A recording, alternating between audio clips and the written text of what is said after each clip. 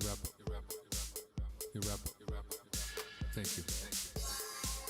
You're up. You're up. You're up. Thank you. You're up. You're up. You're up. Thank you. You're up. I didn't see any of you in October 2020. Thank you.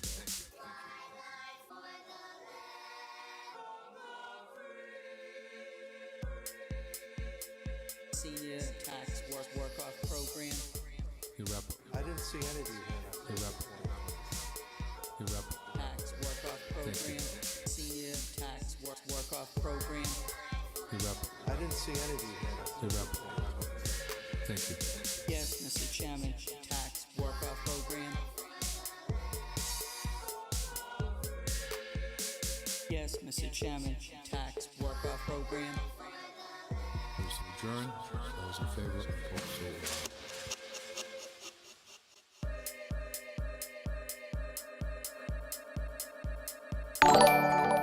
You're up. You're up. You're up. You're up. You're up. Thank you. You're up. You're up. You're up. Thank you. You're up. You're up. You're up. Thank you. You're up. I didn't see any of you in October 2020. Thank you. You're up. You're up. You're up. Thank you. You're up. You're up. You're up. Thank you. You're up. You're up. You're up. Thank you. You're up. I didn't see any of you in October 2020. Thank you.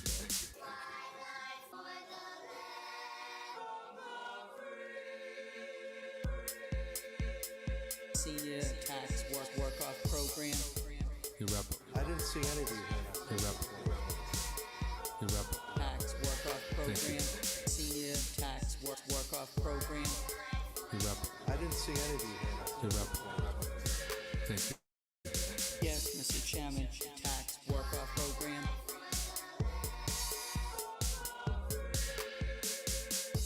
Tax work-off program. You're up. I didn't see any of you in You're October up. 2020. Thank you. Yes, Mr. Chairman, tax work-off program.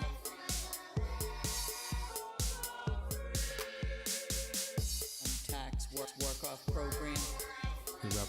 I didn't see any of you in October You're up. 2020. Thank you. Yes, Mr. Chairman, tax work-off program.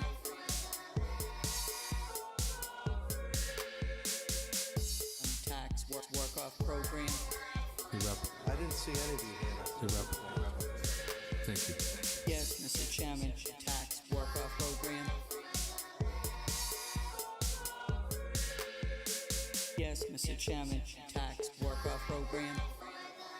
Those adjourn. Those in favor, vote so ordered.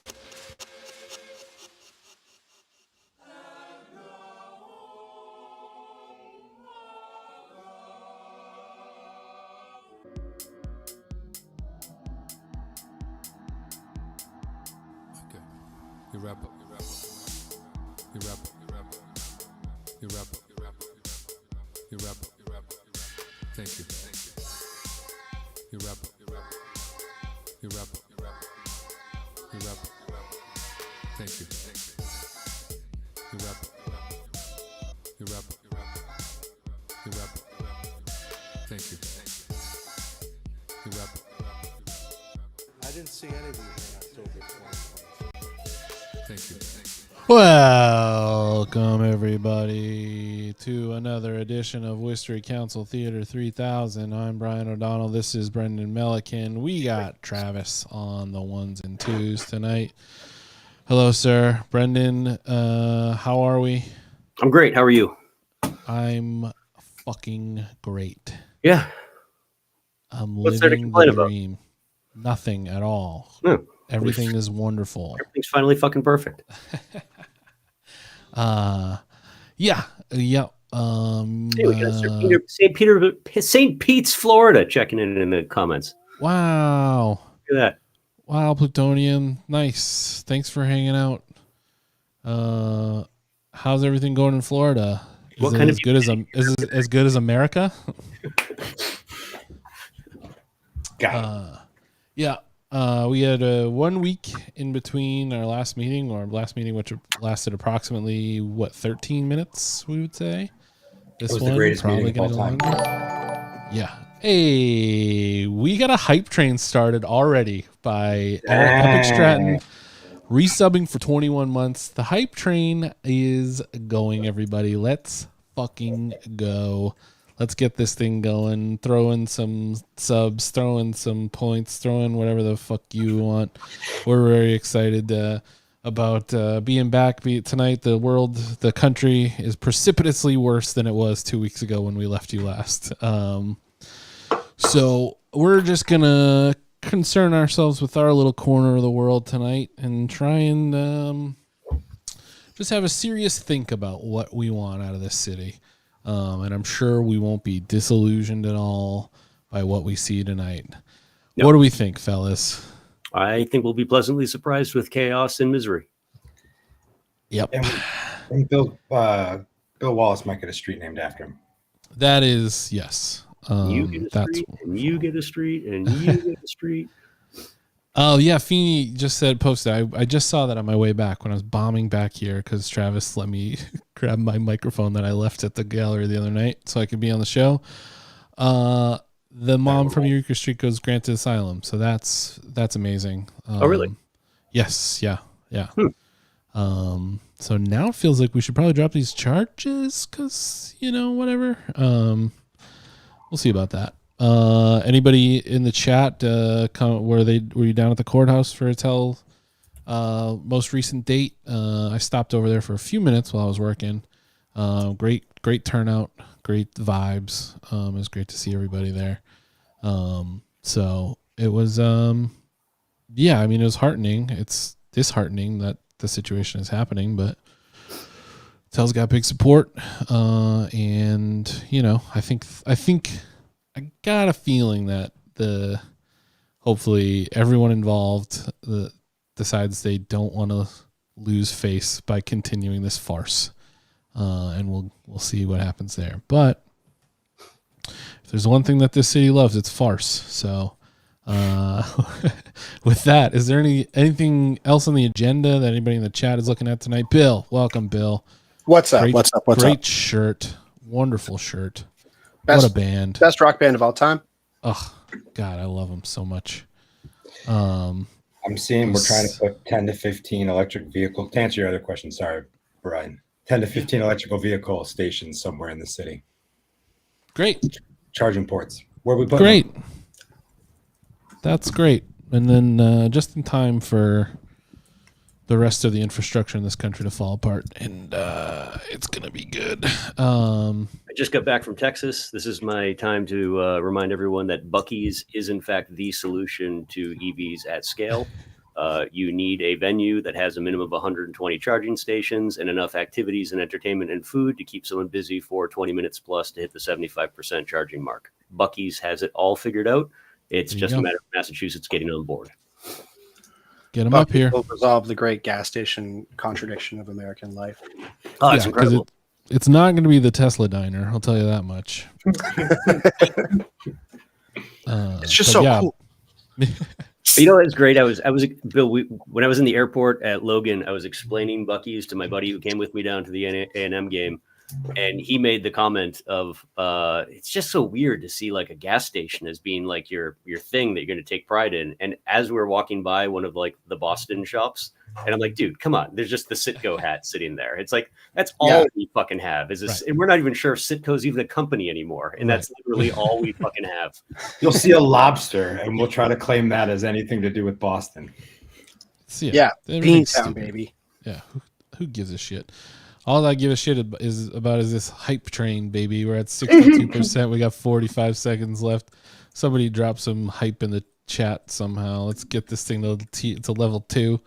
Bill, anything on the agenda tonight or in the news this week that you think bears especially talking about before we Well, start you the see, meeting? I really built my whole day around the idea that the meeting wasn't all that worth covering, because it's on the schedule as a finance meeting. But then I'm looking at the agenda earlier today. And I'm like, what the fuck? This is like a full ass meeting. So a little bit of another round of Petty's trickery here. He fooled us again. But nothing jumping out at me is all that significant. There's a resolution on from Christian to prevent the city from entering into a formal relationship with ICE, like the police department, Yeah. via this program that we already don't do. So I only see that becoming a real sort of political thing if like K2Me decides to take another weird stand. Right. But a lot of orders on today. This is going to be a long ass fucking meeting. There's like, they go through the whole alphabet of council orders. So 11A through 11Z. And then there's an order part 2. Candy Merrill Carlson, dumbest campaign mailer I've ever seen in my fucking life, uses Alta on the Row to say that she delivered for residents by fighting for affordable housing. Alta on the Row has not a single unit of affordable housing. And there's no evidence she fought for it anywhere in the record. Right. I got a meme to share toward that end. I put it up on the store on our stories on sick. WCT3K too. So if you haven't seen that, I also put Rob Bellata's Act Blue up as the next slide because it feels like it was just as good a reason as any to throw Rob a few bucks. I think he's close to his goal on fundraising. So throw him a few more bucks if you have or haven't. Sick. We gotta get Candy out of here. Yeah, Candy's the worst. Gotta get a lot of them out of here. Candy's the devil. But this is like that'd be a good like Candy Merrill Carlson is the one I'd nominate if there's like a possession movie set in the Worcester City Council. Other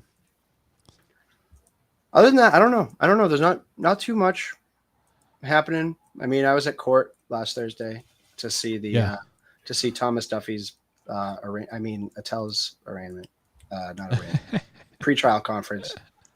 Thomas Duffy's big show where he goes in and he talks to the special prosecutor before and after. And when he goes in before, it's like when only the lawyers can go in, but everyone let him in, even though he's not a lawyer. And the Telegram, the police department responding to, I think This Week in Worcester, was like, he was there because he represents the police officer in question. And it's like, yeah, in collective bargaining, not like in the court of law. Like, what are you what are you talking about? He was there for vendetta purposes. It was fucking odd. I was sitting behind him the whole time and just watching him. Like, he was wriggling and squirming the entire time. He was going like this, like, and then he was going like, so sick. It did not go well for him. Yeah. So, what her next court date is November. It's in November. Yeah, I can't remember the 19th, exact date right now. 19th. Yes, November 19th. Yeah, that's what they do. They continue you for once a month for a year, and then they just drop the case. So hopefully that follows That's same the way it trajectory. goes. Yep. Especially with A and B on a police officer. That's invented. Right. An invented law. They call it common law, but common law stands for like literally a made up law, like the cops made up a law for themselves. It's just great. Rob should absolutely go on the attack. Why not? Leave it yeah, all on the table. mean, like, what is the point of not? I mean, I don't think that he's not willing to. I think he seems like he maybe is willing to. But at this point, everyone should be going on the attack. Like we see what's going on. We see what happens every day. They're not that we didn't before, but we live in a much more openly fascist country than we did like a year ago. At least insofar as like willing to violate the Constitution much more inside of the country. And it's not going to get better. It's not going to get any better. And so now is the time to start thinking of your own city as a bulwark of some sort, against that. And if things continue the way they're going to continue, what do we expect somebody like Joe Petty to do if they decided to send federal troops into Worcester? Right. What do we expect him to do? Roll out a red carpet? Yes. Yeah. At least nobody got hurt. He will say that he's troubled by this. Council meeting. If you and can, then he will do whatever the fuck they want. So, He'd ask to see if he can wear one of their helmets. I mean, it's just like we have to start thinking about this as like who will organize to protect people, right? And we have Eureka Street right there. Anyone in support of what the community did on Eureka Street is good, and anyone who didn't is bad. And we know who those people are. We in even amongst people that are like solid, even Kate Toomey voters, they're like still the vast majority of this city hates the president and hates what the federal government is doing right now. Yep. And if you can't, you have to use that message to break through to people to understand that, like, if you dislike what's going on at a federal level and now increasingly into cities throughout the country, then at the very least you should be voting for people that will stand up to that. And it's pretty evident who will and who won't. That's right. There are appeasers and there are not. And it's pretty clearly delineated throughout this race. And I think that's what people should be talking about. I think that's what candidates should be talking about. Yeah, I would agree. And yeah, we got Andrew Marsh lined up, our boy. Yeah, in the number one spot. Box out Fred.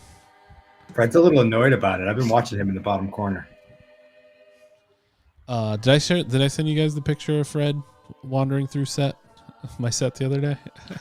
I meant to send it to you guys. I need to see that. I'll send it to Trav to upload.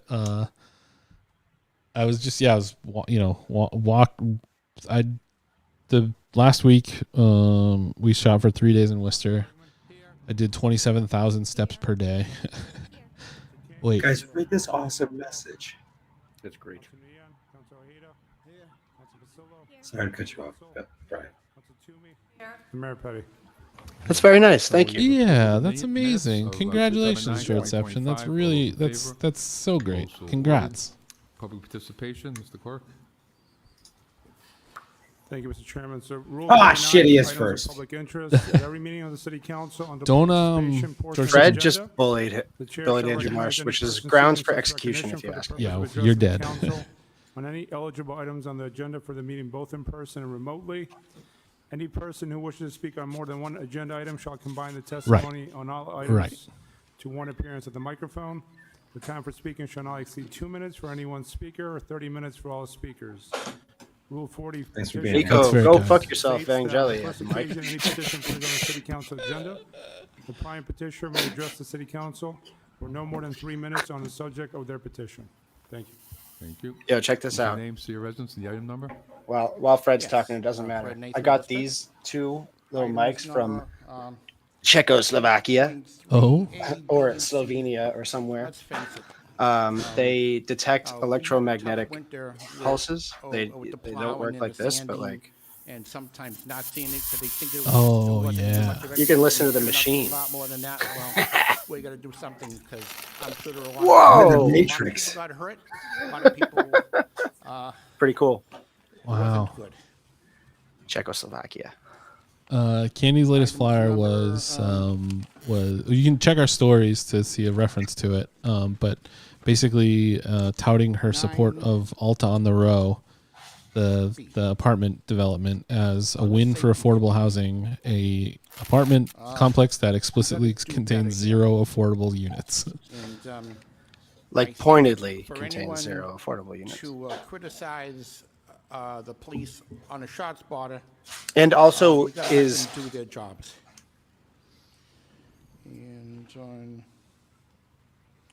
I believe they got a whole bunch of stuff. so here. is all the embroiled stuff in dealing with the cable. The cable rent fixing, has price been fixing, lawsuit pocketing across all the country. money, There's and especially off the companies seniors. involved in that. By right, you reach a certain age, I think it is incumbent upon the cable company to give a break to the seniors because basically we're getting ripped off. And there's no one that can dispute that we're getting ripped off. But My the grandmother monopoly was that very they've proud had, to call I'm very, very happy whatever to see provider, Verizon Fios forget who's making next door or a the other one, big-time dent. but to Things keep on going the way they're request going. Jimmy Kimmel back in Connecticut. She called every Will probably day. be out of Worcester within less than 5 years, which would be a good thing for everybody. I watched a video of Adam Andrew Friedland Marsh, 212 have a little moment. He got Main invited Street, on Worcester. Piers Thank you, Morgan, Mr. Mayor. Mr. Mayor, and I he went on a rise whole in support of riff Resolution 13B. about how people have We've been all very seen nice the to Jimmy wanton Kimmel, but destruction why hasn't ICE has anyone been nice to gleefully Donald caused, Trump? both in and out of our city. And like People are they let him talk disappeared for like without 2 minutes either straight because they thought he families was or serious. lawyers knowing where they are. Communities So and sad. families are torn apart. State-sponsored gangs and mobs now Oh, roam our streets at the drop next of in line is a hat. mad We, the scientist. city of Worcester, cannot tolerate it. We must put our foot down and tell ICE you are not welcome in our city. That's what the and fuck we will I'm not talking have about, our own Andrew police Marsh. do your dirty work. Even without this order, our police department has shown through their actions that they support ICE's lawlessness over their own constituents. In order for this resolution to have any teeth, the police department must vow to not engage in ICE-related incidents, since they've made it perfectly clear that they cannot be trusted to prevent harm and protect the innocent. I yield back the balance of my time.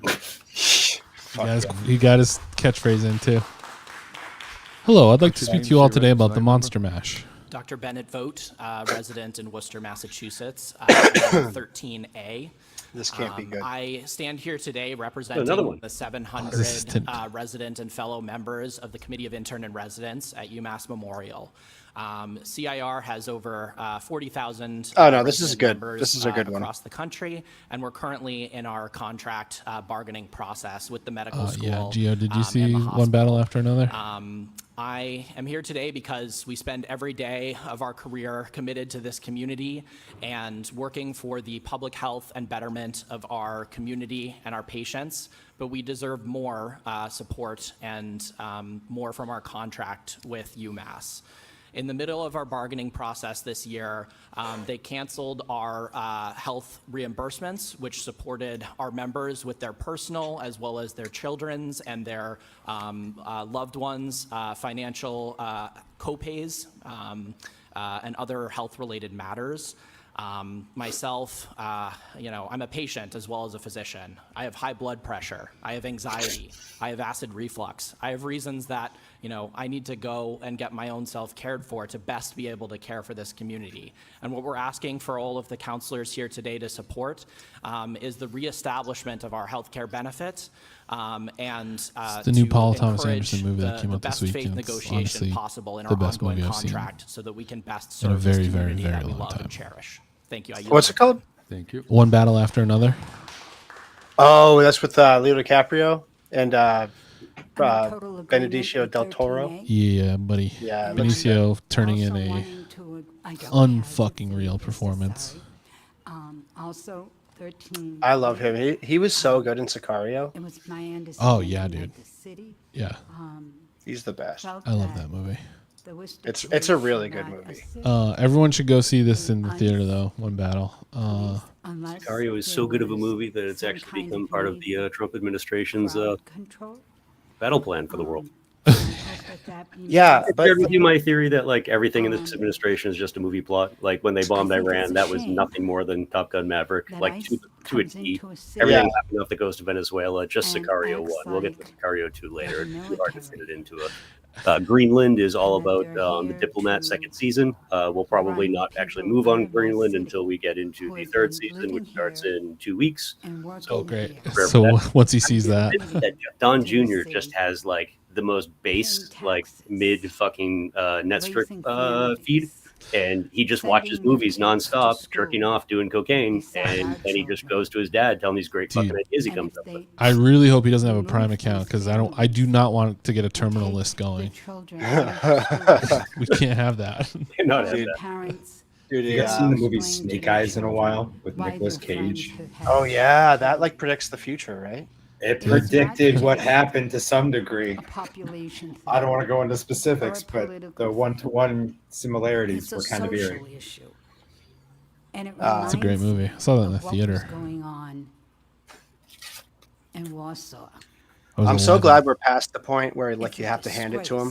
disgrace to That was a all really cities bad couple of in the days. United States. And I hate to That was see pretty it fucking happen. crazy. That was a And crazy couple of days where they really did try to make it so that you had to hand it to him. And you know what? You don't. Just your name. for Truly, your truly residence, do item not. number. And they're all. Hi, my name. I called it Hi, my snap name is time. Sankir. They've all I'm also forgotten. a resident of They've- Bennett, except for UMass. the people on Christian So Talk thank you, Radio. everyone, for Those staying with us guys tonight. are going Day in, crazy. day out, It'll we come are back up in frontline 2 weeks for workers his providing birthday. essential care to the community, Yeah. Oh, your shit. constituents. And We then then greet it'll be patients gone. every day with It'll a be smile. absolutely We gone. do so genuinely, but it's been hard recently. The high student debt, working hours that we have leads to severe burnout. Keep and getting takes a served massive Candace toll on Owens our mental, videos, emotional, and it's hard physical not to go health. down that whole rabbit hole. Additionally, management has ended our She's gonna solve it. health That's and what I heard. mental health platform and stop funding our health benefits as well. These are both programs that I mean, we heavily solve it. rely on. The guy's They fucking did this wife simply did it. because we are showing up at bargaining That's it. sessions, asking for support. Did you guys go down that rabbit hole at all? Erica. In front of our Yeah. Erica. First-year residents Some of her are the most background, yeah. qualified people in the hospital, studying a minimum good of 8 one. years after high school. Well, she's They are a paid to reality reflect TV that star, right? expertise. We are expected to conduct Yeah. research, Former Miss quality USA. improvement initiatives, Former Miss and USA. schooling board Pro- exams procurer alongside for our Donald 80-hour Trump. work weeks. And a We are procurer. here to tell Wow. management and to remind you all that we are Well. respected and we are heard and a vital part of this community and That's ask good. for the rights that we have. Thank you. Yeah. Thank you. Gio. Wow, that's a good one, Gio. That's new. Yeah, I love that. What, Clay? Hello, my name's Gary Hunter. I Just live John in Benet District Ramsey. 5. The first thing I'd like to talk about is Charter Spectrum. There was promised to They have suck. a discount for people over 65. Yeah, It who has all, not who happened. all I just has got my new FiOS bill, yet? and it went Not up, me. and it's Wah, over wah. $300 a month. It just came to my house It's today. Actually, ridiculous. if I wanted to We need switch to to BIOS, I take do. control of our- that was socket our cable three system. on the terminal for The next thing I would like to talk about is Thank you 13B. for your service. We saw what the, happened in Worcester with ICE. There were, but I There was no picking his reason brain about why what's next, and they're police will currently take working on the action corridor and that runs support like ICE. between Pleasant Street has and to Highland stop. Street. So like that whole The Park. first thing we should do is approve Motherfuckers, this come up the burn message, coat. and then we should back the people that were there at the time. There should be all charges dropped against people that were in the system, and it should be done immediately, and we should back that up by the city council. I went into the Verizon building on It's Chestnut not going Street to go today. anywhere unless we stop ICE, because the federal government's not stopping, and the next thing we'll know, like they did in Chicago, in Washington, Los Angeles, Oregon, the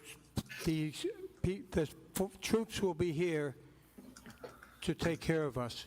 We need to stop it now, and please pass that resolution, and They're then gonna even take come care up of with us, though. something even stronger, because we don't want them in our city. They're gonna take care of us. Oh, that sounds good to me. Yeah. Good night. I think out of all the things I've spoken about, I'm most qualified and equipped to speak about 13B, as I was locked up in ICE for 6 months. I came here as an international student, spent $40,000 being an international student and outstate, because you pay 4 times the amount if you're not from the country and or outstate. Nico has not said I a was picked up word on the about them Greyhound not bus saying their coming from a party name in of Miami while I was going back to city Fort residents. Myers, and they told me they had no record of me. All right, so this is not about right or wrong. It's a numbers game. The more people they deport is the more money they can collect from the embassies in overseas countries. So regardless of how we want to play this, they are going to rack their numbers up. So just use your resources to educate people who are immigrants, because regardless if you want to like agree with them or not, they're going to get their numbers. That's all I have to say. Thank you.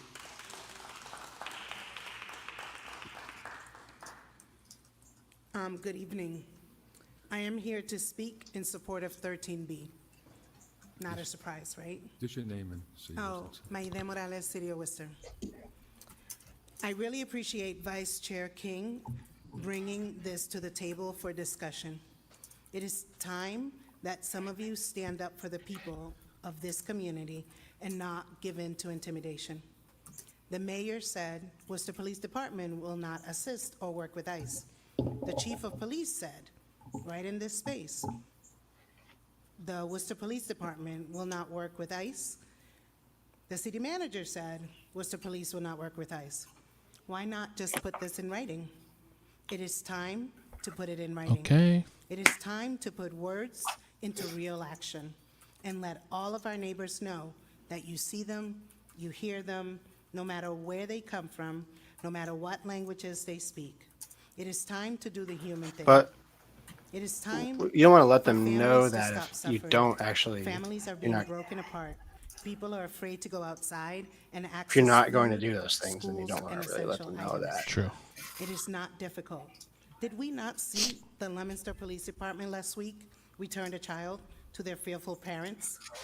That is what standing with community looks like. Matey, I did As not no, see that. Not in our city. You said it, now put it in writing.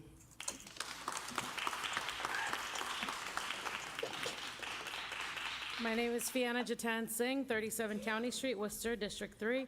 I am also here to speak about item 13B. We should have an agreement that we do not support ICE.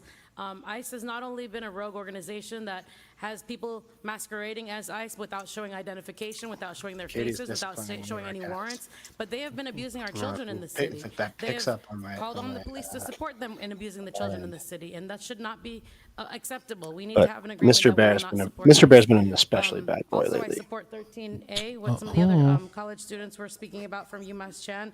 I don't understand why their benefits are being cut, but we should definitely support them if they're the ones supporting the health care of our community. Thank you.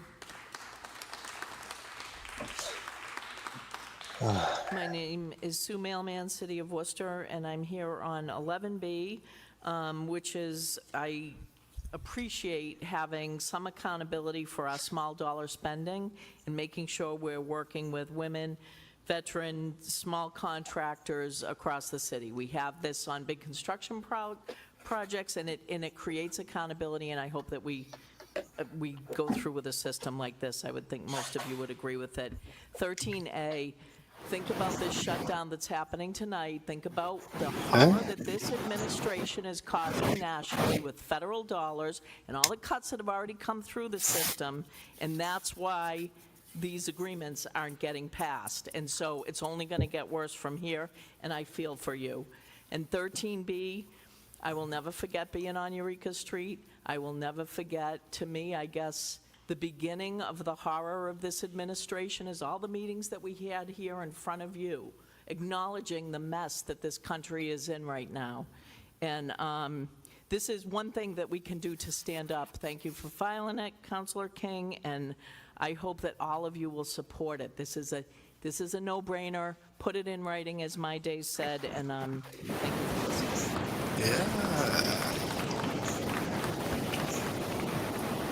What's that noise? My name is Margot Barnett, a resident of Worcester for 33 years. Me. I'm Oh, speaking okay. on item Good. 13B. I want to thank Councilor King for his leadership. I don't know why in that this resolution to the city mic is council. so I call on all of the rest of the loud council to like that. support it. Over the past But- several months, we've seen many times a day unspeakable cruelty visited on our immigrant neighbors. I wish it was possible to dismiss. I'm this just doing a little discussion as A/B violence, test. But There you the go. Trump, Vance, Miller, Homan, Noam regime, who are perpetrating this are awash in lies, and cruelty is their point, as well as instilling terror. They tell us that they are apprehending criminals, but masked ICE and HSI agents are marauding our streets and snatching anyone who meets a description to fulfill quotas imposed from above. Over 70% of the people detained by ICE have no convictions, and there is no due process. What is that description? Anyone who has dark skin, who speaks with an accent, who is engaged in particular professions, which only a few years ago we characterized as essential services. The majority of Trump's Supreme Court has recently allowed such blatant racial profiling. Agents have tricked people to tear them away from their families. They have smashed car windows. They have assaulted residents and even elected officials who have demanded accountability. Detainees and some deportees are held in unspeakable conditions, which is vehemently denied by immigration officials, but authenticated by detainees who have been released. Some have died in ICE custody. There are corporations reaching huge profits from these atrocities. In the face of such immoral and unconstitutional behavior coming from the federal government, what must be our response? Quoting Boston Mayor Michelle Wu at her press conference last month, silence in the face of oppression is not an option. And she went on to say, we are prepared to stand up for our city's rights if we need to, and that we should never bow down to tyranny. Mayor Petty, you stood with Mayor Wu that day. I ask you to affirm a comparable commitment here in Worcester. You can do that by voting for this resolution and bringing your council colleagues along with you. It matters because it would give the city manager clear direction to resist both incentives and threats to comply with the deportation machine. I ask you to take one further step. Please ask our legislative delegation to support the pending Dignity Not Deportations Act, which would prohibit 287G contracts statewide and also ban prison facilities from housing ICE detainees. You have the opportunity to take a step of courage tonight. Please do it. Thank you.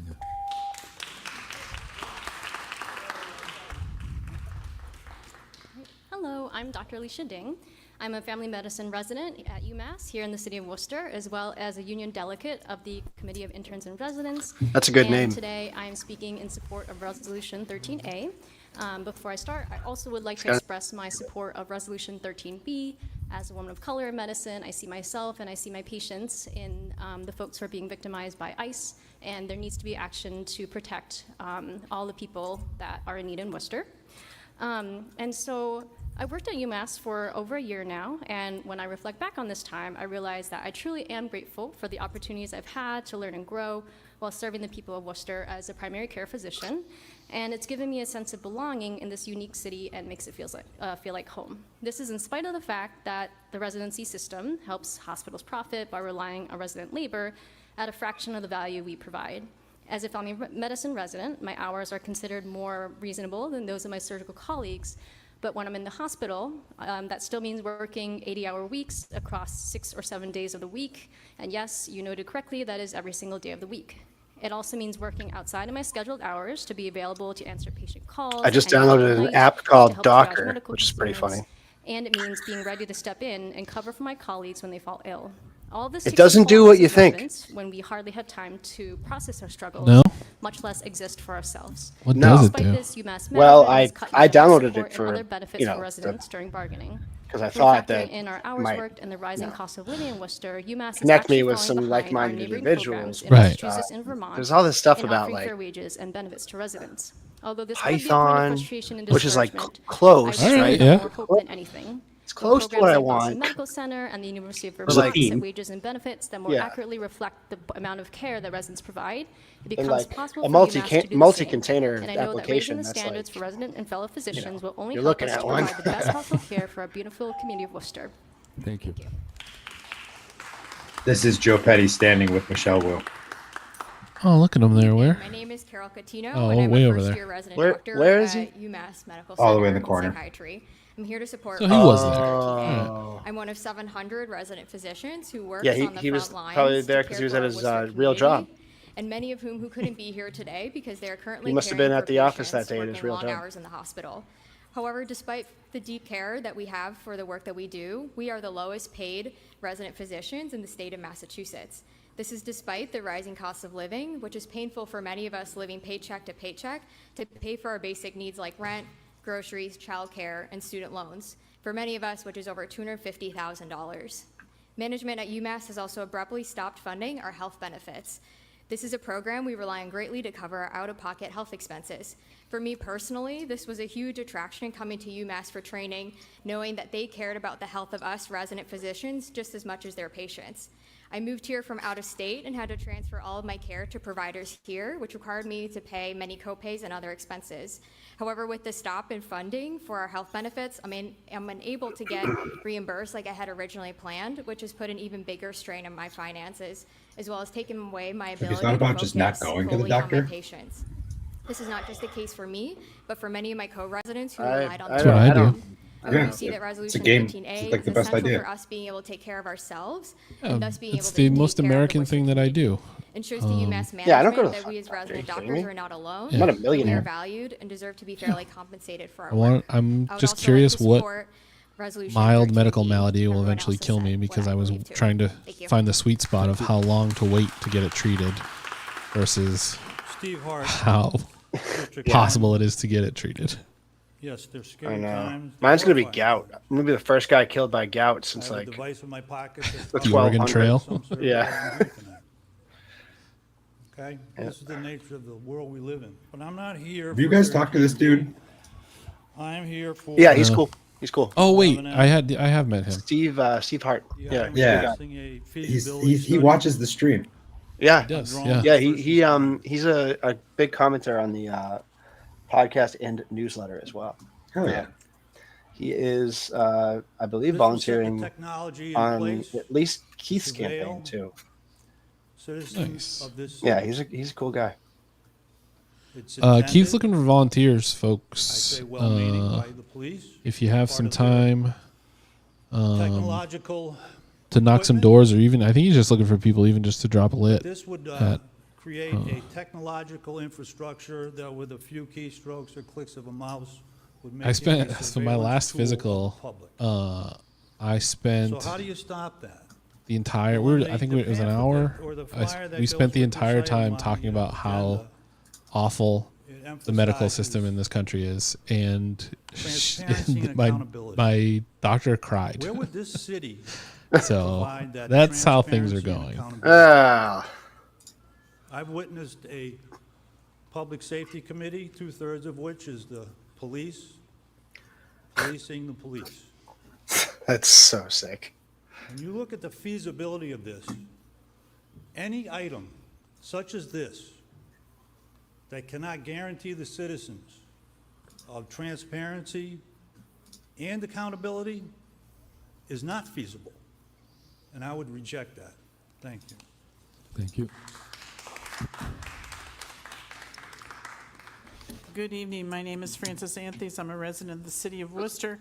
I came here tonight to offer support for item 13B, but I also want to address 13A before I'm finished. All I right. appreciate very much, I am Mr. docked Mayor, that up. you and the other city leaders have long celebrated the diversity of our community. The way in which immigrants have come to form the Worcester for years and years and years, for centuries. And I appreciate that when we had the issues after Eureka Street, the leaders in Worcester continued to express that support for the immigrant population. And since then, what have we seen in terms of how ICE operates across the country? It's astounding and it's scary. And so I really So I got urge a you to tip continue today. the This kind of is- leadership actually, that I'm not you've even gonna shown us say so it. far in terms of keeping Worcester Mhm. being for Worcester and Give me not a being second agents to of make ICE. sure I'm not telling tales out of I school. also did not know about Do your thing. 13A, but as somebody who has spent a long time in healthcare, we really depend on those 700 residents. We will not have good healthcare if those 700 residents aren't working in our hospitals and in our health centers. Imagine how bad I it would be know if we this was didn't an have issue that. today, but I urge you, as somebody who knows healthcare and knows where the gaps are, that we cannot afford to lose those residents. Thank you very much. Thank you.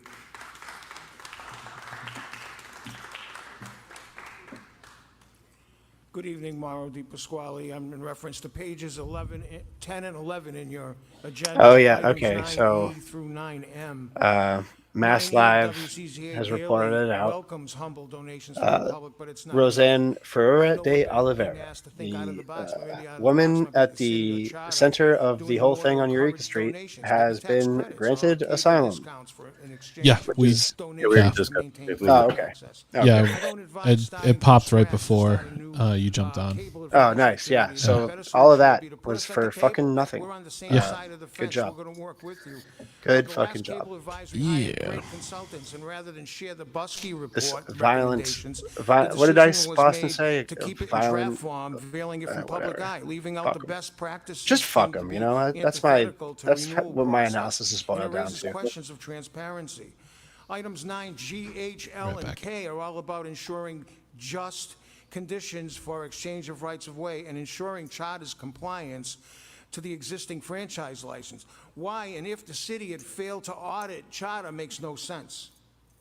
Giving in item 9J, giving WCCA TV a seat at the table makes absolute sense. We're on the same side. The cable division gets to participate. Why not the community through WCCA TV, the People's Channel? WCCA has more history and People's experience in this Channel. field than anyone The in the People's building. Channel. 9M, public Ah, access man. is suffering from a decline of cable subscriptions. This catastrophe is a result of Spectrum Charter exploiting legal loopholes. People unsubscribe to cable, but not to TV. The delivery system has changed from analog to digital, but it's still delivering TV, while conditions for an exchange of rights of way still exist. Senator Moore has done a great job moving Bill S-2556, an act to modernize public access funding. We must collectively push to make it happen. The bill can be very helpful in restoring our capacity to elevate voices in the community. Thank you. Have a good night, and thank you to the Cable Committee for doing that. Okay. John Edward Keogh, City of Worcester. As the former Abbraccio. chairman of the Cable Television Advisory Committee, I have to refute a couple things that Mauro just said. One, we did make the bus report public. I voted on it. I handed him a paper copy. So that was just an open lie that he just talked here. Number two, 9J is illegal on its face.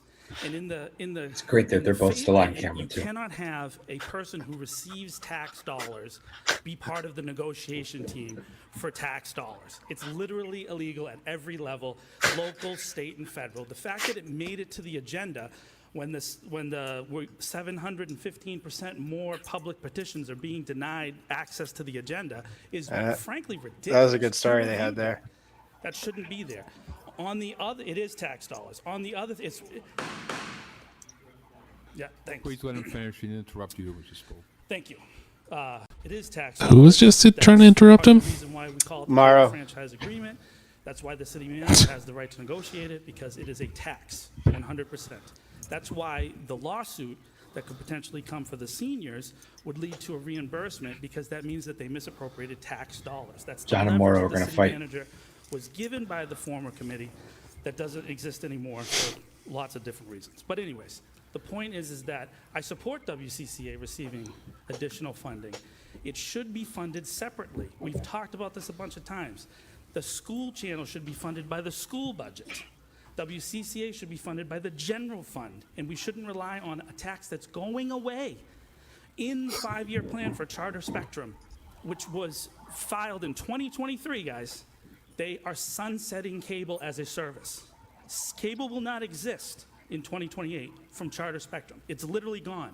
So signing a 10-year deal is a bad idea. It's just a bad idea. Thank you.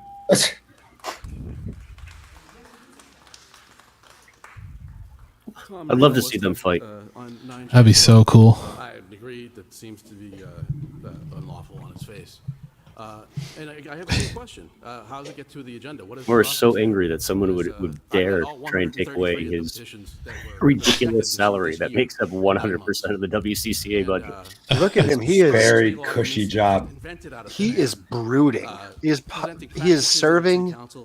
Like, frankly, there's no other way to say it. He's serving cunt right now. He is serving cunt on the camera. Those are eye daggers.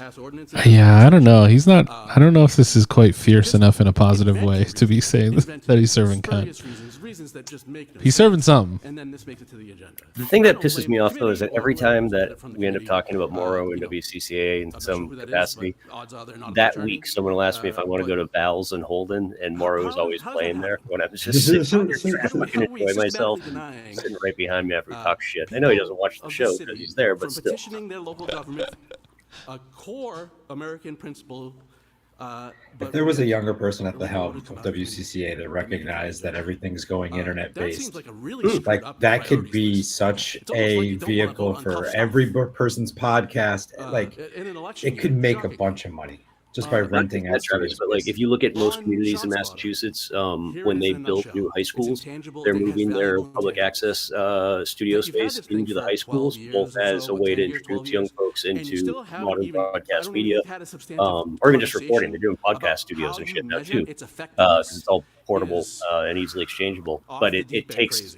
off the plate the need to run these massive studios that are still using fucking tape. Should we be paying what maybe $600,000? I mean, cable services at City Hall. Tape. Because it makes some people feel good. Cable services at City Hall was telling me how bad their system is tonight and how many things they have. It's across the city. Again, you go across the state, you'll see almost every town that has like one high school, because it's hard to dice that stuff up. But we should have done it at Voc or with the expanded Chapter 71 programming that they just put in a Doherty, and you get a much smaller footprint using modern technology, and you get the opportunity to introduce young people to my name is David broadcast Coyne. media. I live in Worcester. I'm speaking on agenda item 13B, resolution proposed by City Councilor Christian King that would, if implemented, remove Brian, I jumped local on these. government Do you have and some? its resources from the immoral business No. of abducting and deporting some of our neighbors without due process of law. In this country, at this very moment, people are being kidnapped. They should let us by sponsor this armed, clock. masked, and often unidentifiable agents of our own national government. Every day, the Trump regime is causing thousands of human beings to disappear. The people being made to disappear overwhelmingly trace their roots to Latin America and the Caribbean, to Africa and to Asia. They are selected for abduction because based largely on their skin color, clothing and appearance. Did any of your friends get raptured last week, by the way? On indications of Yes. economic class and political views. Those No, abducted are often held I without wish, access dude. to a lawyer, without a phone call to a family member, without any semblance of due process. They are sometimes deported directly to prisons in other countries, countries where there is no pretense of due process, countries where they have never lived. Sometimes they're Yeah, it'd be cool to have deported some more empty a churches. continent where neither they nor any member of their recent family Oh has yeah, ever hell yeah. lived. Thank you. And again, where they That may means a not lot. speak I was the very, language. very worried about that. Passage of this resolution may or We were may filming, not be binding on the city. and I just But turned, its passage allows the city and council I saw to take a you moral standing stand there, and against I the got lawless really worried because I actions could see of how the much litter Trump was in the regime. street.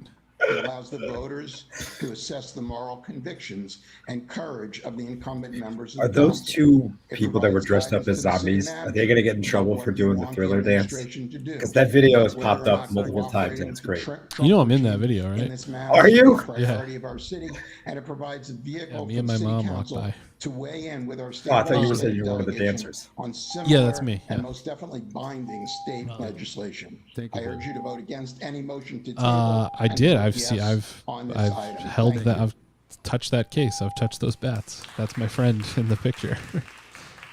They take it very seriously. That case of bats. Good evening, Ashley Spring, calling from sunny Palm Harbor, Florida. First, I want to speak on. But no, those item guys aren't going to get in 13B. trouble. They're Aside having from fun. the obvious They're- ethical yeah. It was- yeah, concerns of it was working awesome. with an agency who's committing horrendous human rights violations on live air that my fellow. So you union can't make members this have shit up. In already order to mentioned here. finish And as well as installing disrespecting Docker, local you have to run a authorities, including command the chief called of police Docker and Brockview, completion. Other states have come to regret their 287G agreements because of the job losses it's been causing the department. They gotta be leaning into the I joke. hope that the supporters of carceralizing community care can see how problematic this will be for a Worcester Police Docker. Department. I'm who is about to currently punch already Docker completion understaffed into the and overtasked. terminal of my I also wanted to computer. speak a little bit on 11F. You've all Yeah, heard that's of a Brian hostile question. architecture, but the city of Worcester would like to introduce you to the concept of Computer hostile architecture. enhance. It has come to Yeah, the that attention of case. residents That local to Green case is Street that a the. mysterious Mozarius machine has been erected in their neighborhood. That's the hero case. Mr. Roboto has been caught on a widely There's, viewed video blasting classical music through all hours of the night. Upon investigation with the city That thing manager's is crazy office, that concerned Ashley's talking citizens right have now. been made But aware there's that this a musical couple menace has versions been of the bat tasked now with the because exceptionally they important police officer job added of deterring drug electricity deals. to it. I know this sounds It's crazy, but electrified it's true. now. Classical So music there's one is that's widely actually used by police departments as a like crime deterrent. This may not sound Sparks, like a problem, I think. unless, of And then course, you're one of there's, the very um, vulnerable houseless another one. individuals that rest their weary bodies near Green Street Bridge every night. While I'm excited that Worcester has noticed the housing problems made worse by widening wage gaps, lacks of social supports, and community outreach initiatives, it remains concerning to me that this crime deterrent is nothing more than a maliciously marginalizing misfortune, maneuvering around real solutions that uplift our misrepresented neighbors from the real root causes of crime. Is Ashley saying that they're playing classical music at unhoused people in the middle of the night? That is true. They're doing that. Noise ordinance. In short, please allow Where Worcester they to are? following its own ordinance and get rid of this. Yeah, down by Green Street. That thing, that new thing plays classical music At night, yeah. Holy shit! No Yeah, shit. Matthew No has a video up about it, but I saw it last week. Because I was getting down there at like 3 a.m. I saw a video of the thing and Motion for 30 minutes. And your first motion is for 30. Roll call. Councilor Bergman? No. Councilor Gloria? Fuck you, Councilor Bergman. Aguirre? Yes. Councilor King? Yes. Councilor Merrill Carlson? Right back. Councilor Nguyen? Councilor Ojeda? Yes. Councilor Pacillo? Yes.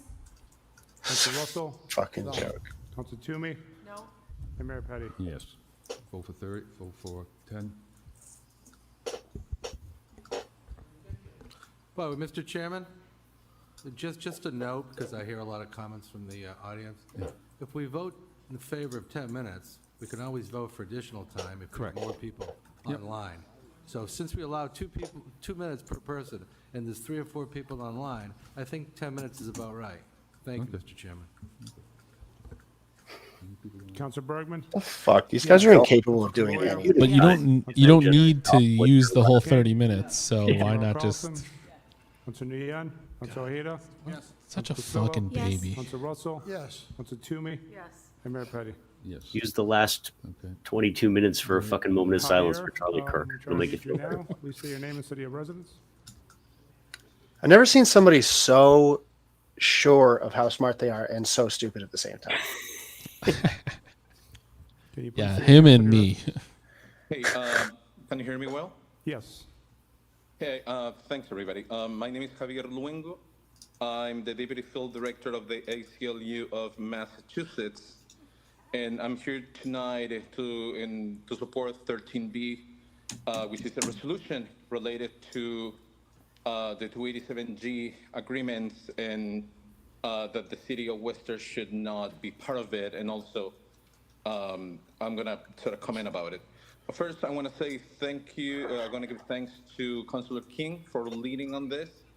The ACLU of Massachusetts has worked with many municipalities, including Boston, Somerville, Cambridge, Springfield, East Hampton, Pittsfield, to pass ordinances, municipal ordinances that involved codifying the role of the local police and making clear that local police should not be involved in federal enforcement of immigration law. As a first step, this resolution 13B it pushes the city of Worcester in the right direction, making clear that agreements such as 287G, which is the training and deputization of law enforcement as ICE agents, it's negative and destroys the trust of the community. What we want nowadays is for community members from the immigrant community to trust their elected officials, to trust their police department, that if they are victims of a crime, they can approach the police department and make a report. We want our immigrant communities to feel safe in their own communities. This resolution pushes Worcester in the right direction where the trust is being built through codification. 10 seconds. I would also say that the ACLU would be more than willing to keep working with the City Council to codify this and go beyond a resolution, but a codification at the municipal level. Thank you so much. Thank you. Natalie, I'm trying to mute the resident now. Please say your name and city of residence. So I'm speaking on an item I put on the agenda. Do I get 3 minutes? Yes. If it's a petition, correct. Okay. So I'm speaking about petition 7B. It's about the resurfacing of Parker Street between Mayfield, on the sidewalk, resurfacing between Parker and Mayfield Street. In 2020, I put on this agenda before the former council that I asked for the Parker Street to be resurfaced. It had not been resurfaced in well over 30 years. It sat on the list where it was supposed to be resurfaced in 1996. I saw that it was supposed to be again resurfaced in 2013. I did not receive this street resurfaced until 2022. I also asked for additional street lighting. I thought that this is the sort of stuff that they just recently weren't able to it should get be done. lighted over here. There's no street lights. Just 2013. The street, both That's petitions crazy. were approved. When this street was resurfaced in 2022, they did one sidewalk, one side. That was it. They didn't even attempt. They put a curb on the other side and did nothing with the odd side where there are no longer any houses over by the empty field. I would definitely encourage this council to look into the process of resurfacing and making it publicly known how it works. These are tax dollars being spent and wasted. I don't even know if the tax dollars were allocated for one side of the street. Is that normal that this happens, that only one side of a two-sided street gets a sidewalk? And then I'd like to also speak on 13B.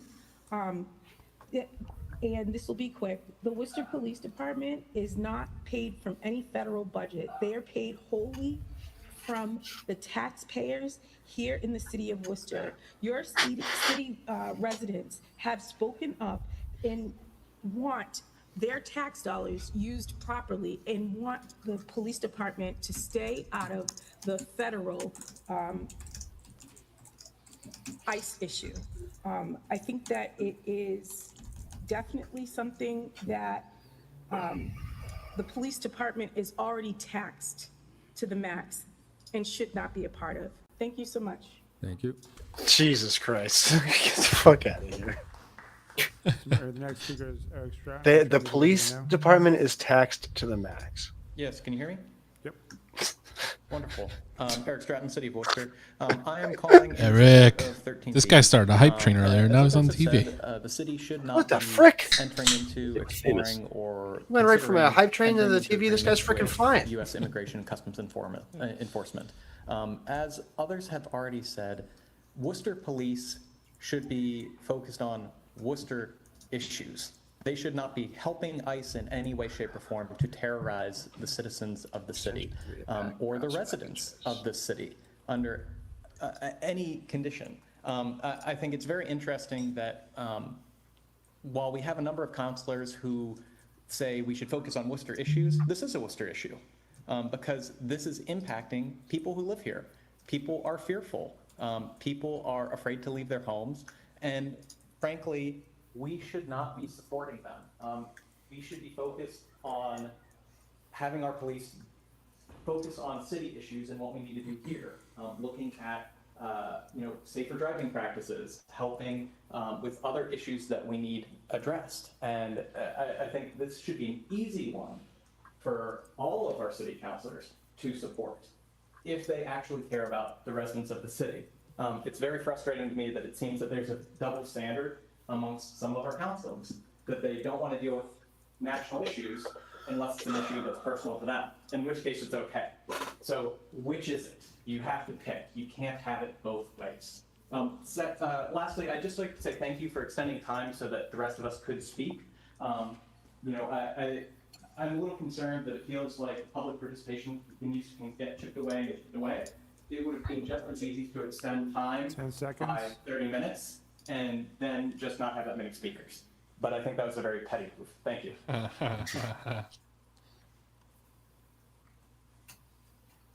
next speaker is Danielle. I'm here. Can you hear me?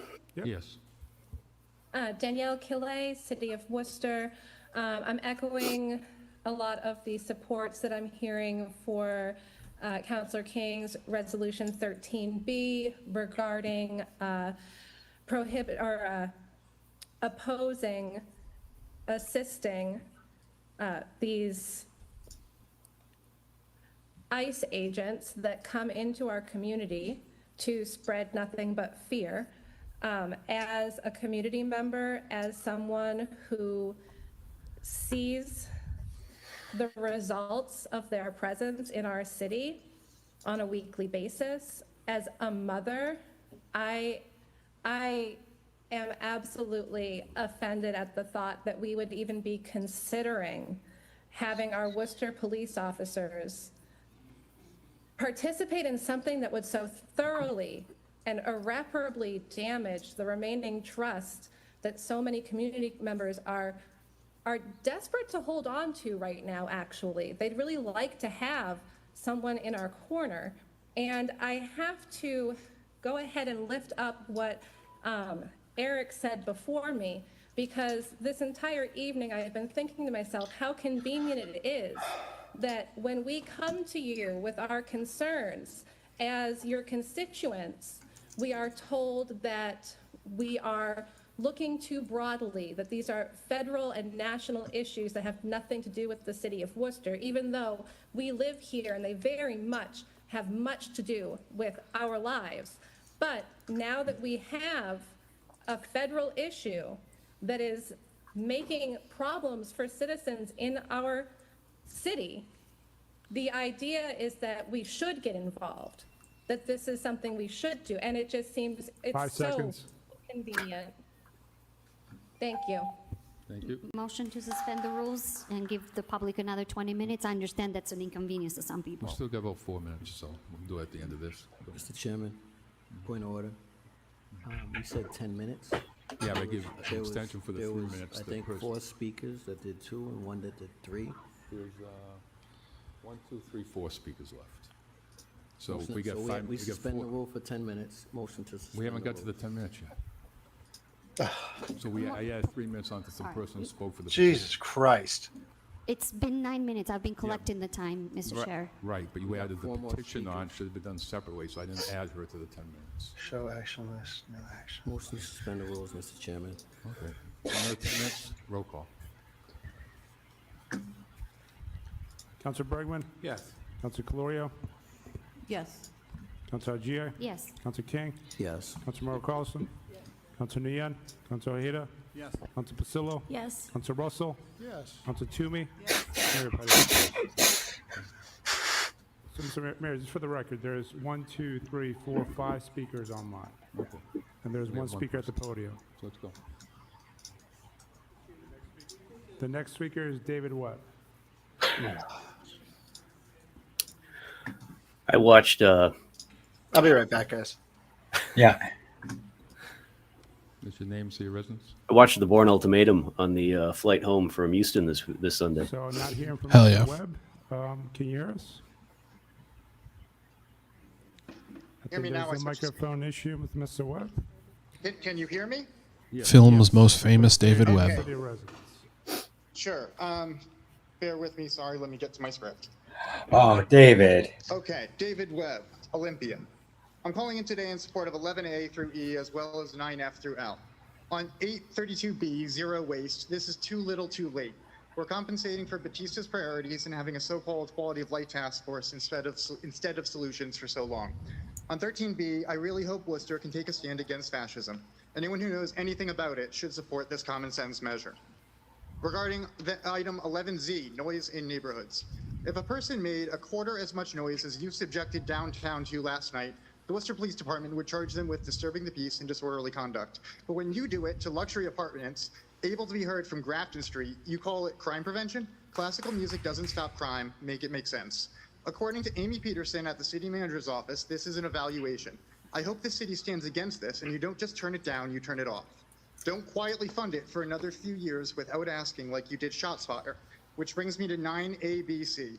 the documentedly problematic ShotSpotter Connect program that smarter cities have discontinued, and the new trial software that will eventually cost us another $100,000 a year. This software isn't a solution. Troubler, to the what lack of for? diversity in the Worcester Police Department, and the officers don't enable their body-worn cameras anyways. Even when they do, the Public Records Department makes up endless reasons to withhold records if they even bother responding. Don't waste money on this program. Thanks for voting to end more time, but really it shouldn't be this difficult to allow the public to speak. Got him. So Mayor, the next speaker is Kristen Frazier. Trying to meet the resident now. Hi, Kirsten Frazier, City of Worcester. Got a long list here. 11, A through L, definitely support, because we, as far as A through E, we definitely need to make sure that we do a diversity audit for our city contracts. And we also then need to make sure that we enforce that and that we are uplifting our historically marginalized communities. For 11Z, it is ironic to the extreme that in light of that lovely little noisemaker down there by the Green Street Bridge, that where our own police department is violating the law, that we are even talking about enforcing the noise ordinance. Let's enforce it on ourselves before we start worrying about other people. For 11M, we don't need drones going around and surveilling people. That's just absolutely absurd. We don't need to turn ourselves into a 1984 world, please. Let's not waste our money on that. For 13A, listen to our good doctor residents.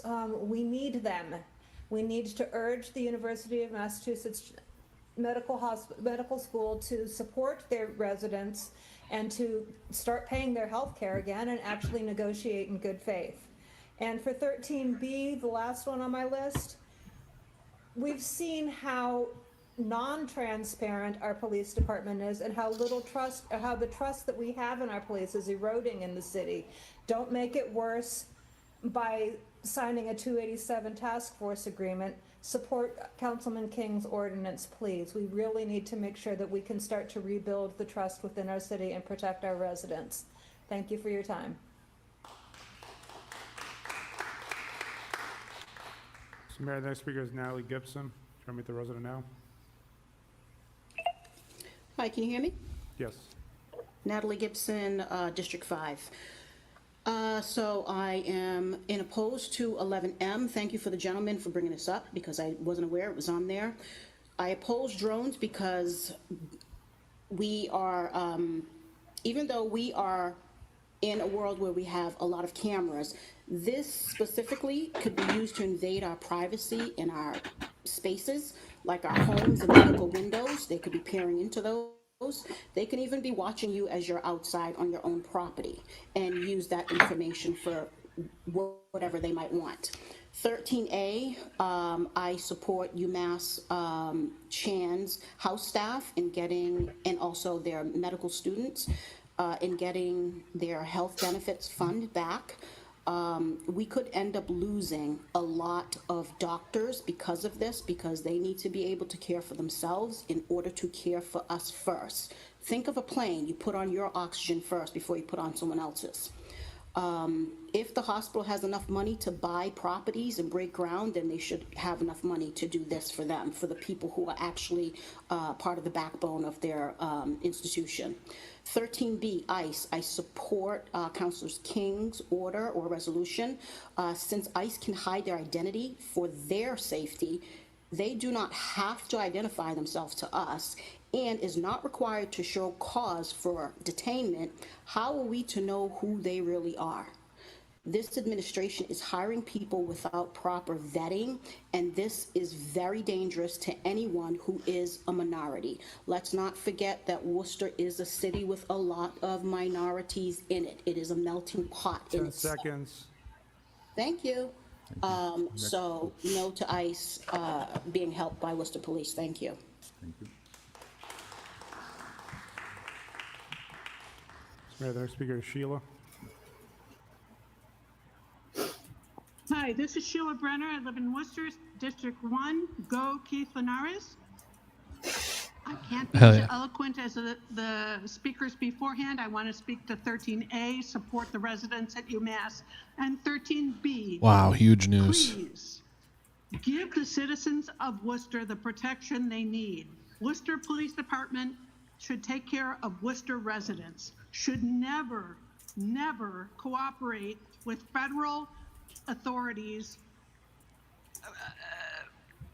If anyone watched Pete Hegseth and Donald Trump today, we are being led by imbeciles, and we need to stand up and reclaim our democracy. Show us spine, Worcester City Council, please. Thank you. So Mayor, the last speaker is Jillian. I'm trying with the resident now. Hello, can you hear me? Yes. Perfect. Thank you. My name is Jillian Phillips. I live in North Brookfield. I'm the director Traveler, of the excuse Office of New me, Americans Roman here in is not an Worcester, old man, and I'm he's an speaking on infant. behalf of 13B. He's I a- want to thank Councilor King for He's bringing a brand new this baby. item Brandy before new the baby. city. As my day Morales said, I hope that the city will put in You got a writing baby. what they have been promising in their work with community and their work with nonprofits.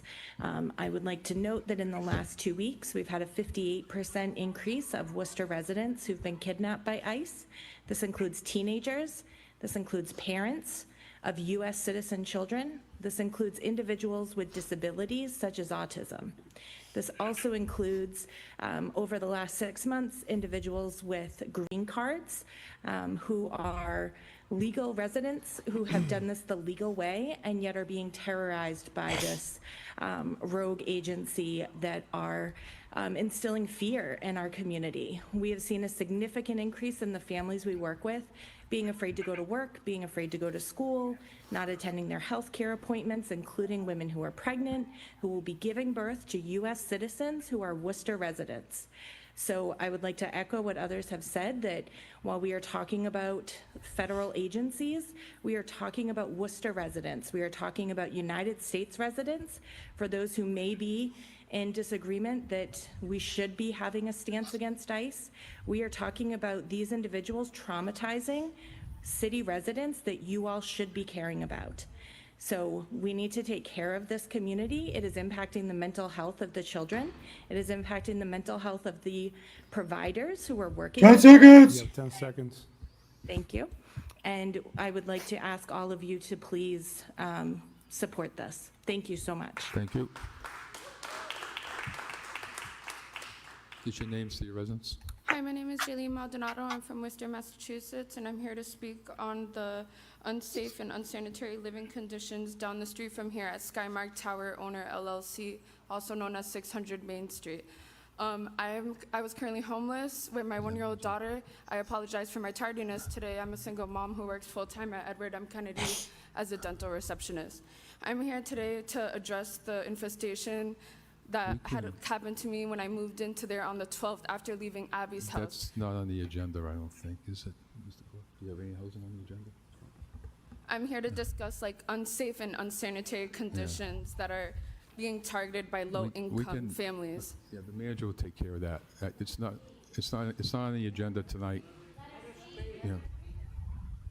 Motion to We can suspend the rules, Mr. Chairman. I apologize, sir. I did come here straight after work. Frickin' I Joe. work full-time, and I Suspend the just want to rules. be heard. I do have a preliminary injunction hearing tomorrow, and I am handling okay. the best I can on my own. So I am having an injunction tomorrow at the Worcester Courthouse. I'm just here to address the unfairness and unsanitary conditions that are at the 600 Main Street, and that they're not doing anything in order to prevent it. I just left the homeless shelter. I brought everything brand new for me and my 1-year-old daughter to live somewhere safely, and everything has been destroyed, my mental health, and everything in between. I have been living in unsanitary conditions and having bed bugs eat my daughter alive, as well as cockroaches. We have the assistant city manager here. He's going to talk to you right after this. I appreciate it, Mayor. Thank Okay, thank you. Hang in there. Okay, well. okay, Hang in next there. Speaker, go ahead, sir. Use your name, city residence, and item number. My name is Zachary Bailey. I'm at I mean, 267 realistically, Stafford that was the Street, classy way to Monroe, handle that. 110 and 11Z. Just when he says things like hang in there, it just sounds Yeah. Disingenuous. so disingenuous. 50 hours So a week, weird that they I let drive everyone the speak across the after street all of from that. Park, and Yeah. I've observed. It's terrible. like, the homeless people are more agitated than they've ever been before. I have occasion to speak with them from time to time as the manager of a business on Green Street, and it's just like all any of them have to say right now is, where are we supposed to go? We deserve constructive solutions, not destructive solutions. We should have a safe injection site in this city. We have a relatively small homeless population and some of the best healthcare resources in the entire country. We could be helping these people instead of just tearing them down. Their lives already suck. We don't need to make them worse. Okay. Thank you. Kind of just that simple. Part of the meeting. Yeah, legit. And that was done in about 20 minutes. Okay. What a dick. So, we are on petitions. 7A, we're going to refer to, if anybody's here for a petition, just raise your hand. 7A, we're going to refer that to the planning board. All those in favor, opposed, so ordered. 7B to 7F, refer to public works. All those in favor, opposed, so ordered. 7G to 7V, refer to traffic and parking. All those in favor, opposed, so ordered. 7W to 7. Where did Matt No post that video? Was it Twitter? 2015 for condo locations. Of the thing playing the music? On Facebook. So ordered. Ah, communications, the city manager. The first time up is transit information communication about the appointment of Marissa Robinson to the community. That's where I saw it, but I think committee, so I thank you for your somebody said they service. DM'd you Motion to file. about it All as those in well. favor, opposed, so ordered. Recommend your reappointment of Mary Yeah, but Weavich like and where? Patricia Austin to the Greater Worcester Advisory That's- Committee. We want to thank you Yeah, for your great, service. And great, roll call. excellent question. Whoever did that, Bergman? sound Yes. off. Mr. Gloria? I love Yes. checking GI? 14 Mr. King? different places Yes. for Councilmember Carlson? Councilor a message. Bien? That's Councilor my Ojeda? favorite part of my working day. Councilor Pacillo? Yes. Councilor Russell? Yes. Councilor Toomey? Yes. And Mayor Petty? Yes. 8.34A, recommend adoption of salary amendment to Well, on increase hourly Twitter. rates for the snow customer service representative in line Twitter. with salary increases for local Twitter. 170 personnel. X the everything app. I have some Councilor Berger. questions on A, B, and C. Can I take them all? On B and C? A, B, and C. I got questions? Okay, we'll do them all Actually, together. sorry, A and B. C is separate. I apologize. So we'll do B2, recommend adoption of salary amendments to increase the hourly rate for snow inspector, snow supervisor, winter operations coordinator, when assigned in line with salary increases for local 495 personnel. And recommend adoption of salary amendments to increase the salary grades of deputy solicitor and deputy city solicitor litigation. Yeah, I asked to take C out because it doesn't. For the vote? Okay. Just A and B. That's what I wanted to get. Ask a question. Okay, you can speak on those. Thank you, Mr. Chairman. Through the chair to the city manager, I'm just trying to get a sense, and maybe Mr. Bagley is the appropriate person to ask. That is some There's a line in annoying here about ass with- music. In line with salary increases for local 495 personnel. Are these Wow. increases in conjunction with other increases that have already happened? I'm just, that's kind of a mystery sentence to me, what that means. Mr. Manager?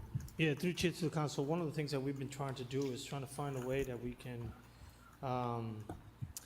negotiate with the union some of the hourly rates for the 495 employees, and especially also some of this 170 when it comes to, they work a lot of hours as in the phones when the snows are happening and answering a lot of them. And so what we're trying to do is we're trying to have some comparable salary structure that provides them an increase, understanding and knowing that we've had some challenges in retention in these spaces. And so we're trying to, in good faith, work with our 495 personnel bargaining managers and the actual 170, which is two separate bargaining units. If I may, Mr. Chairman, also I noticed that the proposals to make these increases retroactive to July 1st. So I'm just wondering, there's been no events that I know of, snow-wise, in Worcester between July and now. Why would it go retroactive? Yeah, a lot of, What's the point? sorry. That's all right. Through the chair to the council, a lot of these increases, something that we've been talking and negotiating for a while in regards to some of the adjustments that we've made already to 495, 170, and 490. And so this is also falling in line within that. So it's part of the negotiation is trying to find a way to incentivize them, but then also trying to fall in line with the previous increases that the bargaining unit has received. And one last question through the chair to our city manager. Do you have an estimate or an actual on the budget increase or cost increase if this is passed? Through the chair to the council, I don't have the overall number in terms of what that overall budget increase, but it's something that we have accounted for in this fiscal year's budget. Thank you. Just if I could just comment, Mr. Chairman, I certainly was one of the councilors, along with a number of my colleagues, that advocated for the snowplow operators, snow ice machine operators to get increased to make them competitive. I'm certainly not somebody that's going to say that snow inspectors and winter operation coordinators, supervisors, and others don't deserve, an increase because of the situation and the conditions they work under. But I will say this, that last winter, and I know we didn't have a commissioner in place then, so there's no reflection on our new commissioner. The last winter, my opinion, others of the council have shared their opinions as well. Snow operations and ice operation were not good. They were not good. And I just think the timing of this could have been better because we're going into another snow season, and one of the incentives one of the reasons I think incentives or salary increases are useful, in addition to keeping people in line with what others make and making sure that people want to apply for jobs, is kind of to reflect, the confidence and the success that people have done. And I just laughed last winter. This doesn't give me a game plan on how this winter is going to be any better. So I'm not necessarily going to oppose this because Thank again, God I Mo's don't not in charge of believe anything. that people should get fair wages, and we certainly short people in DPW. But I don't like the timing of it because I'd like the taxpayers of the city to see something improve before they're saddled with an increase in costs. Thank you, Mr. Chairman. Interesting you don't say that about the police department. Councilmember Paulson. Thank you, Mr. Chairman. Certainly not going to dispute that last winter and quite frankly the last couple of winters have not been great for us here in the city of Worcester. But I also know that the Public Works Committee over the last couple of years, working with the manager, has been working to fully staff DPW because we know that there's been there's extreme shortage. been approximately like 4 storms, we can pick a number, each of the last, really, like 3 at one years. point we were down I don't know. by It's over 100 individuals. they've done a bad job, but We were down by They sold all their 80 equipment to deal with something budget cuts that individuals. you imposed. Part of the reasoning and Public Works met last week, and there was a brief conversation about the dollars that were going to be raised for the plow drivers, as well as in-house, as well as, the outside contractors. One of the issues that we struggle with is the paying of the outside contractors. And there's several contractors, as we know, last year did not sign up to come and work for the city of Worcester, and that was all due to the rates that we were paying at the time. So if we look back to Commissioner Moylan coming before the council, and he had raised all of those pay rates on the outside contractors.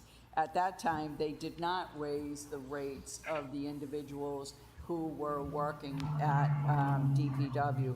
So while I agree that we certainly have not had fabulous years with snow removal, there's no doubt about that for all of us. But I will say that I know for myself, I've already begun to get the calls from the private contractors.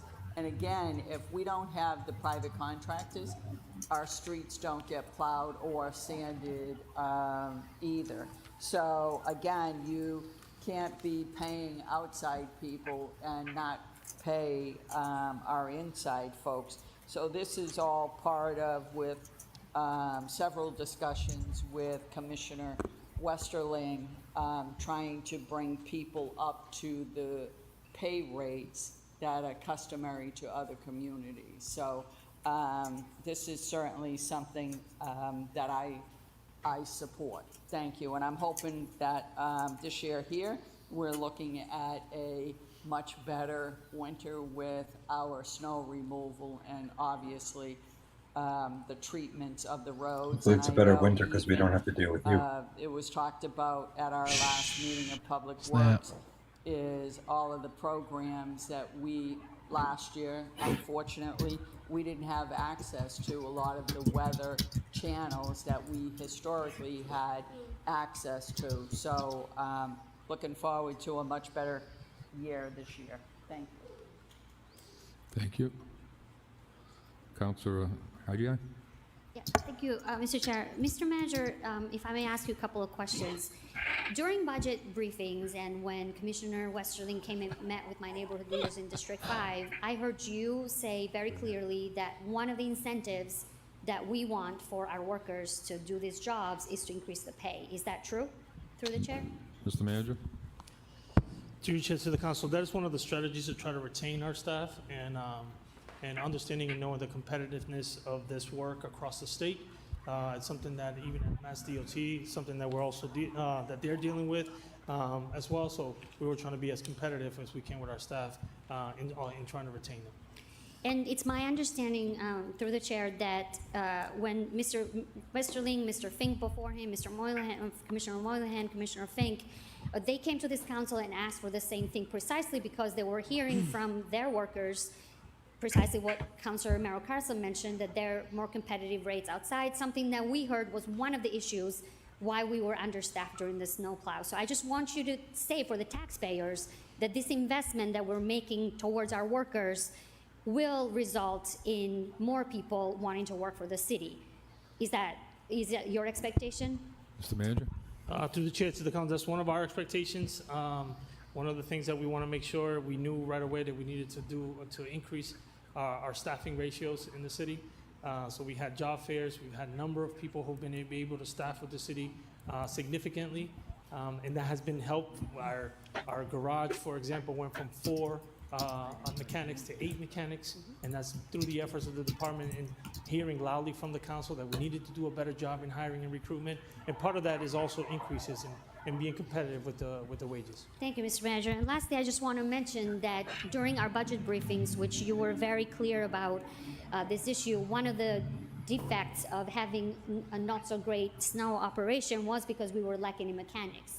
And that put us behind with our response system. So between filling those positions, increasing the rate, and then buying the equipment that we need, we are expected to have a better snow operation, which I'm hoping that you will present to council any and all strategies that you're using right now to make sure that happens. Through the chair to the council, yeah, all hands on deck to make sure that this winter we do not experience some of the challenges that we experienced last winter. We acknowledge that, and I think through the efforts of everything that we're trying to do to enhance the department, I think it's going to pay dividends. Great. Yeah, I think this is common sense. I'm not sure why anybody would oppose it. You certainly have my support, and I appreciate you doing that. Thank you. Councilor Toomey? Thank you, Mr. Chair. I think it's extremely important that our employees are compensated appropriately. I appreciate the work that's been done to increase the staffing and also the equipment that we definitely needed. I have been getting calls also from outside vendors looking for some clarification on that, and I think I think they were a little confused, some of them, but I support this, but I'm going to ask if there's any way that we can be more proactive or responsive and working with the private contractors and coming up with a contract amount for those private drivers so that we can maintain or increase the numbers of private entities that are working for us as well. So we want to balance everything. So the sooner that we get that out, the better. Thank you. Councilor King?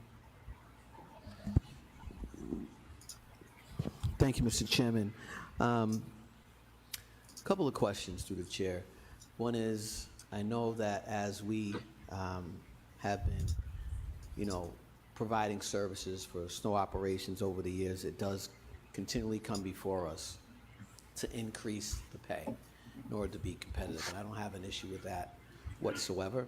I understand the potential with respect to, really having a full complement, an array of folks providing the service.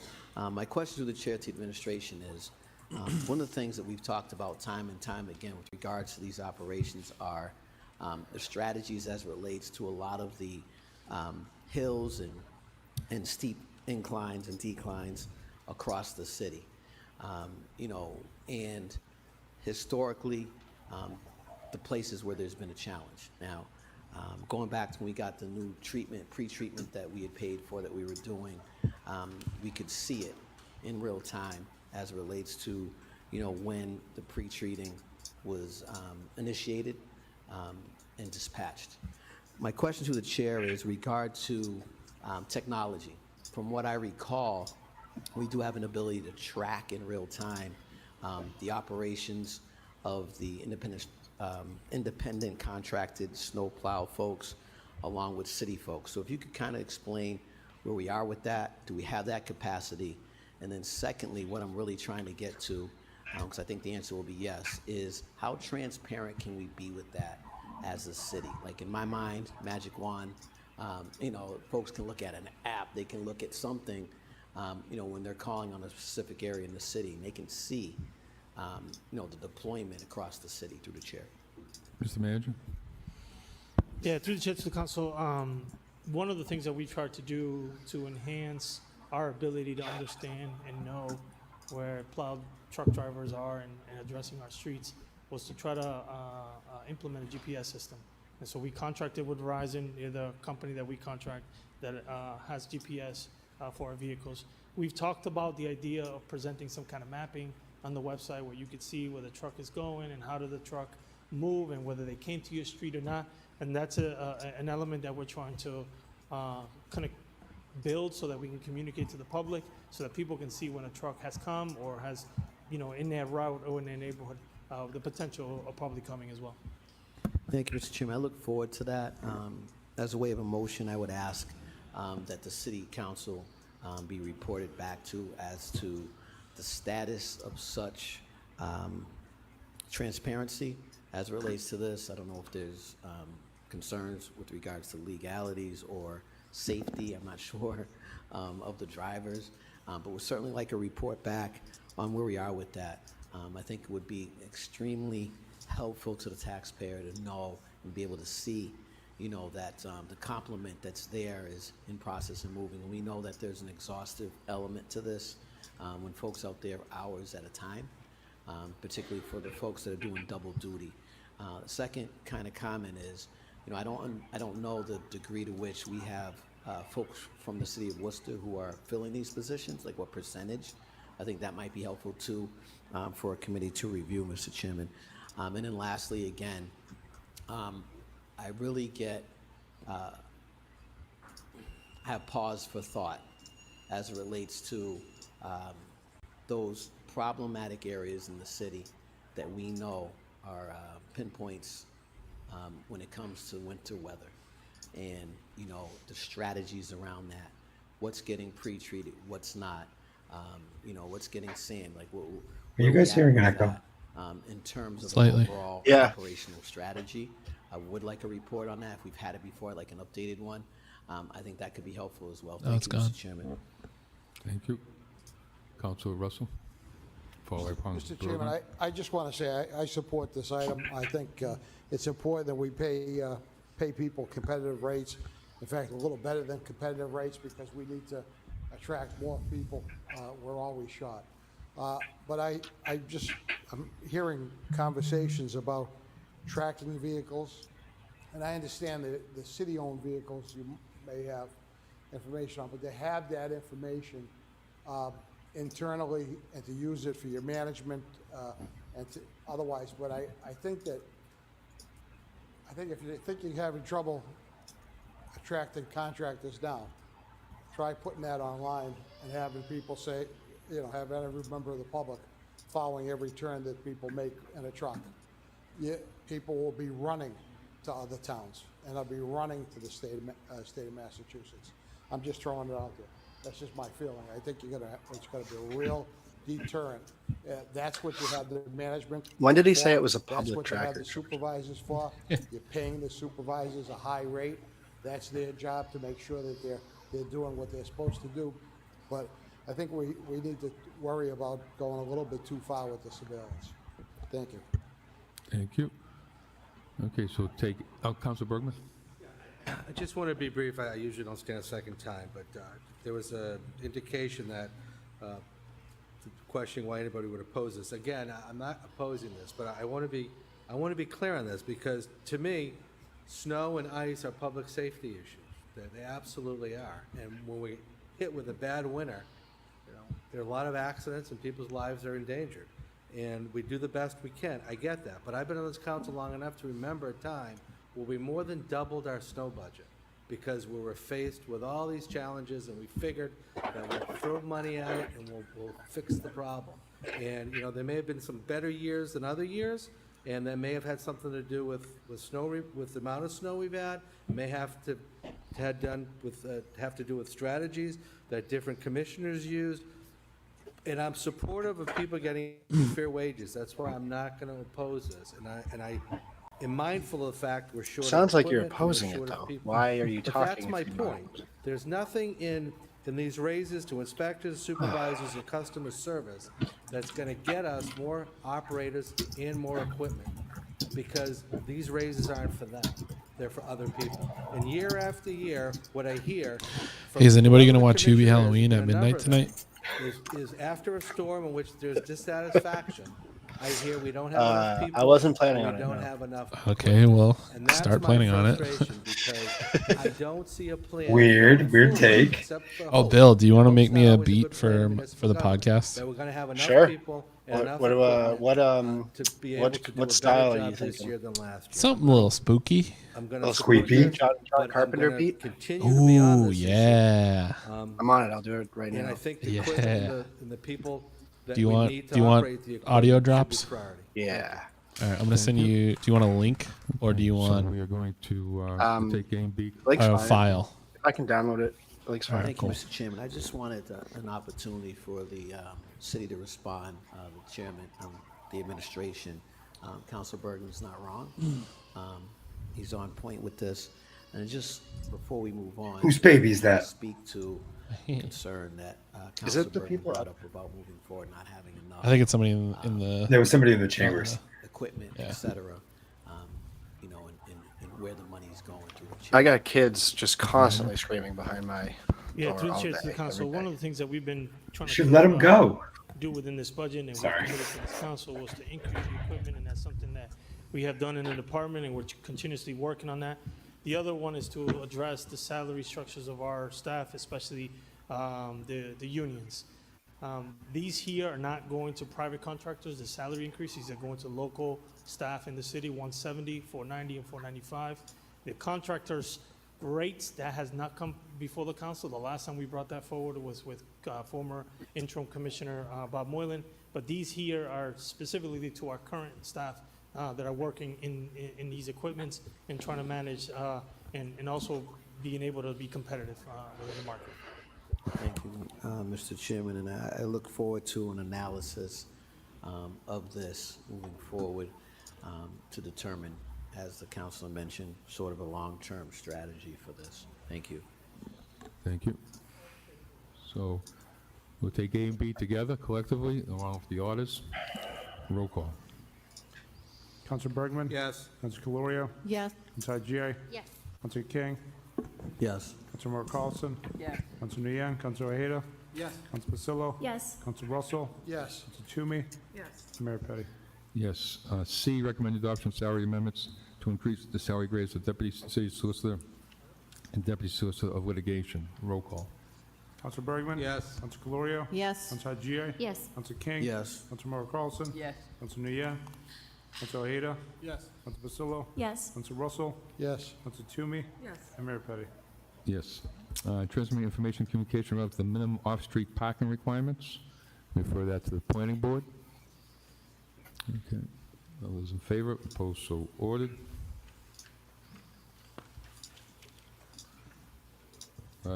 8.11A, transmitting information communication relative to the Vernon Connected Study. You can file that, unless everybody's all set. Can we refer that to committee, Mr. Chairman? You can send that to Public Works. All those in favor? Opposed? So ordered.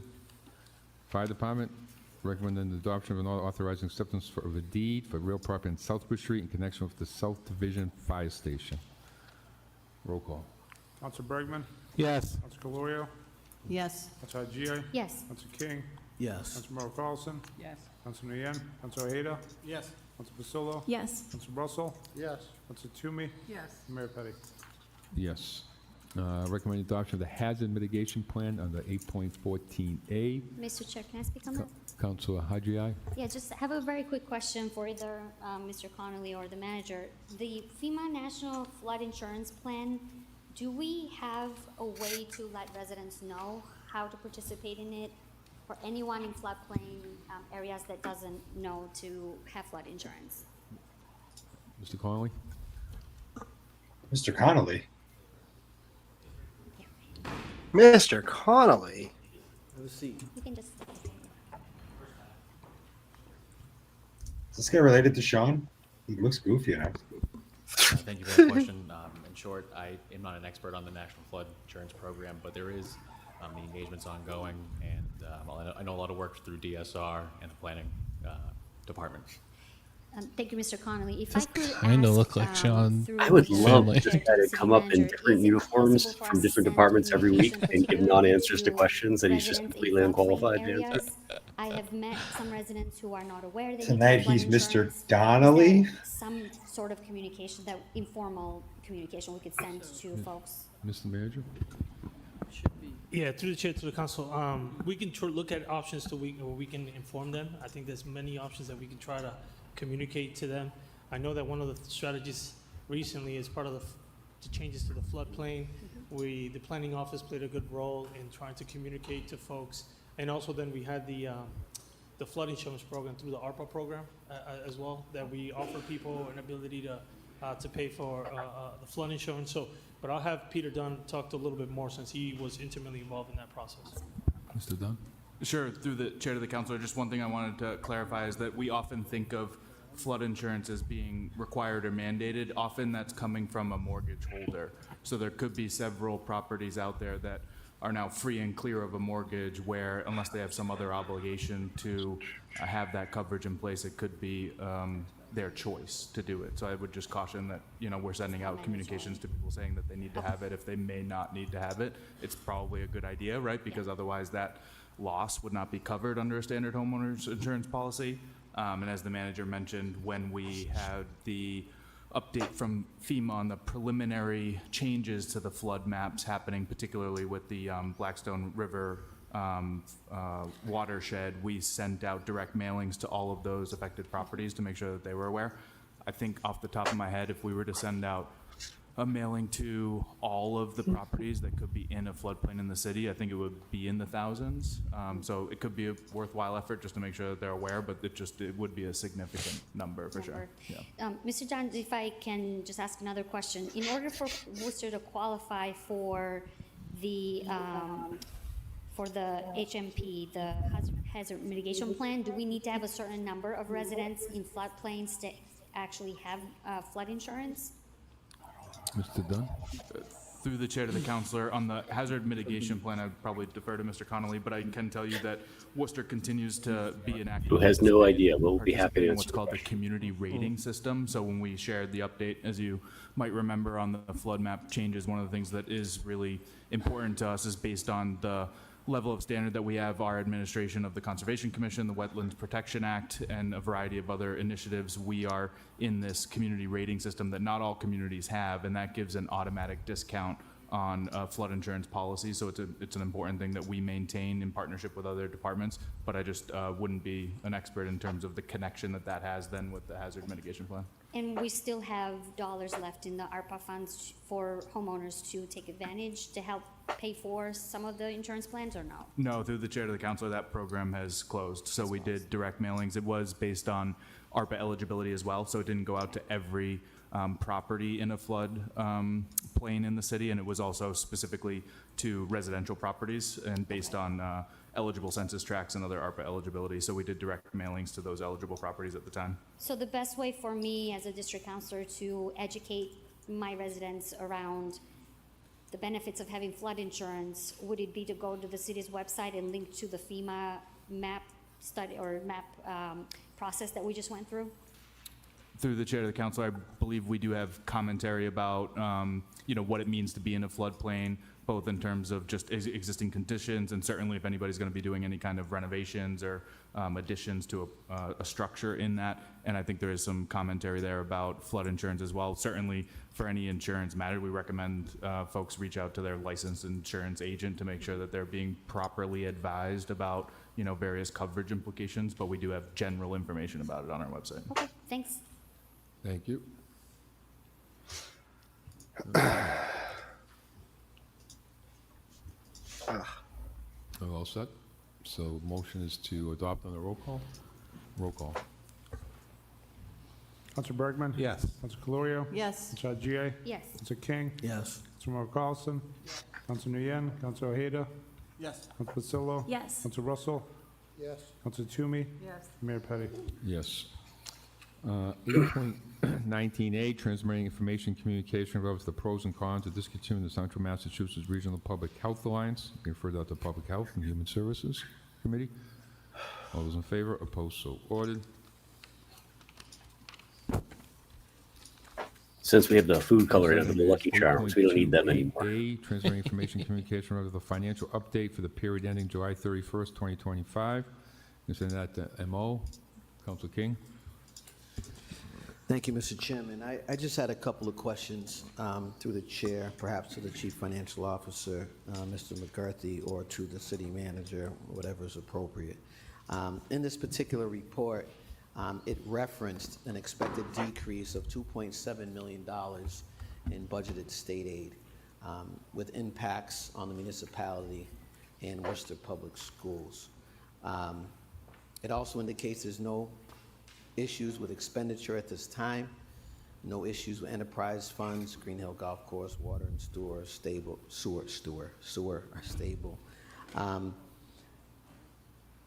Again, it further talks about in the intergovernmental state aid that, again, decreases in both general government and school aid categories, 0.5 million in general government and approximately 2 million in school aid. I'm just wondering if you could speak to that to the public, what that means, why is that occurring, give some contextualization for it through the chair. Mr. McCarthy? Through the chair, when I don't we care about the submit Red Sox anymore. I actually original hate them. budget to City Council, we work from the but governor's draft of the budget. I am hoping that they state win budget is not so that we can keep finalized. this streak of Usually until teams July, if not beyond. This year they met the hanging out requirement with of Donald June Trump and 30th, then but at that like point, the blowing city it, budget has been absolutely blowing submitted, it discussed, alive and because the approved. Yankees just hung out with And Donald so Trump what the other you day. see here is the difference between the I want him governor's to be seen original as budget a curse submitted to the on everyone. legislature and then the final budget approved and then signed by the governor. And I'm under no It's illusions. about They're based on they're all changes baseball within the players. They're all various pieces of shit. lines related So they to, all the Red Sox went to city the White funds House and school funds. As you mentioned, it's about and a hung out with him. $500,000 So whatever. But $550,000 impact on the city, about a I still think it's $2.1 I still think it's million fun impact on that the if you invite him into schools. your It's in clubhouse, then part you the automatically unknowns of this lose process is whatever. part-wide contingency Yeah. was increased this year compared to some years to account for the unknowns that might come about as we progress.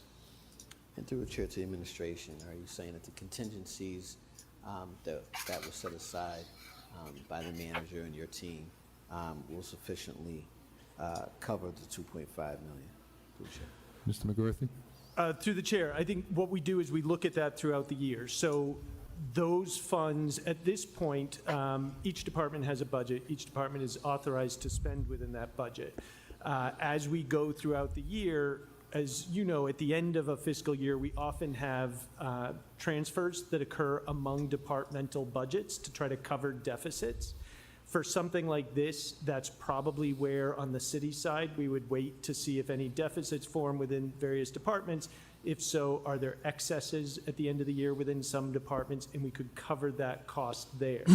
If not, contingency would be on I don't think hand any to but address they any went. shortfall. They just went to the White Assuming House throughout the last year, year, we're I not think. bringing in items for city council approval to Or move this out of year, contingency. rather. Contingency would be sufficient to cover this amount at this point in time. And to date, what have we taken out of contingency through the chair?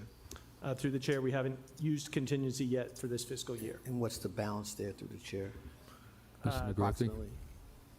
Through the chair, I can tell you it is $5,024,057. Yeah, in July they went to the White House and hung out with him. Thank So I you. guess they should And, as it be relates cursed as to well. all of this, Mr. Chairman, we know that we're anticipating, as we move forward, federal cuts, state cuts that impact the city on a number of levels. Through the chair to the administration, can you speak to the intergovernmental advocacy that's going on regarding state aid? We've heard on this council floor some of the challenges. I guess because they're dirtbags.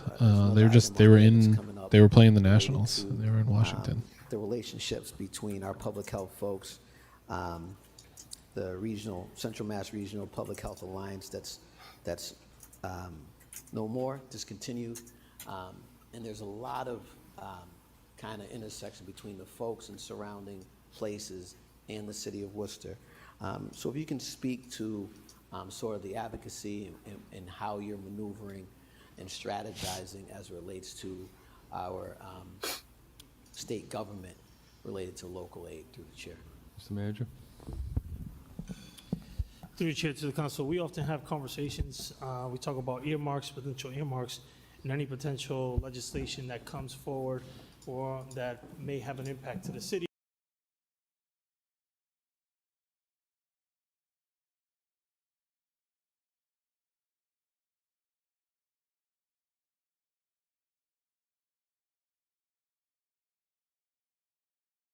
Our government community relations manager spends a lot of time following through those items. At the Weird. legislative level. What'd you do there, Brian? He plays a role in filing them. I don't know. Communicating and sending any information, but also at the I'm same just- time trying to I'm understand just what sitting some of here the and- priorities that we may have and try to He sat still communicate for too that long. as part of our earmark request, Yeah. or community request. That's crazy. that come forward, that we can work with the delegation. Thank you. And through the chair to the administration, I brought this up before with respect to the fair share amendment on the state level.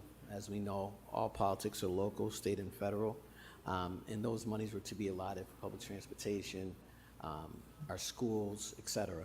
And one of the things that I had talked about quite some time ago, and I filed a motion that was supported unanimously by this council, was to try to figure out, is there a way to ensure that we as the second largest city in New England get our fair share of those dollars. Back then, when I filed that, there didn't seem to appear a rubric or some sort of strategy from the state side as it relates to funding from those monies. So I'm just wondering, is there an update on that through the chair as it relates to, how we get our fair share, I guess, for lack of a better way to say it, from the fair share legislation? Through the chair, so in kind of fulfillment of that request that you made, I've looked into how to quantify or characterize the use of the fair share through the state budget. It is essentially incorporated into the state budget. It is not a separate amount that can be tracked independently. I think what you see is part of its results is the increased funding we're seeing under the Student Opportunity Act for education is coming through excess funds that are now coming into the state through the Fair Share Amendment. There are very small grant programs that have been theoretically funded by the Fair Share Amendment, which the city has benefited from, but there's no line item that can be traced from excess revenues under Fair Share to excess expenses directly attributable to those new revenues. It's just essentially incorporated as a whole into the state budget. Thank you. And so, Mr. Manager? Yeah, I just want to add one component. Another additional component as part of the fair share was anything related to transportation infrastructure. One of the things that we've seen, and And it's hard to make that correlation, but I know one of the areas that the Fair Share has done to communities. Bill, did that link come through in the private chat? And we saw a little bit of an increase in our Chapter 90 allocation for the purposes of infrastructure. Thank you. And so I'm just going to file a motion. Oh, you're It may muted. I be can't hear you. Possible to fulfill this or not. But just a motion, if we can kind of quantify, if we can, to our best potential assessment or evaluation, what are the benefits that we Are you docking? Is that what perceive this? to be receiving from this? Try project? communicating with your new Finnish microphones. Millions of dollars there, way more than the state ever expected.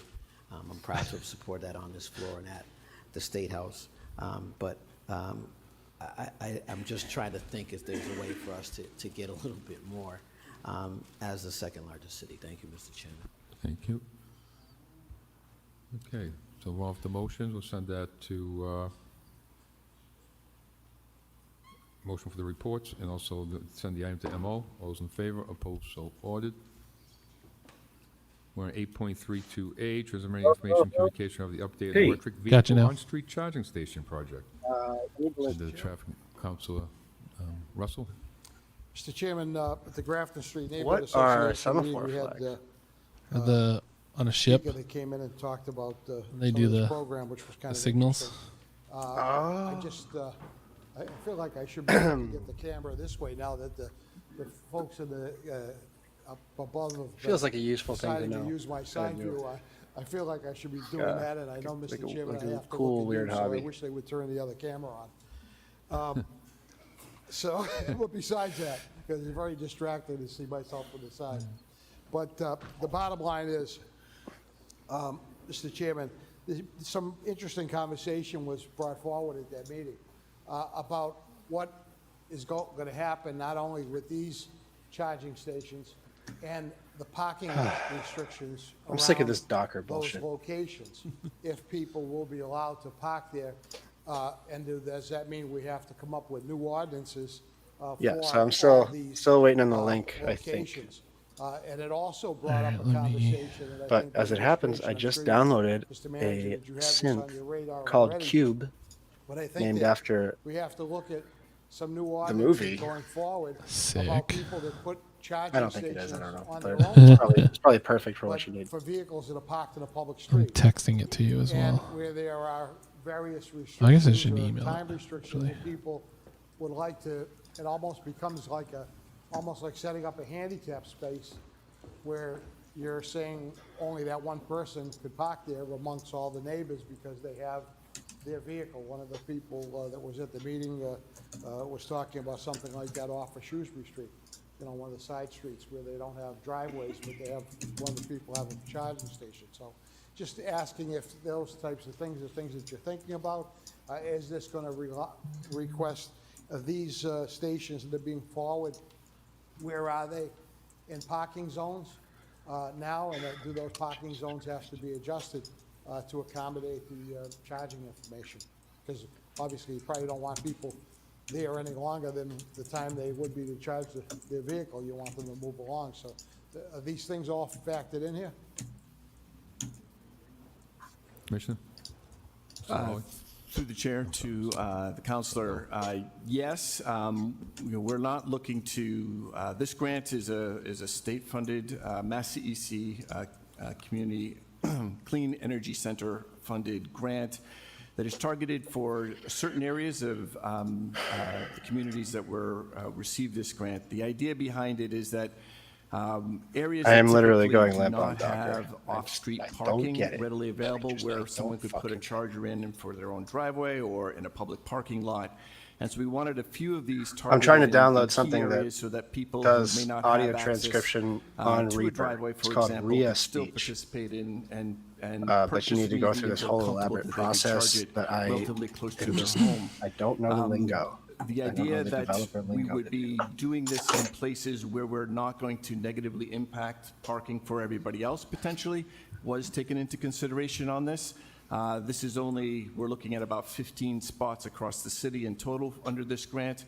We're not looking to do anymore under this grant, and we don't really know what we're going to be doing down in the future for this, but it will be very targeted and very limited, keeping exactly those concerns that you brought up to the fore. Mr. Chairman, I would just ask for a detailed report about these locations and which zones they actually are in now, and what the restrictions or pluses and minuses for those locations are, because I'm sure they looked at them, but I know Mr. Raleigh has been adamant over the couple of years he's been in the position about having to have an ordinance behind every sign. And I would hope that this would continue to go forward. Thank you.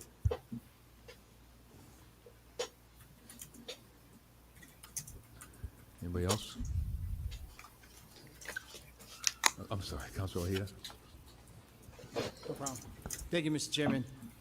Yeah, this was brought up in a Green Island meeting, and you know, a lot of the concerns that Councilor Russell brought up was something that we addressed. So we actually had a meeting, a follow-up meeting with National Grid regarding, you know, what do these stations look like, and a lot of the residents. Anybody else feeling significantly worse about the state of the universe after watching this meeting so far? Yeah. This has just been like a masterclass in incompetence. With the residents, the ordinance that we want to have for parking. And I think it's just understanding and making sure the residents understand what it's about. It's not really going to take up parking. It just depends on what the residents want to have as far as the time of day. Someone will be able to charge their June hasn't decided on the costume for Halloween yet. The one I'm talking about is, actually we have two in District 4, but the one that I met with is the one over by Crompton Park. So it's in that area where not much parking is going to be Yeah, taken up. I'm not sure what Roman's gonna be yet. Unless there's events going on. So it's not going to take up much Oslo, parking. But again, the residents will be able to have some say as far as who will be able to park there. as always, is dressing as a streaker. It also depends on the charging station itself. I think they're low level, so that doesn't mean, it means it's not going to take up too many parking spots. I believe one charging station charges 2 cars, so that's 4 parking spots. But it doesn't, I don't believe it's going to have a huge impact in the neighborhood when it comes to parking. But again, it's making sure those residents come out and understand and try to get them to those meetings, understand it's not going to take up parking spots, but have them involved in understanding, like, okay, what time of day will we allow people to come in? And like I said, they're low-level charging, so therefore it'll take much longer from to charge. It could take up to probably 6 hours, maybe 8 hours for them to charge. But then again, it could be at night. And then again, the ordinance could be in place where they have to get out in the morning or whatever it be and move their Would it be cars. possible to bump the volume a little bit on the? I like this idea. Yeah, Trav, are you So I appreciate this, able to and I bump look forward that? to continue working with this. Thank you. Thank you. Send that to traffic and parking. Those in favor, opposed, so ordered. Transfer information and communication after the Zero Waste Program. Send that to Public Works.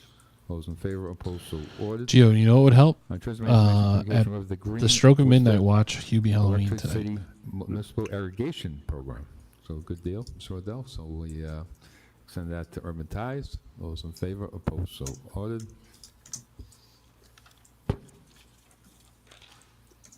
We have finance items 8.35A, 8.36A through C, and 8.37A through D. Mr. Chairman, did you say 8.35A?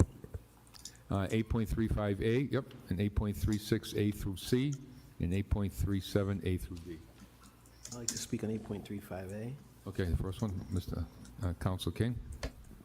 Thank you, Mr. Chairman. This particular item is with respect to the co-response model, the alternative deployment of mental health professionals for 911 calls. Through the chair to the administration, I certainly appreciate this pursuit and attainment of almost $500,000 from the state for funding. I know that when I was championing this issue, City Manager Augustus was able to secure, I don't know, $1 million, $1.5 million, something like that, in funding. I think it was ARPA funding through the chair.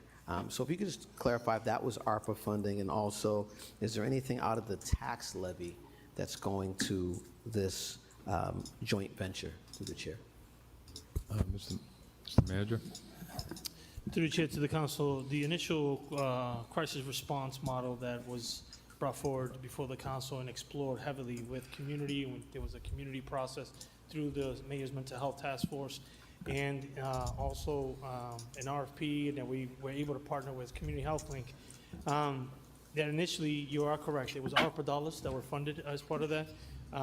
We then tried to understand the pilot, understand the effectiveness of it, and see if we can expand that program on a long-term basis.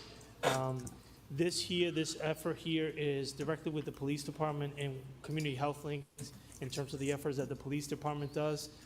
This is just for lack of a better terms, just a little piece of What do you the think, Brian? model Like, in terms of what we were trying to build. minute and a half is good? The model has been a bit Oh, more than challenging enough. to- Yeah. All right, I'll to have build it in like a half complex hour. I swear. overall, I already have the citywide sketch. effort. I'm so I still- excited. Working on a I report still to bring to the need like council some on sort of updates in our conversations sample with from you. UMass. Did you get? CHL, Check and your the email. state, because it Oh, requires email, state's okay. approvals as well.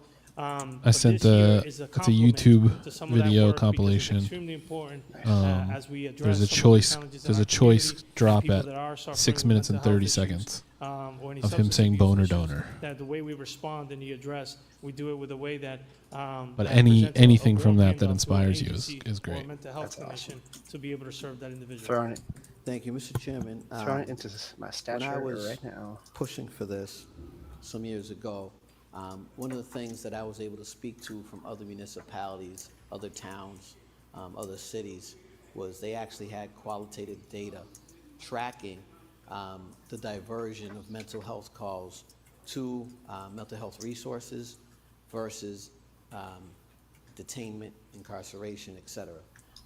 And the last I checked some months ago, we were not tracking that. Through the chair to the administration, has that sort of tracking commenced? Because in order to value this, we need to measure it. If we were ever going to delve into the tax levy, we have to measure it. I'm just wondering if that's still the case. Are we able to say, this amount of calls went out, this was what the diversion was, et cetera, in terms of data and statistics? Through the chair. Mr. Manager? Yeah, through the chair to the council, I know there's been efforts to improve the gathering of data in the departments, so I'd be happy to come back with a report to identify that. Thank you, Mr. Chairman. I would request a motion to that end. Okay. So we'll take items 8.35A off the motion, 8.36A through C, and 8.37A through D, adopt on the roll call. Roll call. Councilor Bergman? Yes. Councilor Calorio? Yes. Councilor Haji? Yes. Councilor King? Yes. Councilor Merrill Carlson? Yes. Councilor Nguyen? Councilor Ojeda? Councilor Pacillo? Yes. Councilor Russell? Yes. Councilor Toomey? Yes. Mayor Petty. Yes. Chairman's orders 9A through 9Z, motion was adopted. Mr. Chairman, I'd like to speak on 9A. I have a question. 9A. So 9A, Councilor King. Thank you, Mr. Chairman. With regards to this chairman's order regarding language capacity within the Worcester Public Schools, looks like Worcester PD, body-worn camera software, et cetera, I certainly appreciate this order. Makes sense. So again, very appreciative of that. Through the chair to the administration, I know from some of my past reviews of some of the work that Human Rights Commission, or whichever commission it was making a number of recommendations in the past pertaining to language capacity, policing, and public health, for the lack of a better term. And I'm just asking if, or to what degree, have those recommendations been adopted? Have we adopted all of them? We adopted 50%, 6 out of 8. What does that look like through the chair? Because again, that was a matter of civilian oversight. It was a matter of a collaboration between the police department and the public and the folks that were appointed by the city manager, through the chair. Mr. Manager? Through the chair to the council, yes, we worked in collaboration with the Human Rights. They did a great job in building that program together, including policies. There was significant about conversations and partnership between the police department and the Human Rights Commission to be able to put that program together. That program was very successful. and it included an ability to utilize the language line and have a phone. Oh, man, this phone meeting number, is boring and as a phone fuck, huh? And a phone device that the officers could use for the purposes of translating, and that worked very well. What this has provided us is the ability to enhance That's all right. the actual body camera itself can detect the language and then be able to actually translate that language right on the body camera. And so it enhanced the ability now that without having to call a language line and have an interpreter or someone interpret for the individual, the actual body camera itself has the technology to detect the language and then also communicate it back in that language. And so that's been a huge success, and that's an additional software as part of the software upgrade within the Axon mobile, the Axon camera itself, that has given us the ability to expand our languages right on the device of the actual officer. Thank you, to the chair. Is there an AI component to that? Through the chair, to the council, I'm not 100% sure on that. I can find out. Artificial intelligence, I should say that. Yeah, it's artificial intelligence. I'm assuming it could be because you're listening to a language that then provides you an interpretation in real time. But that's something that I would have to confirm. And is there any AI component to perhaps the writing of police reports or statements as relates to that? So if you're an officer, it's capacity. I do want to say that those are two completely different types of AI, though. Humanize it. Which one? Translating things and generative AI are two different. Yeah. Like a large language model that translates things is not the same as a large language model that generates new material, quote unquote, new material. And provide any other Yeah, additional context that's related to that. It's barking up the wrong tree. Translation services are a great use of AI. Yeah, transcription, translation, like the large language model is not the problem. It's thinking that it can be more than that. Create. Yeah, that's where it becomes an Can we just issue. get a report back, Mr. Chairman? by way Speaking of which, motion, did you guys hear the that just a few moments ago or sometime today, Hollywood has signed its first fully AI actress. She's actually been signed to an agency. capacity, And Jesus Christ. accompanied with. Did they sign did the creators sign with an agency? Acceptance, or the model has been signed with an the agency. reasons to go in another direction. Thank you, Mr. Chairman. Thank you. Fuck that shit. Okay, so take That those is motions on so 9A, whack. 9Z, motions to adopt. Yeah. Send the motion to the manager. Those in favor, opposed, so ordered.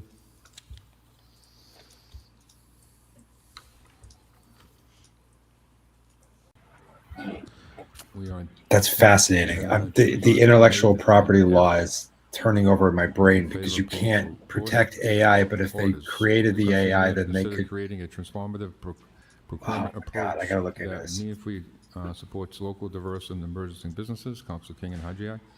Well, your rights are to the likeness. Yeah, but if the likenesses are based off of other likenesses. Well, all likenesses are based on other likenesses. Yeah, that's How fair. genetics works. Interesting.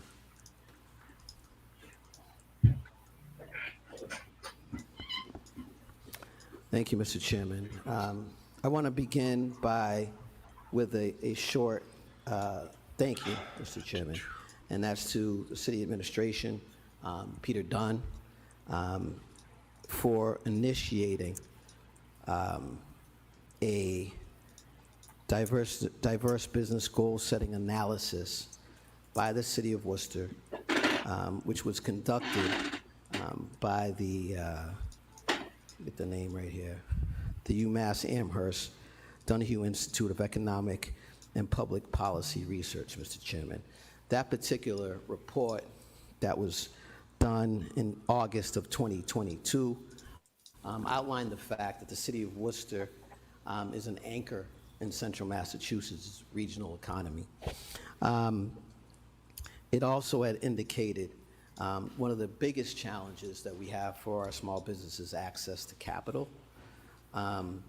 And that's part of the reason that the city and the leadership here commissioned the Institute to do a study to assist us in addressing our goals for contracting with veteran-owned businesses, local businesses, women-owned businesses, and minority businesses.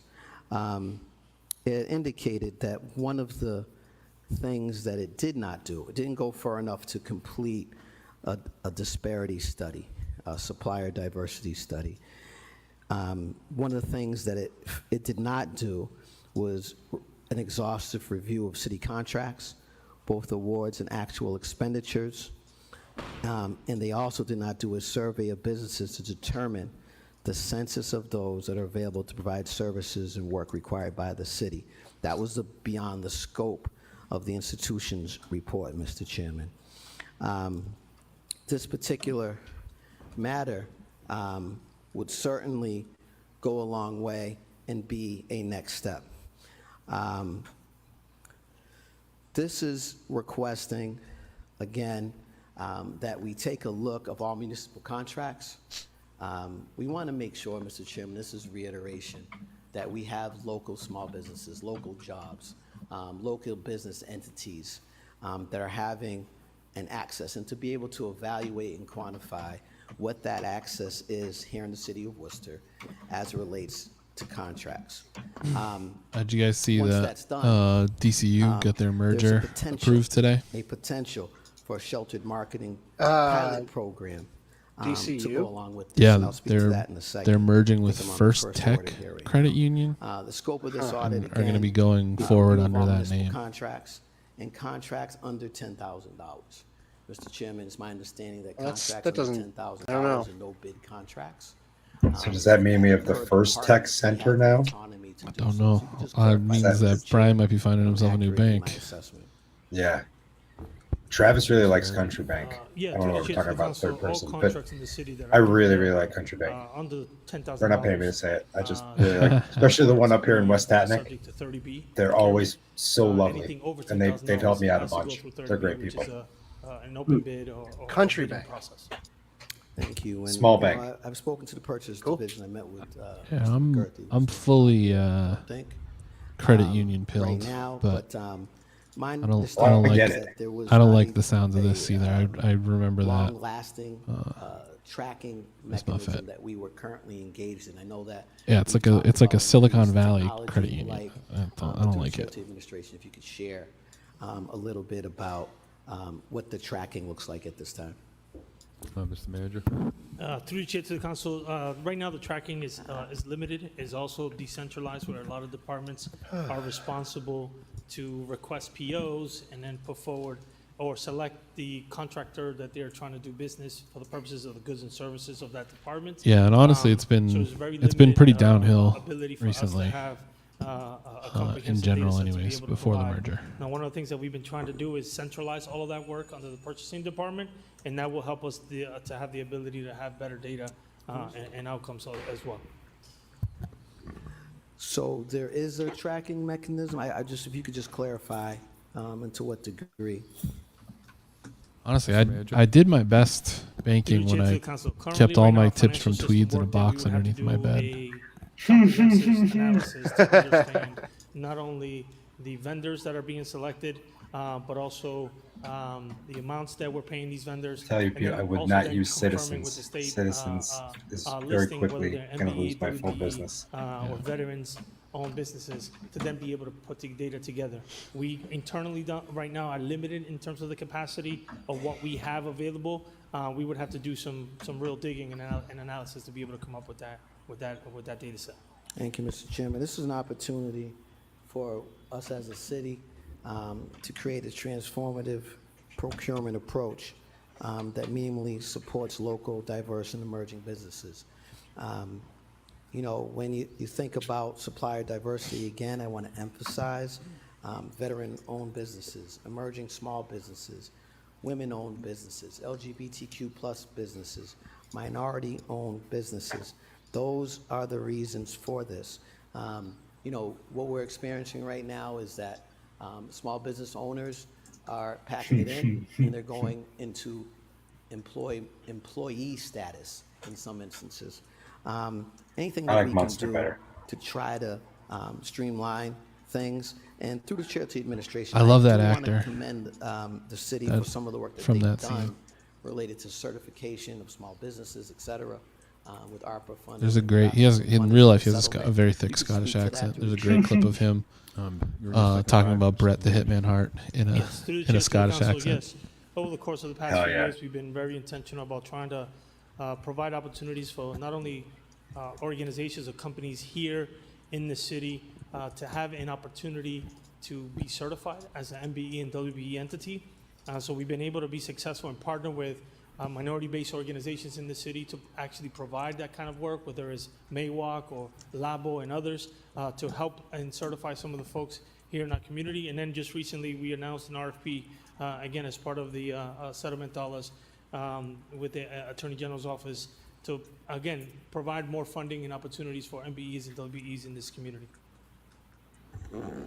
Thank you, Mr. Chairman. In closing, you know, this is a common sense measure that we can take. It's certainly a sort of indication that we are willing to go a little bit more. Again, this is a recommendation by the UMass Donahue Institute of Economic and Public Policy Research as commissioned by the city in 2022. With regards to the no contract bids, 10,000 and under, if you could just clarify, can departments do that multiple times? You know, how does that work? Are we tracking who's doing what, and efficacy of service provision as well for all of those contracts with the city? Through the chair. Mr. Manager. Through the chair to the council, yes. A lot of the work of the budget analysts for the budget office under the leadership of Aaron Taylor and also Tim McGurthy, they spend a lot of time reviewing the efficacy and the movement of these dollars per department. In addition to our purchasing director who approves all POs. And so there's a number of eyes and hands that are overseeing the transaction of any dollars for any department on a consistent basis. One of the things that they also try to do in terms of encourage as part of the diversity database that we created under economic development, where people can be able to go in, the registry that we created for people to go in, was to encourage departments to utilize that registry. So when you're selecting a good and service in the city under $10,000, you can then potentially utilize one of these entities in our community. One of the things that's important to note is that you have to be very careful in utilizing a vendor multiple times, because it could potentially mean that you're trying to split that bid or that work. Right. And just for the purposes of trying to keep it under $10,000, our purchasing office is very good at making sure departments are not doing that. So that if there's a value that's presented that you're going to use multiple times that is larger than 10,000, the purchasing director typically encourages the department to do an actual bid process, because the value, it's more than 10 grand. So there's a lot of checks and balances from our budget analyst to our budget director, our purchasing director, and also our CFO. Thank you. You know, for transparency purpose and for Brian, economic, you're gonna be pleased. You're gonna like the way you sound. Impact purpose. You'll like the way you Guarantee sound. This makes sense. I can Mr. guarantee Chairman. These orders also ask for feasibility of a sheltered market pilot program, you know, as relates to the bidding and everything that comes with that. So we'd like to see that also. Mr. Chairman, part of one of these orders also is that Wait, is this it? explore. Can you hear it? Additional Yeah. appropriations, Like, to well, conduct or- this audit. And that Yeah, it was we cutting see in it a possible little bit out, but I think existing, that's because of the executive office of stream economic audio. development resources Oh, if okay. possible. Yeah, I've just figured out a way to Not be pipe possible, music into this but I'm second sure that's part of interface. the calculus anyway. Oh, yeah. So That's we'd kinda like cool that that to can occur as well. Thank you, Mr. So Chairman. we'll save it. We'll save it for when it's done. Councilor Berglund. Hell yeah. If I may, through the chair to the city manager. Mr. City Manager, were you familiar with the UMass study? First I've heard of it. Mr. Manager. Through the chair to the council, yes, we did that, as I believe, a few years ago when it related to some of the policies and ordinances we were trying to move forward in regards to development. And through the chair, what's your thought on what a diversity audit may or may not show? Mr. Manager? I think one of the things they would try to give us is where potentially some of our dollars on our goods and services are being spent in terms of companies or organizations in our community. I think they would just give us a picture of where they are and where they're being allocated. And so I think that's generally what it would do. Okay, through the chair, would it divulge, in your opinion, whether or not unrepresented groups or marginalized groups are getting a fair amount of city contracts? Would it be able to decipher that? Through the chair to the councilor, we would have to understand the business entity that has. Is Mo about to make his first pro-Trump statement? Come on, let's do it on the floor, Mo. Yeah, let's get it. Let's get after it. Now, if they're not certified a minority-owned or woman-owned business, it's much harder for us to identify how they identify as an entity. And so that's why we've been trying to put a lot of efforts forward into getting organizations or businesses in the city to be able to be certified, because it helps us in terms of the tracking, but also it opens them up in opportunities at the state or federal levels. But through the chair of the city manager as well, assuming that Councilor King's proposal on 11C, which seems premature to me till 11B is completed, assuming that there's a request for sheltered market pilot program, can you envision what that looks like? Through the chair to right now, I know there's been some different models. I know Boston has different models, but certain communities try to outweigh that actual entity and providing them an opportunity for access to those contracts. We would have to base on what those current models are, what are the best practices, and what really suits us as a city. So if I made it through the chair, perhaps the last question. One of the things that puzzles me is when you're trying to perform the audit and there's not a lot of identification of which businesses fall under which categories, and if there's a sheltered market pilot program, how do you weigh a bid, let's say from a veterans-owned business that's similar or the same, from let's say another bid from... Do it, Mo. Make the Trump statement. Which one takes priority? Are we running into a situation where we have to kind of create a hierarchy of diversity? Who gets first, who gets second, who gets third on a bidding process that's similar? Mr. Manager? I don't know the intricacies related to that potential hierarchy. I think one of the things that they try to do as part of these programs is that if there was a case like that, you oftentimes then look at the actual bid itself in terms of dollar value and determine which is the lowest bidder, and you can go with that option. So again, it's trying to understand and create kind of parameters that would help try to help or guide us in making that decision. All right, thank you. Okay. So I guess, Councilor King, was that 11A, B, and C you did? Or did send them all? Okay, 11A, B, C. Mr. Chairman, would you take out 11B separate, please? Okay, so 11A, we're going to refer to the manager. All those in favor, opposed, so ordered. Sorry, 11C separately, my apologies. Okay. 11A and 11B, we're going to send to the manager. All those Brilliant, in favor, Mo. opposed, so ordered. Let's confuse Joe one thing at a time. Motions to send to the manager. Councilor King.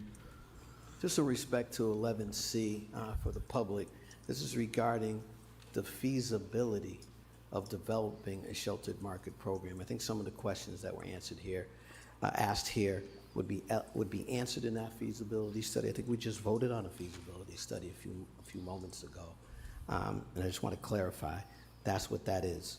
And the feasibility, there's certainly a time element to this. This talks about a specific time frame and the feasibility of that time frame, if at all. And I want to clarify that for the public so that there's no misunderstanding in terms of what we are voting on. This is so important in this time, Mr. Chairman, in this economy. And I want to again emphasize our no bid contracts, 10,000 and under. We've heard through the months about needing additional help picking up needles and the like in our parks. We should have enough people employed in the city, quite frankly, where we can do that.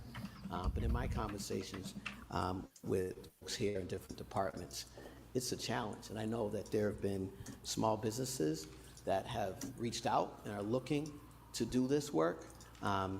You know, and again, let's take a look at those no bid contracts as well, and see what we're doing and see what we can do to create another economic driver for local businesses and the other businesses that we're recommending here. Thank you, Mr. Chairman. Thank you. So send that, Councilor Bergman. I just want to follow up too. I'm going to support 11B because I think there's value in the diversity. Mo is so although I bad at this shit. have concerns on some of the answers that the city manager gave. Not that I have concerns about his answers, but the answers were truthful. That if people aren't self-reporting in their category, we may not get a good result from the diversity audit. The reason why I'm going to oppose C is because we haven't had that study completed. So, you know, one of the things I noticed we do a lot on the council, and, you know, I may have been guilty of it from time to time myself, is we put out an item that kind of presumes that we know the conclusion. And the way 11B reads to me is that there's issues with suppliers that fall under various diverse categories. I don't know that, but I do want to say that I think everybody that falls under these categories, whether it's a veterans-owned business, emerging small business, women's-owned business, LGBTQ plus business, minority-owned business, deserves a fair shake. Absolutely deserves a fair shake. And if they're not getting a fair shake, then that needs to be changed.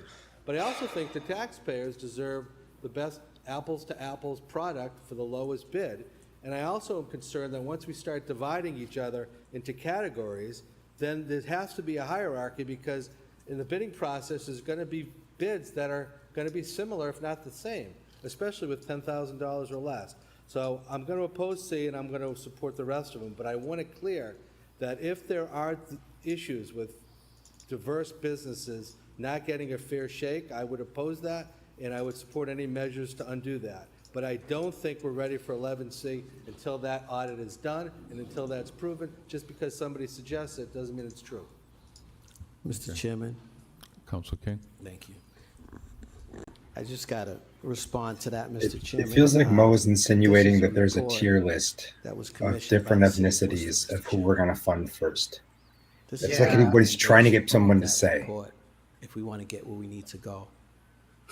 Words like division, separation, we're talking local jobs, talking about the local economy.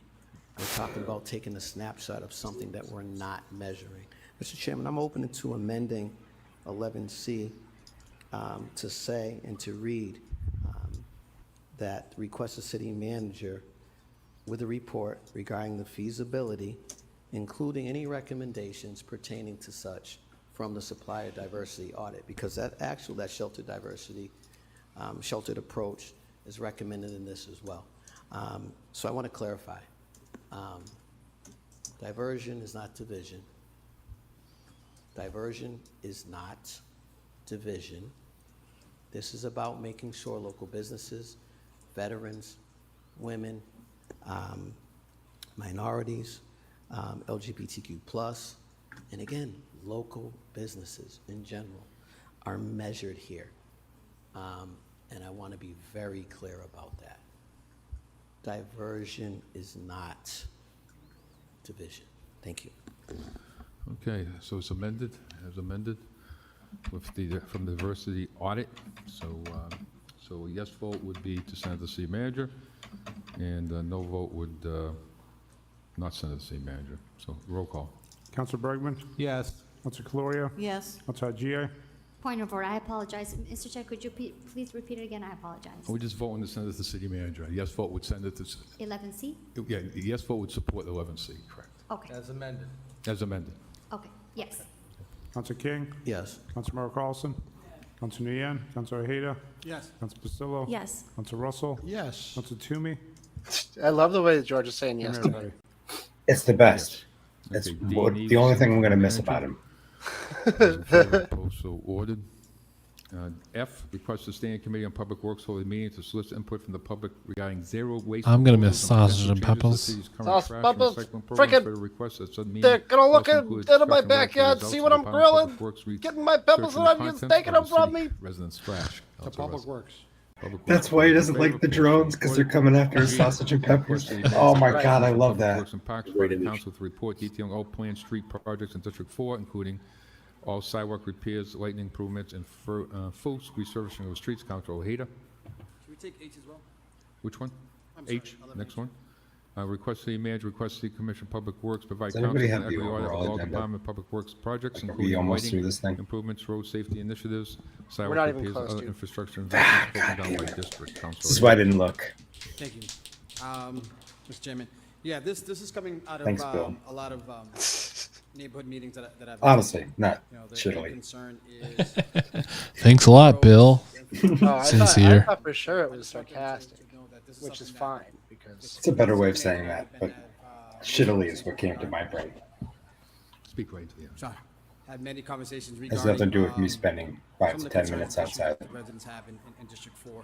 So it's a mix of trying to identify, what are those issues, and make sure, it's equitable across the city.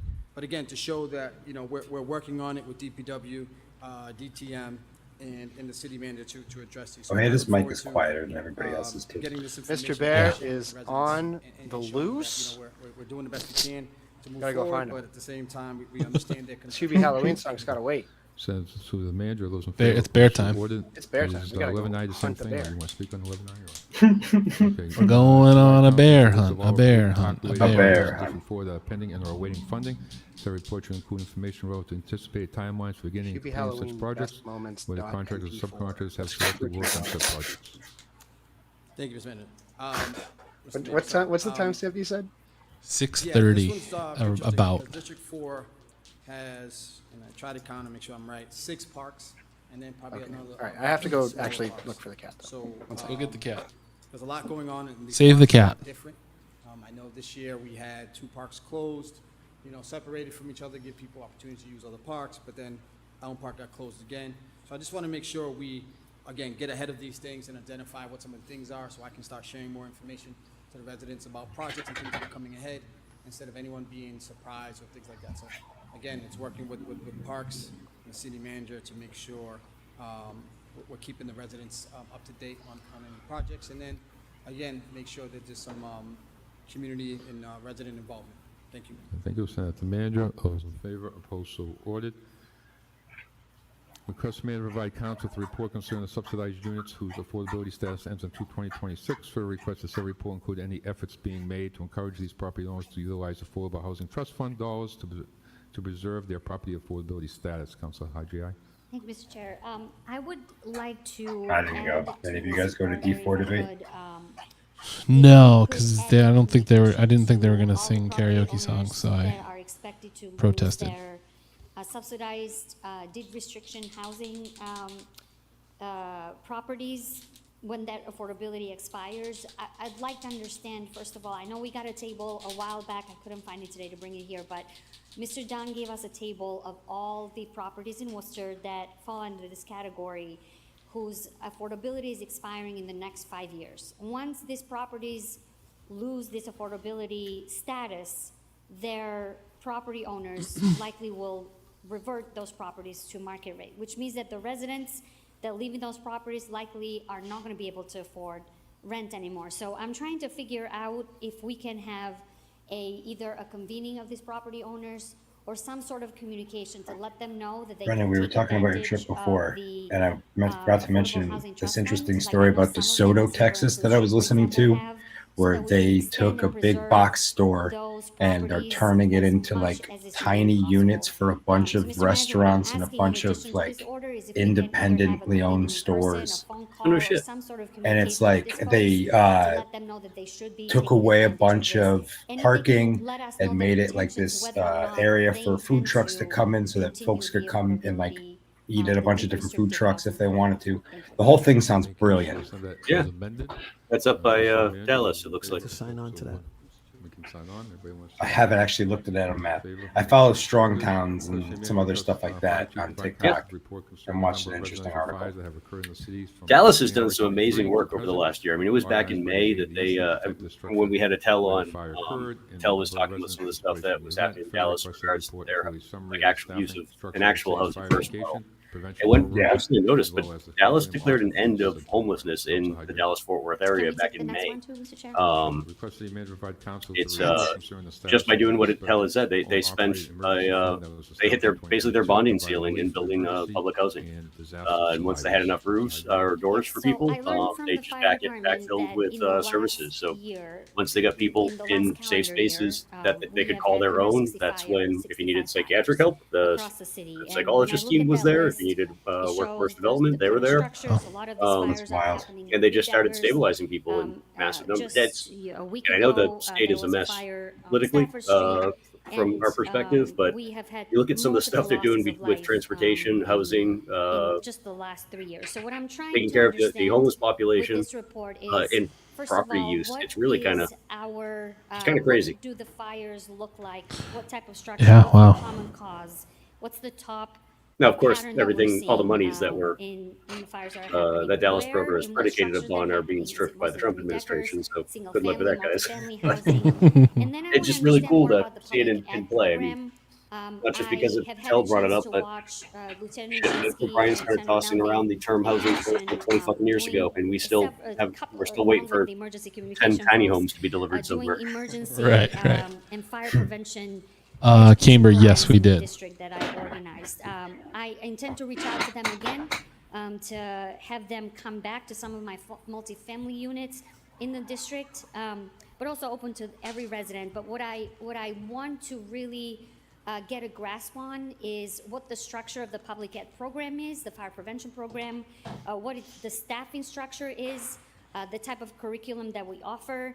I also, Mr. Manager, want to figure out with you and Director Goodwin if we can add a component. So essentially, I want to not find a big necessarily flat through the fire building department, but that maybe we through can emergency turn communications, into of doing some rental any insurance creative programs, space. informational sessions for the residents. Whole house is Because the what we're Hunchback learning from these Gallery. fires is Also that has a stage because they keep residents getting are hit up aware about that throwing if they like don't have small rental shows, insurance, and I wish I had the space for it. I just don't. they're Right. dependent on the landlord and of the property insurance to cover some of their belongings. Secondarily, connected to Anyway. that, if you were to remember, this council approved Yeah, we need a commune. city operated at the time. There was this place called the Art That's how we set it Boutique up, out in like San emergency Jose. fund, and that was That as a result was a directly comic book from what shop, happened an in art the gallery, building and a collapse. I know the concert manager venue. and And it was going well, but he couldn't keep the space locked down. He kept getting broken into. And at the end of this year, he's shutting If down. we can get a report on where we are with that status, whether we need another partner to work with. Not a great for the sign, public, but I'm as a still interested in reminder, doing it. What that is an emergency fund that would allow residents who either go through fires or catastrophes to tap into things like gift cards, things that they need right away after a catastrophe. So if I could amend 11K to add a component regarding rental insurance information, and for 11L to just get a report back on where we are with those discussions. Thank you. Okay, Councilor Russell. Mr. Chairman, I would just ask when that report comes back that it gets real specific with the rental insurance, because I know in my own personal situation as a property owner, I tried to buy rental insurance to cover my tenants, and I wasn't able to find it. Call them If there was tenants. such a product, I'd like to see it.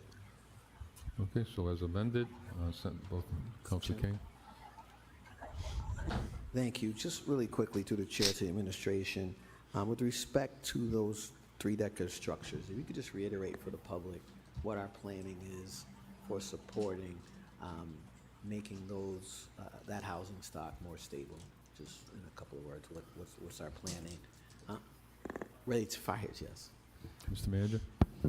Yeah, through the chair to the council, there's a number of components. One of those components that I think this council has debated and we've approved and is currently right now active is part of the rental registry, right? Is trying to get inspections into the sanitary conditions of these homes and these units so that we could be able to provide better assistance. And also the fire department plays a role in trying to educate whether you need, I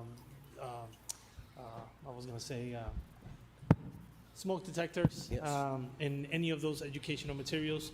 So there's a number of efforts happening, not only from the Inspectional Services Department effort, but also as well as the fire department. Thank you, Mr. Chairman. In regards to L. You know, I just want to take an opportunity to thank Councilor Hajji for initiating this for this city council and for the mayor in supporting her initiative to establish this emergency fund back in 2022. We know it came out of tragedy. That's what this was born out of. I appreciate the leadership of Councilor Hajji on that. I've always had questions about the funding mechanisms that we'll have for that, so I look forward to the reports that are coming back. Thank you, Mr. Chairman. Thank you. So we'll send those to the manager as amended. Those in favor, opposed, so ordered. 11M, request manager by council to report considering feasibility of creating a drones as first responders program in an effort to provide police and first responders with rapid real-time intelligence, enhance officer safety, and increase opportunities for de-escalation. Councilor Toomey. Thank you, Mr. Chair. Didn't they just ask for drones? I'm hoping that we can come back with a. They were complaining about how they had to pilot use the program, state one. To have drones as first responders. Yeah, Doug, they love drones. Why it matters is. They don't ever get satisfied with the amount of drones they have. The goal is always extra drones. Lots of drones. 3 minutes. Far faster than ground units delayed by traffic, geography, or high call volume. That means I mean, I quicker guess you're right, assessment, guys. Every drone needs a faster friend. medical triage, and better informed decisions. It also. What are we talking about now? Not only Drones. for police, but Oh, also great. for fire Now Kate and wants a little EMS droney friend. support as well. That's These awesome. drones, by the way, would be deployed from the roof of the police station and perhaps 1 or 2 other locations in the city, geographically located. They would be how they're set off. There were certain 911 calls that come in, and through the real-time crime center, they would be deployed based on specifics that would be put together. It's wild to me by that the a police kid department, right now, fire their department, dream and job others. could be, I want to fly a drone for the cops. Real-time eyes And that's a on the real scene. job that they Drones can stream live do. video to dispatch and responders, giving police, fire, and EMS instant situational Yeah, the world awareness. sucks. That translates to safer outcomes for both responders and the public. I want to be some For instance, half-ass I've Batman seen, and climb to the top of the examples roof of the where, police station and fly my little Batcopter in so that they could show them where the bad guys are. The Army just announced last month that they're going to start shifting active pilots to drone operators, and it's going to be merit-based as to whether or not you get to stay on the stick or you get moved over to drones. They're gonna leave the worst ones on the stick. Making sure Probably. that our limited resources are sent to the correct place, and it's safe for outcomes for everybody. It's cost-effective. Brian, what was that timestamp again? 6 minutes and 30 and seconds. improved officer and public safety, whether it's a house fire, a gunshot report, search and rescue. Drones allow first responders to gather intel without putting lives at unnecessary risk. They reduce guesswork, de-escalate confrontations. How are they going to protect fly? officers Isn't there like and 2 buildings. hospitals right next to the For Worcester's dense police neighborhoods, department? urban parks, and complex traffic patterns, drones are a Well, they're natural cops. fit. They don't have to And they can designate a access flight path places the that same way, cruisers and probably. ambulances can't, and do it in a fraction of time. This is something that's being done in These other remarks were cities and prepared for me towns. by one specific Cities person. like Chula Vista, California have already shown this works with dramatic reductions in response times and improved outcomes. We can be a I'll support leader getting by the cops a piloting hovercraft. data-driven, community-informed version of this model. That's far more entertaining. Transparency, we heard all the issues and the concerns about transparency. We already have drones, we already have drone policies. But with this, with one of the software programs that I've seen, there's a dashboard right on the police page. When the drones go up, where they went, all of that information is there. All of the flights have to be recorded, so people would know where it's going. And again, they don't go out at every 911 call. They go out for specific ones. And I think it's really important that we take a look at this because as the city continues to grow, and we're With everything also going on in struggling this to country right maintain, now, K2Me's only goal, only focus at all times is to just surveil you more. And she still gets the most and I think votes. it will be a considered trial for this. Okay, Toomey, if And you want to again, peek in my I window believe while I'm Boston changing, will all you be got to do is doing ask. it as well. I know we've we've referenced Boston and other. Peeping to cities me. we wanna, Just ask. look I'm at. cool with it. So let's take a I'll let look you know where I at, live. This and understand that this is actually protecting people. Just K to me, Saving guys. lives. It's a very It's not specific gonna be offer. used to go into people's houses and look in windows and. Liar! For situational awareness and being able to make sure that we're getting the right tools at the right places at the right time. Thank you. Thank you. Councilor King. Thank you, Mr. Chairman. Just a couple of things that jumped out at me with this report and some of the comments that were just made by my colleague. One of which was related to what was categorized as a short staffing of law enforcement. As a elected union official, one of the things that immediately jumps out at me is the potential of using this sort of approach to replace the rank and file, Mr. Chairman. That's a concern with this technology. Well, if that's the case, then fine. Based on what was verbalized. I'm not saying that's what actually happened, but I have to respond to the verbalization, and that's a concern. Data-driven and community-based was mentioned as well, Mr. Chairman. This is requested a feasibility study, and efficiency. I just requested a feasibility study based on a commissioned research by the UMass Institute, Donahue Institute, by the city that went on for some time and had a number of recommendations. The other thing that jumps out, Mr. Chairman, we had a gentleman talk about the need for civilian oversight for this. When you look at what was provided here as context in this report, although it was verbalized by the filer of this order, that this would not be looking into your houses, that this would not be taking those sorts of pictures. Right here on, looks like the 4th or 5th or 6th page, it talks about expanded drone applications in what's been presented to the department. It talks about parks and recreation, using it for public works, bridges and infrastructure inspections, permitting and building inspections, Mr. Chairman. That gives me great pause. I appreciate that what was provided by the filer of the order was that one of the things we got to look at is efficiency across various city services, Mr. Chairman. Various city service. That's certainly in contrast to using this as a first responder technology, Mr. Chairman. It's contrary to that when you're looking at the details. I'm just reading what's in this report. Anybody can look it up online. Mr. Chairman,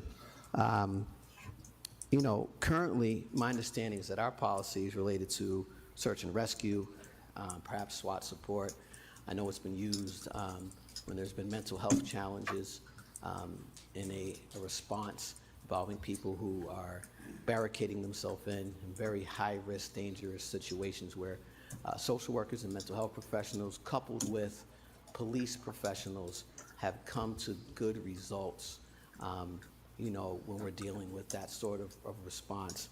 I just want clarification because I feel like we have already drones to respond to 911 calls and the like. So if we could, a couple questions. One is, through the chair, outside of search and rescue, SWAT, perhaps disaster stuff, what is there anything else that we're using our drones for? Are we using it for the things mentioned here and what's suggested to the city? Through the chair, these other various city departments. Through the chair to the council, no. Some of the things that are suggested there were not currently. I think there's some other elements that we use it for the purpose of search and rescue, but We let really light kids go hang gliding off of it. dispatching it when there's a 911 call. Okay. And we have 2 now? Is it 2 we have through the chair? Yes. How else are you going to battle Through them, the Christian? chair to the council, I believe it's only one. Oh, yeah. Oh, okay. Thank you. Transparency and maintaining public trust is a highlight of the recommendations, even for what was referred to as drones as first responders, even though it's clearly more than that based on this presentation to the council. You know, it talks about, again, much more than one would share. So, to the chair, to the administration, currently, do we have drones that respond with first responders? Mr. Manager? Through the chair to the councilor, no, we do not. Okay, so how do they respond? They are responded for the purpose of search and rescue. So if you do receive a call that there's a potential A cop child can't is buy his missing own or some drone kind of, and use it in the line of duty, right? potential disaster, sometimes we. In my experience, cops can do whatever they want. If we're trying to see what's happening, if the size of Because the I would drone, have to imagine that every then cop has a drone the at this request point. comes into the department, and then the department deploys it. But that's They're not- ubiquitous. It's not the way this system works. And they're is like $200 for a 911, halfway the decent one. dispatch comes and automatically the dispatch goes directly. I don't want to say that I know this for a fact, but typically if it's not something that's incidental, like your boots or a pocket knife or, you know, a particular brand of handcuffs, like you have to get gear approved by the department if you're going to use it for the department. In smaller towns, that's pretty common to have happen because it's just easier for somebody to buy like a duty rifle instead of the town buying it, or like a something like a drone for a search and rescue team or whatnot. I don't think Worcester would allow cops to be flying their own drones. That's my assumption, but I It could also potentially, realize that depending they on could how just we do whatever the hell they structure, want. This dispatch of those potential I don't- drones. And I just want to clarify real quick, we do have actually It would feel like way out of character for the Mr. Chairman, vast majority of I Worcester certainly police officers to the attempts to ensure the have public safety any and like some significant, privacy concerns here drive that's to outlined buy a what was drone. presented for context. Well, I was going to make a similar joke. Like, you are talking about extra work, right? That isn't coming with I appreciate an hourly rate. That's the candid And the other guys are responses gonna make fun of you. of the administration. Yeah, that's not- I have a lot of concerns that how this would be initiated. Making us based look on bad what I here. read here. Thank you. Councilor Bergman? Thank you, Mr. Chairman. No pause here. I'm excited to move forward with this, and I'm looking forward to getting the report back. Can you imagine, currently, the way it exists now, that there's an emergency somewhere and a police officer has to get in a car, one end of the city, and fight traffic all the way to the other end of the city? doesn't happen. To perhaps stop a child from being kidnapped. Where does we only have one cop? In what fucking world is a cop? Is And now you can the have responding opportunity officer on the to other get side of the right city? out there and relay information immediately. We've had What the And fuck is a drone? What does the drone do to stop Get him it? right in the head. The drone proved to be very, very Like, helpful. It's fucking constant with him. Like just parent had these Alzheimer's, got ridiculous lost fucking several times fake before, scenarios. unfortunately, had to be institutionalized for dementia. It's gonna get It's a 4K huge video tool of the to kid find getting missing stabbed to people, death. Whether it's a child or whether it's an adult with memory failure. So these are the types of things that the drone can do. So when I hear pause, that's I'm fine. kind of into Everybody's this as a entitled game, to their like opinion on it. having But let somebody me go just say that wandering, if we like believe not actually that put our someone at privacy risk, isn't put a somebody red able-bodied, subject, go wandering, and the you have to use a cameras drone to everywhere, go find whether it, it's like ring some weird cameras game of hide on and people's seek. doors or business Yeah, cameras in I know front of it's funny, but businesses, like community this would be when access Christian should say, like, cameras. We're Mo, can you fooling give us a ourselves. single In example most of a states, child the cameras take kidnapping that pictures was of the cars thwarted going by through the red lights. a The well-to-do cameras are drone? everywhere. Like, I I mean, think when you're balancing the only way to what deal with cameras people who we can live do in with such drones we fear have, and with a paranoia and reasonable amount of anxiety about additional reality like drones Mo does for is first to point out responders in just a how city of silly over they look without really making fun of 200,000 them. Just ask the I don't simple think the question. average Like, Yeah, or ask him when's the last time the responding officer to any emergency was clear on the other side of the city and there wasn't one but in this room we at hear least closer. sometimes one opinion that's slightly biased Like to the outside. he just makes up these fucking When I'm outside straw this men. building at neighborhood meetings, If I remember correctly, they used the drone during an incident, and the officer put it up, and it was immediately crashed and rendered useless like seconds after it hit the air. And it was that big one off of Lincoln Street. if I remember correctly, the story I remember hearing was that they flew it into the house, and then like the first one got stuck in one of those those doorway sort of shades that are like beads from the 70s. It was something like that. Like the propellers got stuck. That's and what then it they sent was. another one, and the person just like another. Or something else where Chairman, one did get no, I damaged. voted for It might have been like the give the police like a department the robot, drones that like they not a have drone, but a robot that the person just like or something. requested in 14 years for the police I department. couldn't remember the specifics, but I did remember something. That's But I fine. also, The beaded have curtain. concerns That's right. just in general about privacy. And the police department has drones. So the police department already has the equipment to do You know what's a bunch of cool work thing with that we drones, talked and about this here. this I've got a couple applies if you concerns don't about have a this way to issue like, of this item. you Number know, one, projectile get them down. If you grab the bottom of them, the propeller speed will increase substantially because it thinks it's like it's trying to stabilize itself. So if you grab the bottom of it, it'll like try and fly higher and higher. It'll spin faster and faster, and then you just let go of it, like in cartoon style. It'll hit whatever's above it. So just get a hand on it. Can you flip it and have it go straight to the ground? It'll try and flip over, so be careful because it'll cut the shit out of yourself. Fair. The assessor's office flying their planes over the houses, and gone off about that. I mean, I'm more concerned about privacy when it comes to that. When we talk about not only the assessor's office, but insurance companies and others that are doing this kind of thing. So I'm not going to support this item the way it's written, but I would support if the manager and the chief came in at a time while I'm still sitting in this desk. I would support whatever they thought that they needed for the equipment. And I also, Mr. Chairman, would like to congratulate the Red Sox. Ben White and I have been monitoring. They did. Oh, so Ben White will come hang out with you guys all I'm night. really happy about that. Thank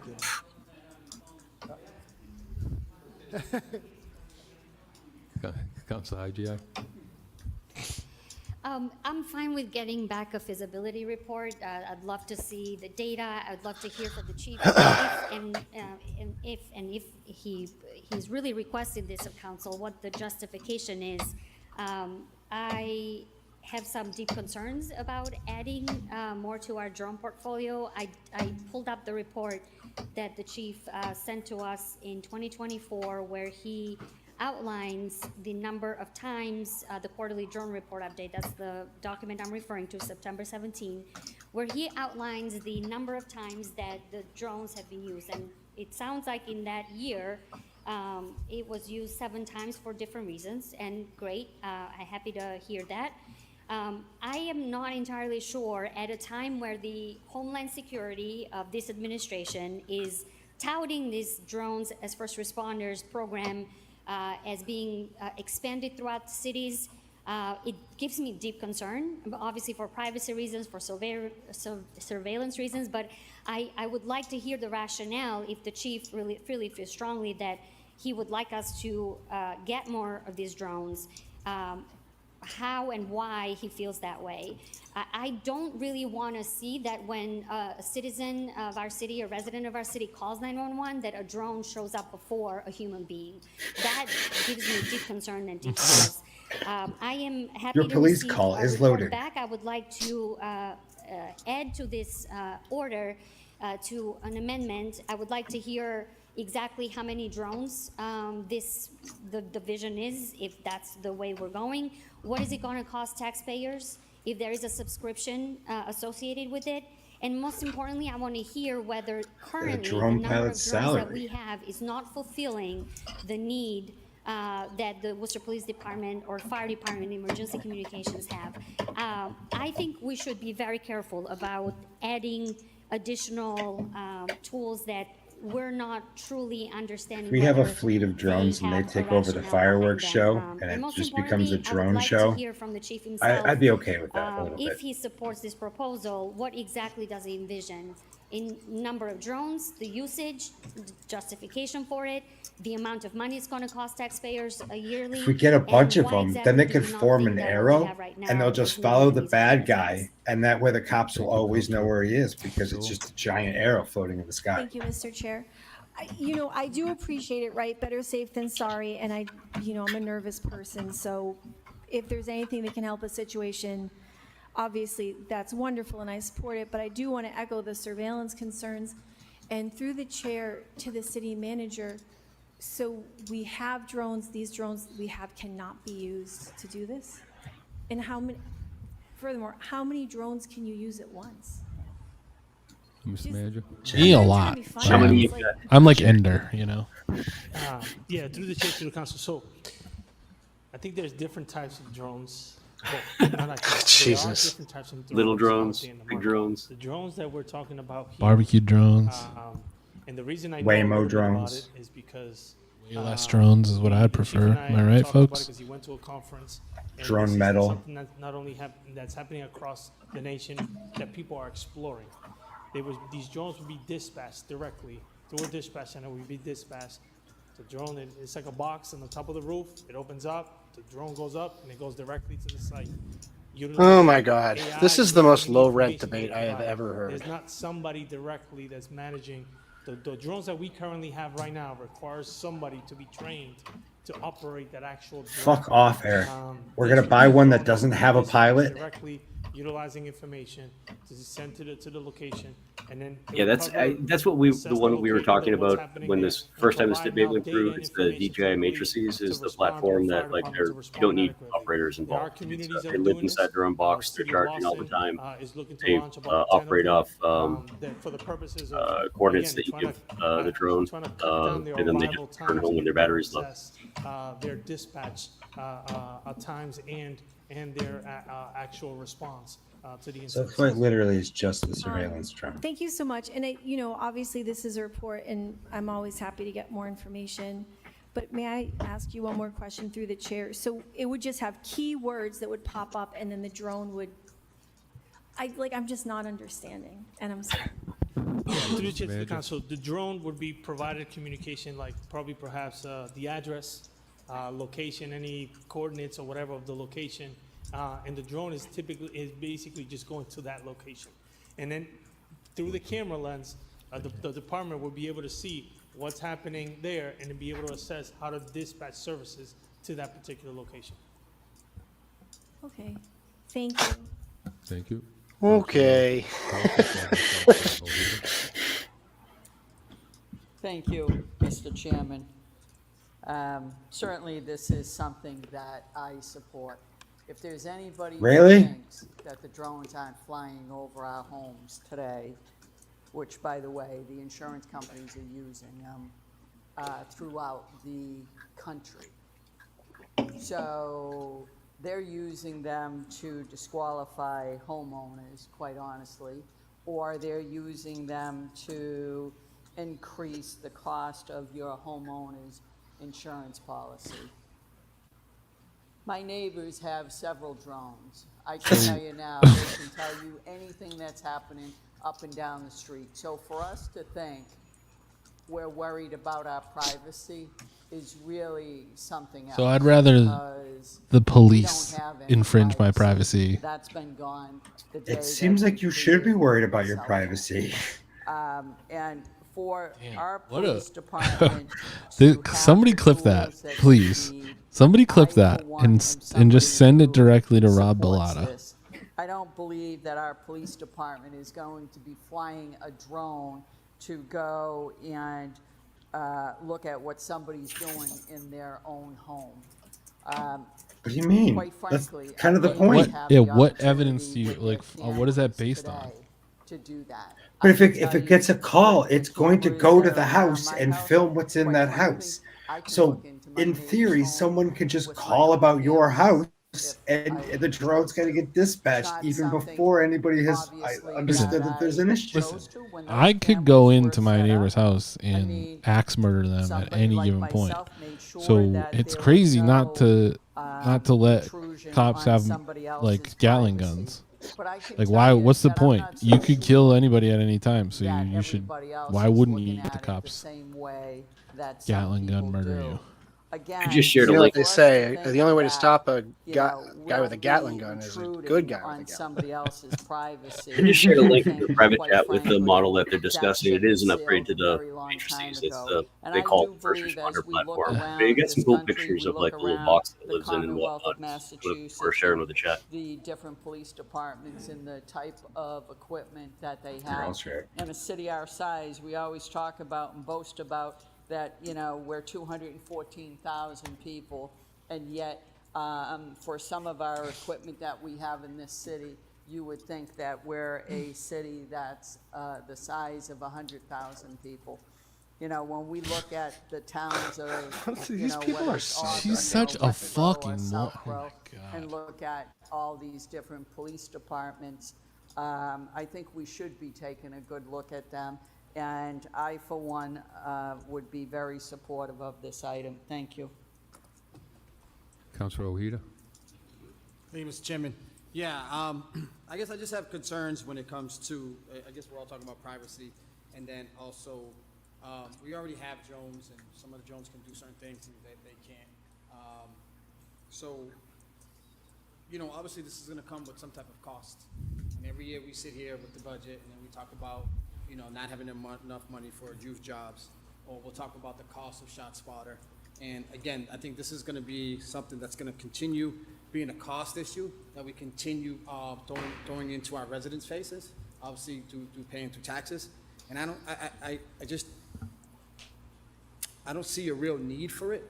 If we're talking about we need to hire more police, if we're talking about, you know, maybe we can't get to one side of the street faster than the others, so then we should look to find better ways, smaller stations. The police Underground station, tunnels. Firefighters always get there Make before the streets. police officers do, because they get to every call out, and they're spread out a little bit more than the police officers. So if that's a concern, then maybe that's Pogo something that we should be sticks? looking from the ground up versus from the top down. We know Tiny we already helicopters have, for the you know, cops. internal issues when Wait, it comes to hiring. that's- and things we're like back that. on So drones already. If No, in the little these drones helicopter. are gonna get Oh, there, like and the they're gonna single get there person faster. helicopters, Yeah, like they can live in the Inspector pocket. Gadget? We don't have enough police officers. And if, you know, we have more police officers, again, we can station them better. Yeah, what throughout the hell? I city. want- So I when want we do jetpacks. get these calls, they're there. So I'm just concerned about, you know, those things. And obviously the cost of it, the storage. I think we had storage issues with some of our technology within our own city. Some of the software we're using was outdated and now it's new. So we had a lot of issues with that as well. So I don't know. I don't feel there's a need. I get it. It's just a report. But I think we should be looking at it at a different way, where working with the city manager and the chief to figure out, okay, if there's issues getting there, you know, in a timely manner, let's look into how we can do a better job in the meantime. Sky versus, Bridge. asking for this report. Thank you. Thank you. Councilor Toomey, followed by Councilor King. All right, hear me out, guys. Thank you, We're gonna Mr. save the money Chair. on the drones and get Spider-Man many risk drones does things so that the David cops Webb can have? swing between buildings. Yo, did you hear that? It's just like, really, I mean, drones everywhere, right? So it's just a rhetorical question. Bill, you gotta clip that. Here about that. What The is it? reality of How many is drones does this is David a Webb very have of different in Kate type of Toomey's issue. voice while doing this Okay? really neat It's dance on that you just top developed? Oh the my building. God. It's deployed by the 911 system. It's not sent out for everything, it's emergencies, specifically talking David about Webb. fires. It could save We're talking about people's lives goddamn. by being first on the scene within 1 to 2 minutes, being able to see where smoke is showing, being able to inform the fire trucks that are on their way there, where to stage, where to be. Life-saving, okay? Finding people, being able to go after, and there's saving someone's life. There Well, was why a can't we do that recent with the drones we report already where have? someone was, Yeah, they Canberra, I called felt in that and said too. there's a guy waving She's a gun parroting a around and sales everything. pitch. The drone got there, assessed, saw the situation, had the video. The guy had a cigarette he was waving around. That saved this person's life. Being able to identify situational awareness, those are really important things. This isn't just a regular. Kate Toomey wants to give It's a whole program, and it's not just in some federal wackadoodle thing troops, that I guess, know, oh, I think it'd be a nice FEDRA, thing. the ability Mass, to monitor you Chiefs more of Police closely. Association, I believe, had a recent. Stop me if I'm wrong, but she was just talking about a cigarette. Does Kate Toomey want to shoot me if I have a cigarette? Concerns about, and that should all be discussed protocol. in the report. She wants to shoot you no matter what, pal. That's Talk about it true. and make sure that we come back with a really comprehensive. It's like that ever getting hit with her car. And it's not a matter of saying we're gonna use this instead of police officers. That's not it. This is taking the resources that we have and actually being able to put them in a position where they can be more effective. If they're not needed over there and they're spending 10 minutes getting to a call and it's not needed, they can be more effective going to another call. It's really simple. And so I think it's really important that the manager and the chief come back, you give them an opportunity to say, hey, look, let's vet this fully. And if it's not for Worcester, then it's not for Worcester. But I think it's important to ask the question. And So if the that's- cops and don't by have the to way, work this as was hard, let's nothing more than reduce a just bunch an of their article salaries and buy it. in a magazine, Police One magazine, that outlined a bunch of different Here we things. go. It does not She mean that worked that's her what article I'm in. recommending, or what the chief is gonna come back, say, what the manager's gonna come back and say. These are just things that that drones can do. It was an article just for informational purposes. We So love an I'm article. hoping that people will keep their minds open and say, hey, look, this is a report, just like everybody else out. Awfully rich. And come back with a recommendation as to, do we do a pilot program? Is it worth trying? Why not, right? So that's all I'm asking for. Thank you. Thank you. Councilor King? Thank you, Mr. Chairman. Just a couple of comments.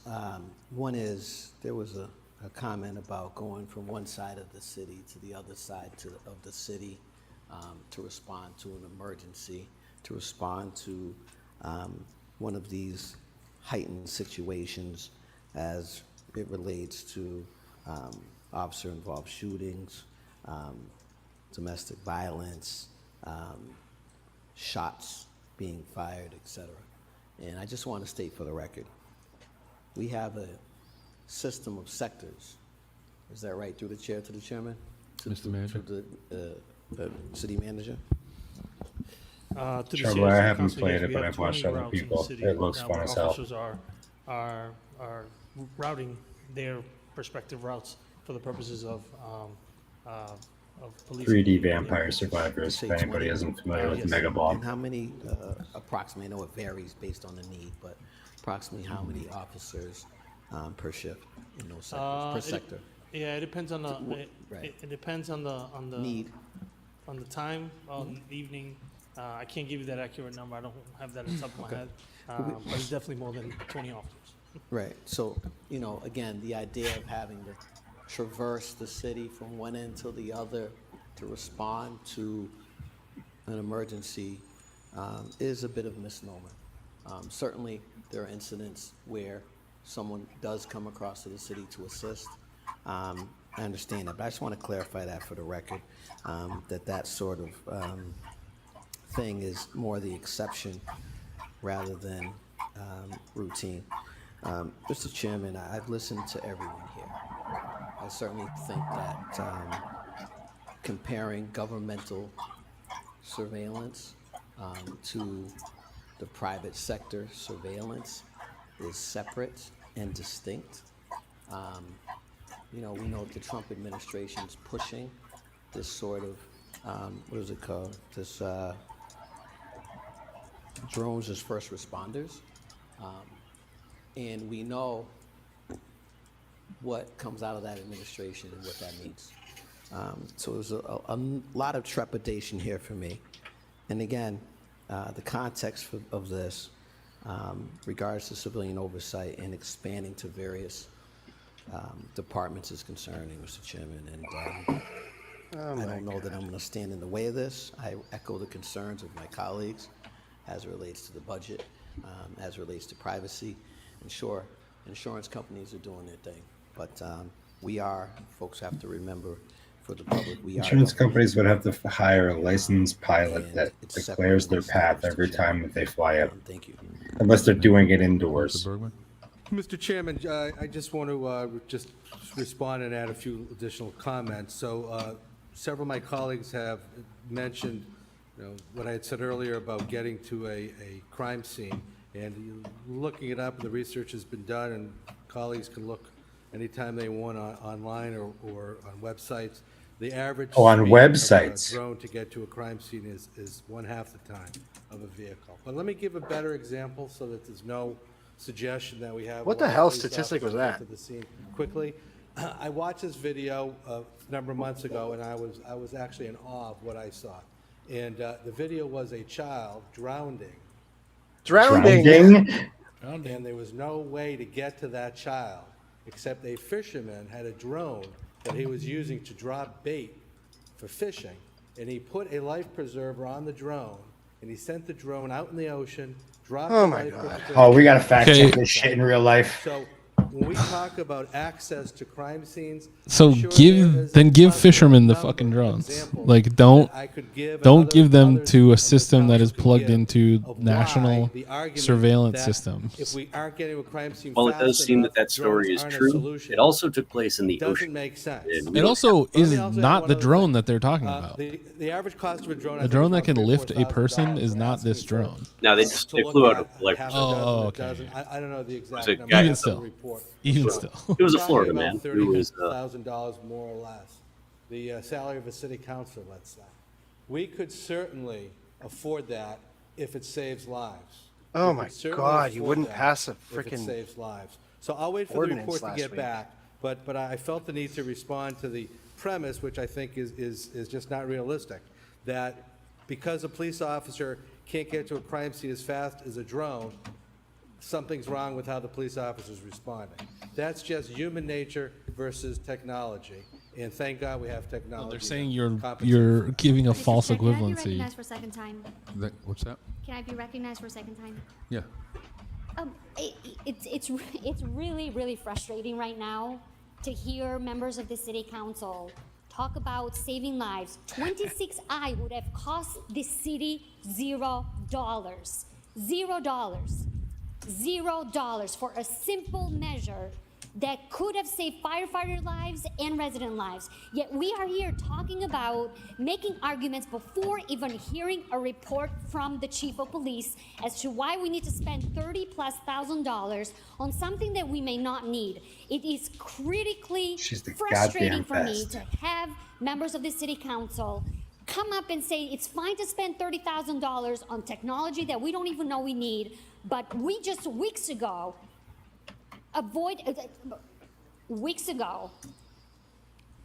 couldn't even come to a consensus on a firefighter measure that would have cost the city $0.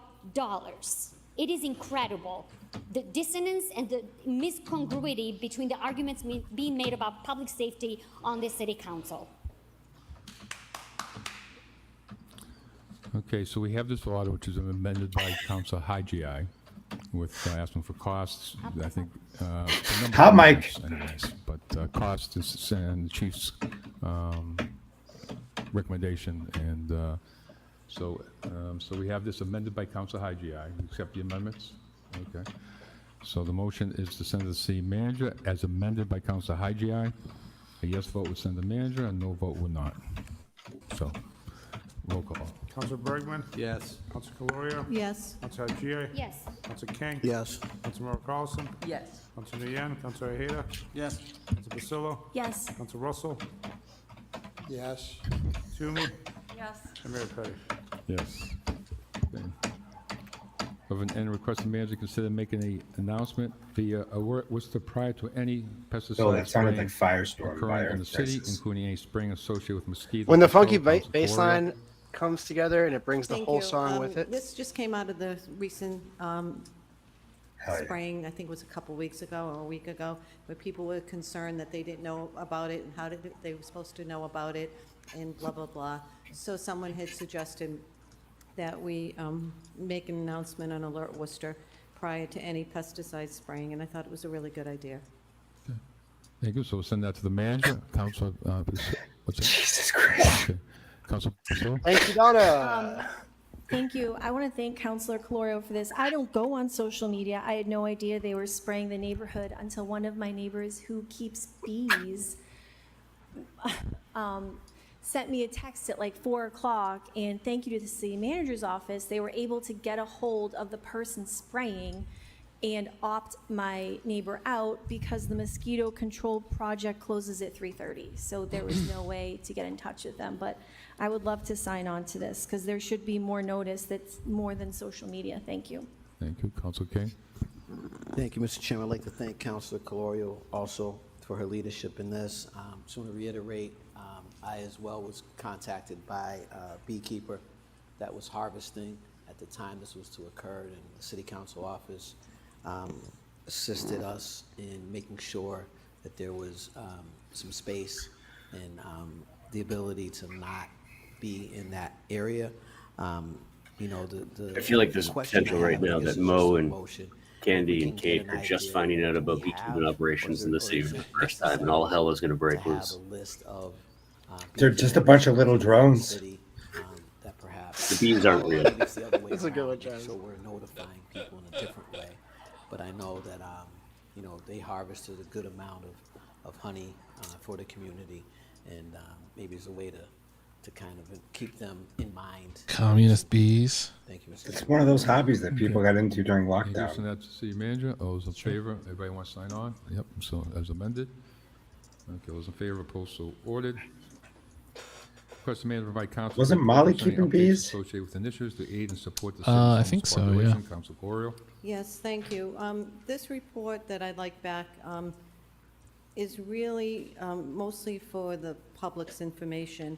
I mean, I meet with the city manager, we talk about things that are happening, we talk about the Green Street Bridge, the dog park, the We're hip. Barnard We're Bridge, cool. you know, the RVs that are illegally parked.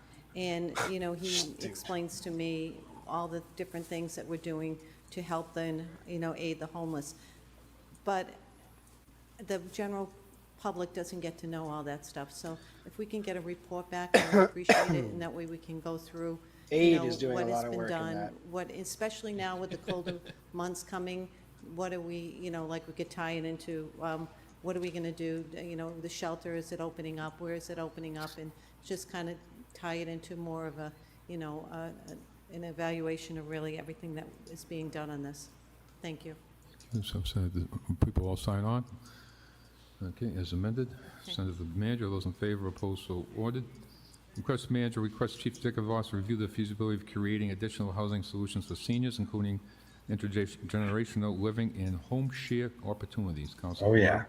Thank you. So I'm sure I'm not the only counselor here that is receiving phone calls from the elderly and the seniors and saying, we can't afford to, you know, pay our taxes, our bills, and, you know, what's going to happen. And I know we've discussed different opportunities with senior housing and stuff like that, but one of the things I don't think we're addressing is that what I hear a lot of times is, I've lived in Worcester my whole life, I just want to stay and die in my house. I want to live in my house. I don't want to move. So we can't deny the fact that expenses. Oh, are she is going getting my down. phone calls. So expenses are increasing. The only thing I can log God, I wanna think of die in my is that house. we have to increase the revenues. So there will be more money. Donna, available bring me another for pizza. seniors to live in a Donna, house. don't make And me one go to way work. I wanna was die in able my to do house. is right? called intergenerational living. I was raised in a three-decker, and my maternal grandmother lived with us. And there was a lot of benefits of having her And here. where did she die? Into this intergenerational living. She had decreased isolation, better health outcomes, renewed sense of belonging, especially trying to help me with some of my homework, which I didn't really get. And it allowed her to have some self-worth and So we're fulfillment. blaming her? So I think that, you know, for seniors that want to stay in the house, this would be beneficial. Also, on the other spectrum of things, I was reading some reports, and one of the reports I read was how many rooms have been available in the U.S., you know, like unoccupied bedrooms, and the potential to be rented. And some of the research estimates that a graduate student can save up to $24,000 a year in renting a room rather than renting a one-bedroom apartment. So this is a win-win for the senior. It's a win-win for maybe a college student. And I know that there's some pilots out there that they do align with they pick a college and they work with a college to try to get I this would off not the want to ground. live with a So any kind of senior citizen while I was in report, anything that college. we can do to Oh, maybe let's say move like the I was the needle a little bit rainmaker, more and so these you seniors know, can stay in the house. I lived with the appreciate it. Thank lady you. that I like didn't pay rent. I just like Send fixed that to stuff the in her manager. house and cleaned stuff, and then she Sign made on. me food, Councilor and King then wants to sign on as amended. then I Those in took a favor, client that opposed, so was ordered. Send to the manager. Those in favor, trouble, opposed, so and ordered. Request the same manager requests. got too involved with her personally, and maybe killed her husband who was beating her, and then I saved Ben Affleck's life on the street as a reads. by suing the Those in company favor, that opposed, poisoned so him. ordered. That's the only Request the situation same that I manager think would be provide fine. report The detailed only timeline of one. the sidewalk surfacing repairs around City Donna's Hall, ideal located for the last third of her 455 Main life is Street. Harold and Councilor Maude. King. Thank you, Mr. Chairman. The condition. She's giving a little bit of an of Ozzy Osbourne sidewalks, stare to her. Just that kind of around like City Hall, distant, on the not really plaza, sure along the where plaza she near the is. entrance by the bus stops. If she yells is Sharon, then significant. then we'll In know. the course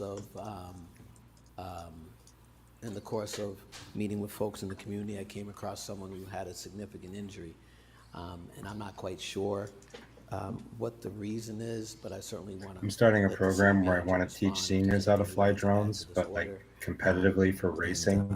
So they have to wear the goggles and go through the fire rings. I think it's good for their health and their sense of community.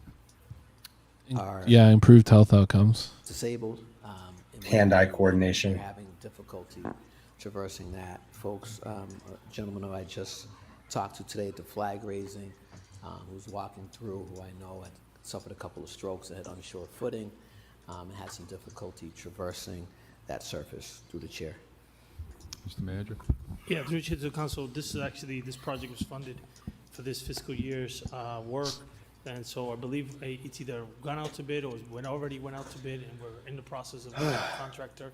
So we're committed to making sure this works happen as quickly as possible, and hopefully we get it done before either the spring or summer of next year. But yeah, this is something that the city council and the administration recommended as part of the budget, and was voted into the budget to make sure the Parks Department got this done quickly.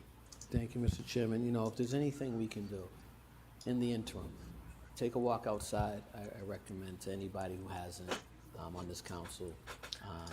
Oh my God! And Theme song if there's incoming something we can do in the interim, shortly. can't wait Here till we the go. spring. We Like need 5 more minutes. to do more. I just finished the baseline, so it's pretty important. This location is extremely dangerous to traverse. Thank you. Okay, so that's the manager. All those in favor, opposed, so ordered. Request the manager work with the police chief and superintendent of schools, utilize the new extra parking at Roosevelt Elementary School located at 1006 Grafton Street, create a designated parking area on campus for families waiting to pick up students. Councilor Russell. Mr. Chairman, I first would like to thank Mr. Hacker from the school department for having a long conversation with me the other day. I know he's leaving the school department, and I'm disappointed, quite frankly, that he's leaving, because he did a real good job with the various different projects that I interacted with him on. But my concern is there's still a lot of cars in the street. And from what Mr. Hacker tells me, that there are 40 extra parking spaces at Roosevelt School. But when I go to the lot there in an afternoon and I look around, there's got to be at least 25 or more empty in the back of the parking lot. Oh my God, And George, shut up. the front part, the old part, if you will, is packed. That's where the parents and the families should be waiting. If there are 20 to 25 extra spaces, as I said when we made the announcement at the press conference, that if there are new spaces, if 40 spaces were created, there's going to be 20, 25 spaces that are empty. And if you go up there, they are empty, but they're in the new section in the back, and for whatever reason, they're not being utilized. And I want to thank.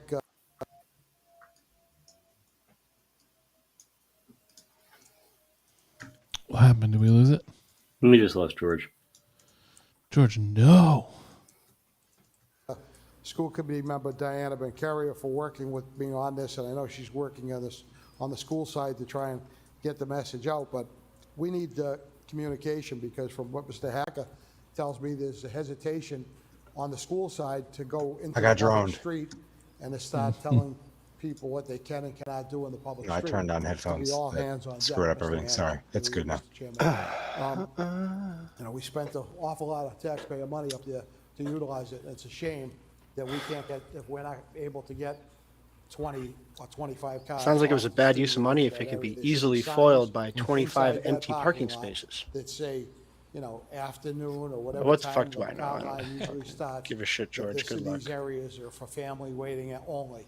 And someone, whether it's from the school department, maybe the school department would put an insert in the kids, whatever they're taking home, so that folks know that the lot is available for them. And it's got to be, we all got to get together and use this and make it right, because this isn't right. After all this money, and all this work and all this effort from all of us, and it's not being utilized. We'll send that, All yep. right, Send that to the manager. Mr. Manager, is there anything, Mr. Manager? any update on it through you, Mr. Chairman? Yeah, through the chair to the council, I've had conversations with the superintendent. He's supposed to be addressing, part of the strategy was to utilize the top portion for the staff, and then utilize that front section of the turnaround for the people that are parked outside. And so I'll follow up with the superintendent to make sure that's happening and moving forward. Thank you. Thank you. Okay, those in favor, opposed, so ordered. Where are we now? Now, request the manager provide council with a report concerning developing a quarterly activization plan and timelines to identify and address gaps in services for the homeless population in our neighborhoods and business districts, including mental health service provisions, current status of women's shelters, and report of the current shelter capacity. Councilor King? Thank you, Mr. Chairman. This is calling for, as it mentions, a quarterly activation plan and timeline to identify and address gaps in services for this population. Mr. Chairman, I know we're doing a number of things. Some folks have expressed this evening some consternation with some of the approaches that we're making as it relates to noise and this population. And we're doing other things. We are connecting with, and the managers meeting regularly with service providers to this population, along with a number of departments here. So we know that that's occurring. What this is again a request to identify and address the gaps. What are we doing in those specific ways, and to be done quarterly, every few months, so that this body can be appraised. In addition to that, Mr. Chairman,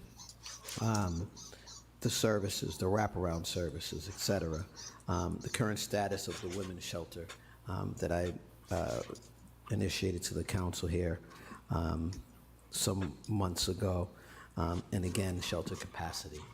Mr. Chairman, through the chair to the administration, I do have a question about the R&V site. It's an absolute eyesore over there. I drove by there on the way home. There's trash everywhere. We got boards on the windows. My understanding that's a state building. Through the chair to the administration, what responsibility do they have to A, make that presentable, and take care of the property? Through the chair. Oh, a Chungo appears. Through the chair to the council, they have all the There's responsibility the to do guy. that. We oftentimes communicate and let them know of some of the challenges that you've talked about in that area, so they can address whether there's overgrowth or trash or et cetera. I know that our staff sometimes also lends a hand and try to help out. Some Chungo, of get those your issues in stinky the ass area, out of my of freaking the face, R&D, brother. But is the responsibility of the state, and that's something that we work with them on. Are we going to stay up to watch the government shutdown? It's actually Ooh, yeah, midnight. So DCAM has nothing to do with that building? Travis, can we get a ball to drop? Solely under As soon as the government shuts down, I'm watching Hubie, baby. purely under Mass DOT, not DCAM. Okay. Through the chair to the administration, if we could report back to the council on the work Chungo, say being hello to done the there. camera. You know, it's Hello, borderline. Chungo. It's just a bad look. Hello, in Chungo. between usage and what their plan is, and want to see what we are asking them Chungo. to do, Mr. Chairman, by maybe amending this particular order. What's the current of the status Behold. of the shelter? Is it permanent at this point, through the chair? Mr. Manager? Yeah, through the chair to the council, the current women's shelter is permanent. It's located and on the Channel Street area. Behold. That's something that we The were very Chungus. successful to work with a provider to be there and have. He is people who large. have been He trained, is to strong. serve as And he managers purrs like in this effort. We currently, the shelter is currently full, is being well utilized, and is providing a lot of that space that was needed, that we created as a temporary status in kind of the West Boylston, the Boylston, Lincoln Street area, but this actually now is a permanent location right in near the Channel Street area. Thank you, and I just wanted to give a thank you to the community groups, the women that came here and testified and advocated to many of the councilors, to the mayor, to the city manager, for a safe space with regards to a shelter for women exclusively. Mr. Chairman. So thank you to this body, to the mayor, to the city manager, and I was glad to have led on that. Mr. Chairman, I look forward to this report and, looking forward to it coming more than once a year. Thank you. Okay, we'll send that. Hell, to the me too, mayor. brother. In favor, opposed, so ordered. Request the mayor to conduct a feasibility study for I establishing. wasn't really municipal listening to what ID he's saying. If program that was to those offensive, I apologize. in New Haven, Connecticut, and Providence, Rhode Island, as well as recently passed an ordinance in Boston. Councilor King. Thank you, Mr. Chairman. This is a matter that I've been looking at for quite some time. I want to thank Sam Bishop for reaching out and having the office and myself explore this many, many months ago. Again, a feasibility study. Mr. Chairman, we know through the research that I've done in New Haven, Connecticut, Providence, Rhode Island, and recently in Boston, Boston actually passed an ordinance that I attached to this document that answers a lot of questions of things and ways to identify and verify that this is for residents of the city, Mr. Chairman. That particular ordinance talks about proof of residency, even for folks that are in a homeless shelter, by written verification issued by a homeless shelter that receives city funding confirming at least 15 days of residence. Same with someone in a hospital, health clinic, social service agency within the city of Worcester for at least 15 days. There's other traditional ways, utility bill, residential property, et cetera. There's going to be a number of questions about this, Mr. Chairman, one of which is funding, and I'll get to that shortly. But these municipal ID programs are incredibly important. One of the challenges when folks are having their homeless encampment swept is the loss of identification, for example. And while we know that this ID program is developed across the country to address a critical issue, these programs cannot be taken for granted. Identification cannot be taken for granted. It's needed for a bank account, accessing health care, enrolling children in school, applying for public benefits, reporting a crime, borrowing library books, registering to vote, so much more. But for many, particularly those who are unhoused, formerly incarcerated, undocumented, or the area that I work in, youth in foster care, accessing a governmental ID can be daunting, if not an impossible task. Cities in comparable size to Worcester, like New Haven, which was the first city in the country to implement such a program in 2007, and Providence, which launched their program in 2017, have seen the positive impact of this initiative for municipal ID. They provide low-barrier, affordable, and accessible IDs to residents who need them most. In Worcester, we've seen firsthand logistical changes can make access harder. When the RMV was moved from downtown to the southwest cutoff, it created a significant access barrier for those without vehicles. I remember working with the state delegation in that regard because we had those concerns. While the WRTA can technically provide services to that site, we all know transit can be unreliable. Having to transfer can make up to a 2-hour ride. Showing up with appointment without an appointment often means waiting for hours, time that folks simply don't have. The cost of a mass ID is $25, and a permanent address is required to receive it. That's a major obstacle for our unhoused neighbors. By contrast, our municipal ID programs typically cost far less, with many cities absorbing the fee entirely or charging between $5 and $15 depending on income or age. While the unhoused population is often the focus of these programs, I want to reiterate other groups stand to benefit: foster youth, formerly incarcerated individuals, immigrants, seniors, and LGBTQ+ residents. For LGBTQ+ folks especially, these IDs can provide an accessible, dignified way to obtain identification that reflects their gender identity, something that has become increasingly important as their rights continue to be threatened at the federal level. All politics is local, folks. The federal impacts the municipal.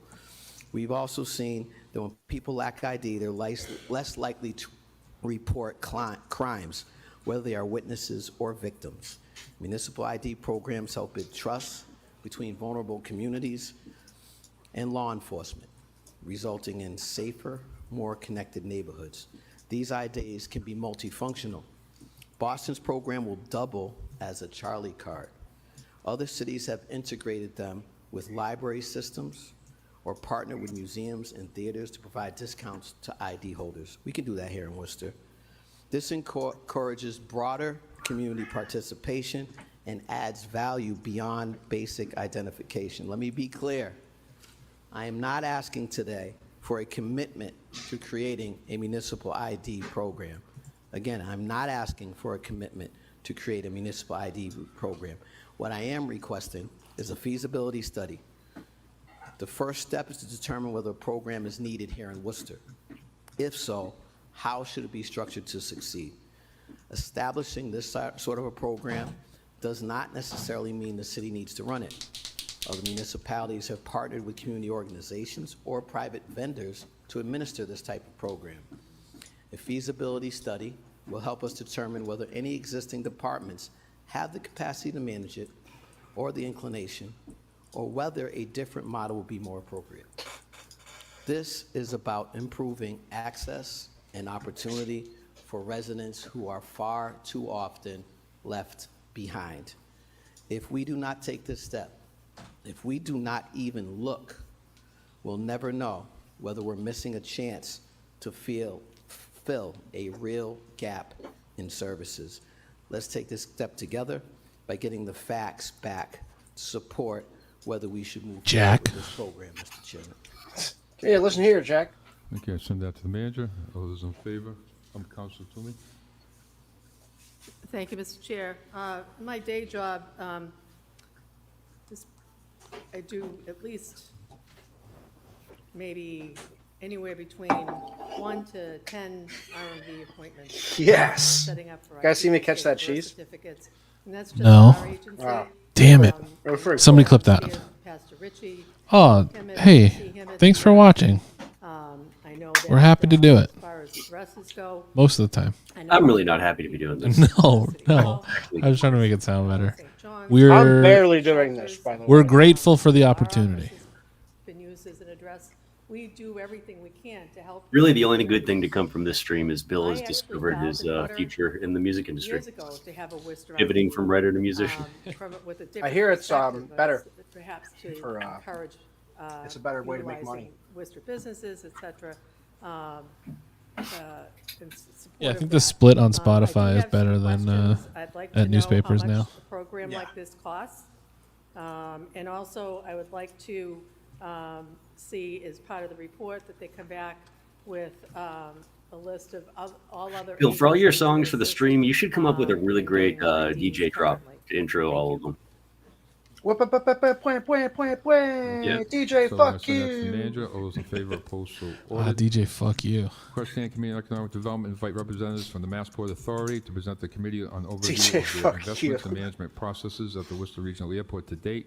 Said presentation should include how the Worcester Regional Airport will be included in the recently announced Massport strategic planning effort. Christian.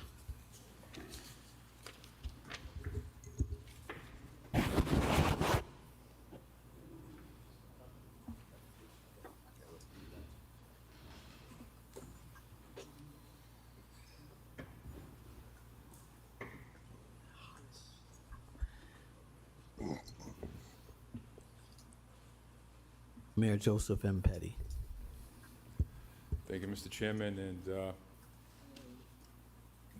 co-sign Merrill Carlson will be next to speak, but I think this is pretty important for the city of Worcester. No, I know it's important for the city of Worcester. You know, Massport CEO Rich Davey stated in 2024 year in review that Massport is launching the first strategic plan in over a decade. Oh my God. And once completed, that plan will guide the authority's planning and priorities for the next 10 years. That's why I think it's important that Councilor Merrill Carlson, Chair of the Economic Development Committee, have a meeting with Massport and you, Mr. Manager, come in here and explain how we are part and can be part of the strategic planning process. We do have an airport that took over, Massport took it over in 2010. I can't believe that's 15 years ago that happened. But it was really catalyst for economic development here in the city of Worcester. I'm reading on Reddit right now, Bill, that you can get 30 seconds of DJ drops for $25 if you play your cards right on Fiverr. What? I could do that. I know, but you get somebody else, like a voice, an actual voice actor, do it for you. You get at Logan Airport. So, That's true. I guess I should start selling my DJ drops. Bradley International has 15 you get idea. You can pay for your DJ drops by making other people's DJ drops. International 34. I got a voice changer thing. Do it like about 47. alien DJs. Show me your dealer. All right, I'm giving the mix. It's finishing touches, so I'll be right back. And then we're gonna have TV Halloween theme song. And cost of a plane ticket. So what we charge for parking at the Worcester Airport. But I think this is important. We bring maybe the business community in, Councilmember Carlson, and definitely the manager, and definitely Massport, maybe Mr. Davies will come to that meeting. And just discuss how Worcester will be, how important this is for the city of Worcester, the city of Worcester's residents who use that airport and around the county. And just share ideas of how we can really expand the airport. We've been on this since I've been on the council, trying to get the airport going, and it's in a good place now, but we can do a lot more and a lot better. So thank you, Mr. Chairman. Kenny Merrill Carlson, District 2, co-sponsor. Thank you. So back in 2010, when we sold the airport to Massport for $17 million, the deal was seen as a win-win opportunity for the city. And it was, with Massport, they had shared with us that we would reap many of the economic benefits from this sale. And we certainly have not seen this. As you look at, and there's plenty of documentation and research that I've done on this, when you look at what Massport is in charge of and what we, at the end of the day, as a city, 4 flights going in and out of the city of Worcester each day is really abysmal, to say the least. And Massport, really abysmal. I would love in the Economic Development Committee with my colleagues to have the conversations with them around what is it that we can do for the city, because 4 flights certainly is not cutting it. And with Worcester itself having a population of over 200,000 folks, I mean, and again, this is all their information about what should be taking place in the city of Worcester. And quite honestly, Pepto-Bismol has taken place. So I was happy to sign on to the order with the mayor and look forward to working with the manager and Massport to see exactly what we can do to revitalize our airport, because I certainly think that there's an awful lot of opportunities that we're missing out on a daily basis. And, you know, when Massport talks about all their progress and what they're doing, they're spending most of their time in other areas, and it certainly is not in the Worcester area. I mean, when you look at whether it's Burlington International Airport has 25 flights a day, Bradley has 69, you look at Manchester Boston Regional, 22, you look at Tweed New Haven Airport, 7 flights a day, Portland International, 34, Providence is 47, and there we are at the bottom with 4 flights a day. So I look forward to having this meeting. Thank you, Mr. Chairman. Thank you. Motion is to send this to committee for the public purposes. It's an order to send to Economic Development Committee to invite representatives from Massport to present to the committee an overview of investments and management processes at the Worcester Airport to date, including how the airport will include the city in recently announced strategic planning. Roll call. Councilor Bergman? Yes. Councilor Calorio? Yes. Councilor Gia? Yes. Councilor Carlson? Councilor Nguyen, Councilor Ojeda? Yes. Councilor Pacillo? Yes. Councilor Russell? Yes. Councilor Toomey? Yes. Mayor Petty? And Vice Chair, Councilor King. Yes. Joe, don't go bringing logic into this.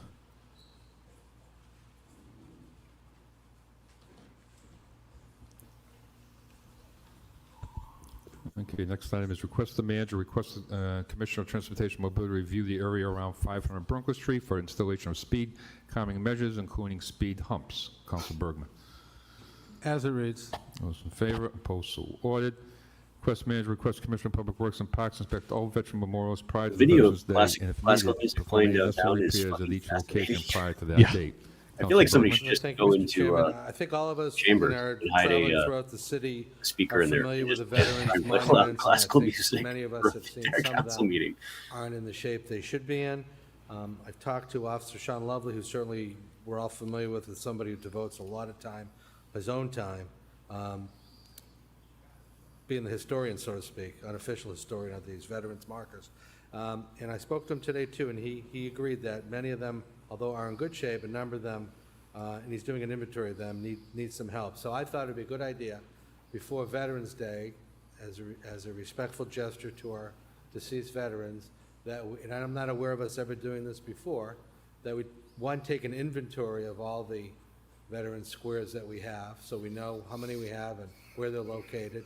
And number two, perhaps rate the condition of them and prioritize repairing those that need to So be you, now you want to create a Get hierarchy. this all done by Veterans Day. I think it would say a lot about our commitment to veterans in the city of Worcester. Thank you, Mr. Chairman. Thank you. Send that to the manager. All those in favor, opposed, so ordered. Request that the city manager request Public Works and Parks review the portion of King Philip Road where water gets backed up and perform any necessary repairs at that location. Council Pacillo. May I just amend it to say in the vicinity of 65 to 85 King Philip? Okay. Thank you. As amended, we'll send that to the manager. Those in favor, opposed, so ordered. Request any manager provide council with a report concerning best practices used to ensure the city's noise ordinance is effectively enforced, including but not limited to situations where property owners play loud music at late hours. Council Pacillo. Thank you, Mr. Chair. There's a property on Northern Lincoln Street where it seems as though the city's noise ordinance has been ignored consistently, so I was just hoping to get some clarification around that order. Thank you. Thank you. So we'll send that to Councilor Merrill Carlson. Thank you, Mr. Chairman. Couple of questions on this, because the location that Councilor Pacillo has referred to, it's an ongoing issue, and for lately, some of the responses we're getting back from the Worcester Police Department is that they have permits. And to my knowledge, do church organizations have to have a permit to have an event at their place of worship? So that's a question, Mr. Chairman, through you to the manager. Mr. Manager. Yeah, through the chair to the council, it depends on the type of event that they're hosting, that they may need certain city permits to be able to host those events. I don't know exactly what permits are required as part of this particular issue in terms of the events that they're having, but depending on the event, they are and whether it's outside as well, depending on what they're offering, will require some potential city permits. So again, I would say this because I have a similar issue on Waverly Street and Providence Street, and at 2 a.m. in the morning, when the noise is basically equal to a band playing outside in the parking lot, I'm not sure a permit would allow that to happen. And I think that we as a city need to begin to enforce the noise ordinance. And this noise ordinance has been an issue for 10 years that I'm aware of. It may have had issues prior to me.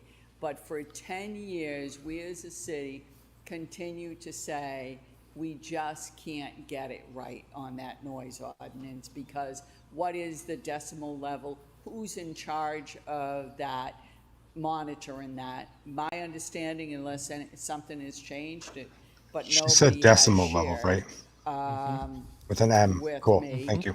is the only folks who actually have those noise meters are the Department of Inspectional Services. We all know Department of Inspectional Services, they go home at 5 o'clock. So it's not like Inspectional Services is going to monitor a noise complaint at 2 a.m. in the morning. So I just feel like we continue just to say to people, there's nothing we can do about it.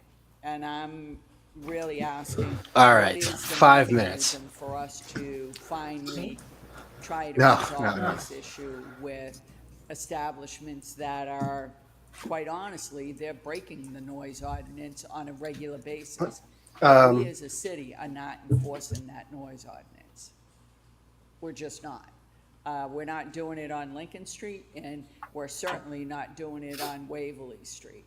And on almost every weekend, the people on Waverly Street and Providence Street don't get to sleep all night because of the noise that's taking place over there. And they continually get told that we don't have a noise ordinance, they have a permit, or they don't have the meters to check the decimal level of the noise. So, and I also understand that we Confirmed. do have a noise ordinance that is at a certain decimal level, but we are not enforcing that. So the question is, when will we begin to enforce it? Mr. Manager? Yeah, through the chair to the council, you are correct. There's a noise ordinance, not only a decibel kind of range that's Get that be required, real that's hard. allowed, but also there's a time frame in which you could actually Yeah, I thought so have too. that noise or what have you. People can't just have a band and party at 2 in the morning and assume that that's allowed. There's an ordinance, and the noise ordinance takes in consideration all those things, which includes sometimes, I believe, also construction and all the stuff that happens in that particular time frame. So I'm going to take a further review with the departments to come up and understand what's happening, and then come up with a report to the council that delineates whose responsibility is what and what are the enforcement mechanisms related to that. Thank you. Thank you. So we'll send that to the manager. All those in favor, opposed, so ordered. Request the manager provide council with a report concerning rules and regulations relative to the use of generators on public ways. Councilmember Carlson. Yes, All right, Mr. Chairman. perfect time to Again, bring the level of this the chat is, down. This order Let's is do put this. here because Let's fucking there's been do this. I'm so excited. You know what? I'm just going to share my screen. Oh, wait, I can't do that with audio and when it's not. All right, never mind. Here we go.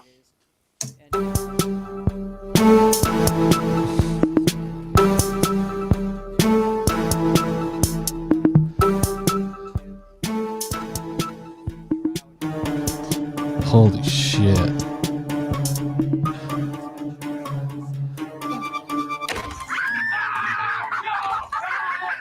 The dead speak. Boner donor. The dead speak.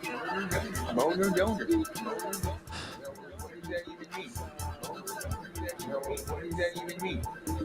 You want me to get out of this car and beat you with that ugly cat? 'Cause you know I'm more capable of it. No.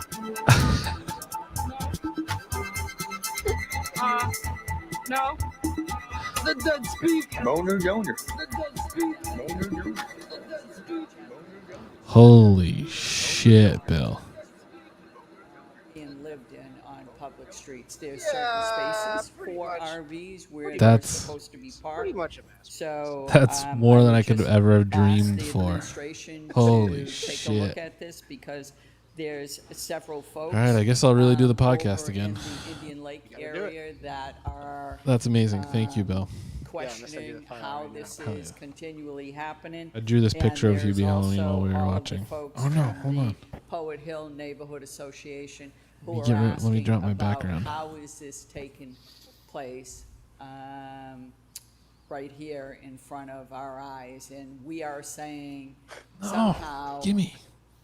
there's Turn off the filter. folks from the city that's been there saying that we basically don't have any laws against that, and I would, quite frankly, right now, I Pew. would stand here and I would challenge that answer.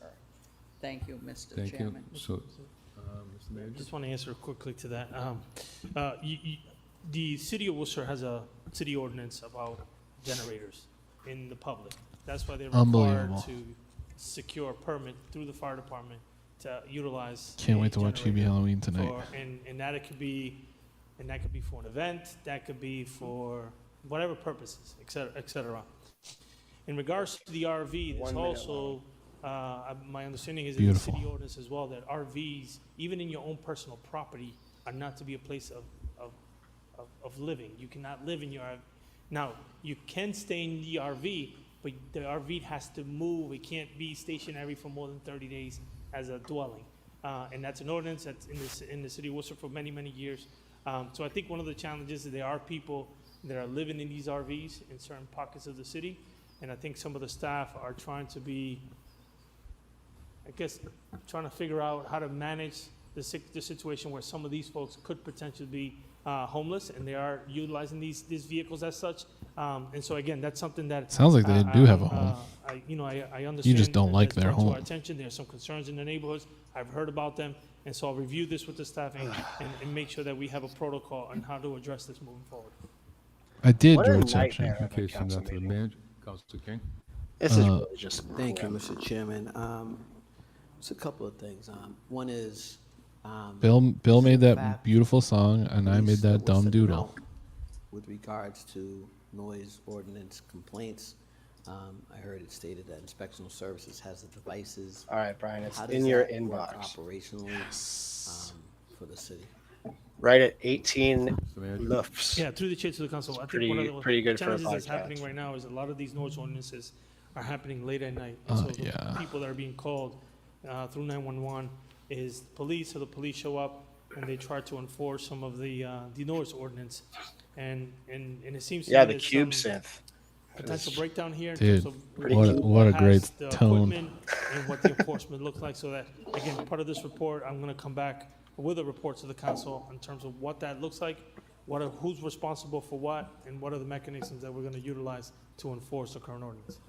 Thank you, Mr. Chairman. I've called for audits of overtime for many departments over the last few years. I know it's been in municipal. Oh yeah, it's Hubin time now. They did what I think it's out now. The dead of that speak. committee, I The believe. dead speak. So I'm not. All right, now I gotta finally watch it. Careless with overtime. Yes. I haven't watched it yet. I gotta watch it. All right, watch it and then come on the podcast. Fuck yeah. That being said, we asked an awful lot. As I've said this a million times. I have we an asked I have an interview with Eric Yankees Franco lined up. There was some miscommunication last year. He didn't actually watch the movie. This is another thing. I don't know. So if you're curious about that, you can go to my YouTube page and you can see that episode. But he's informed me that he's now going to or has already watched it, and we're going to talk about it. So. Like we do in other agencies where there's an on-call. Are people watching his Sunday morning streams? I sure am. Coffee with Eric, big fan. It's beautiful. That I've been reached out to recently again regarding. If you want to know more about weather in your general area, the sway, and Wright's Chicken Farm. Through the chair, if you could explain the scope of the responsibility for the police versus inspectional services. If you want to get the report, that's fine. Just say that. When you Well, follow It's Hubin Time on Instagram and let me know what you think. I really think it's a operation outside of the city, outside of the police department? And in addition to that, what's the consequence for violating laws ordinance? Are we talking about locking people up for the disturbance of peace? Or are we talking about a fine that's issued by the city through the chair?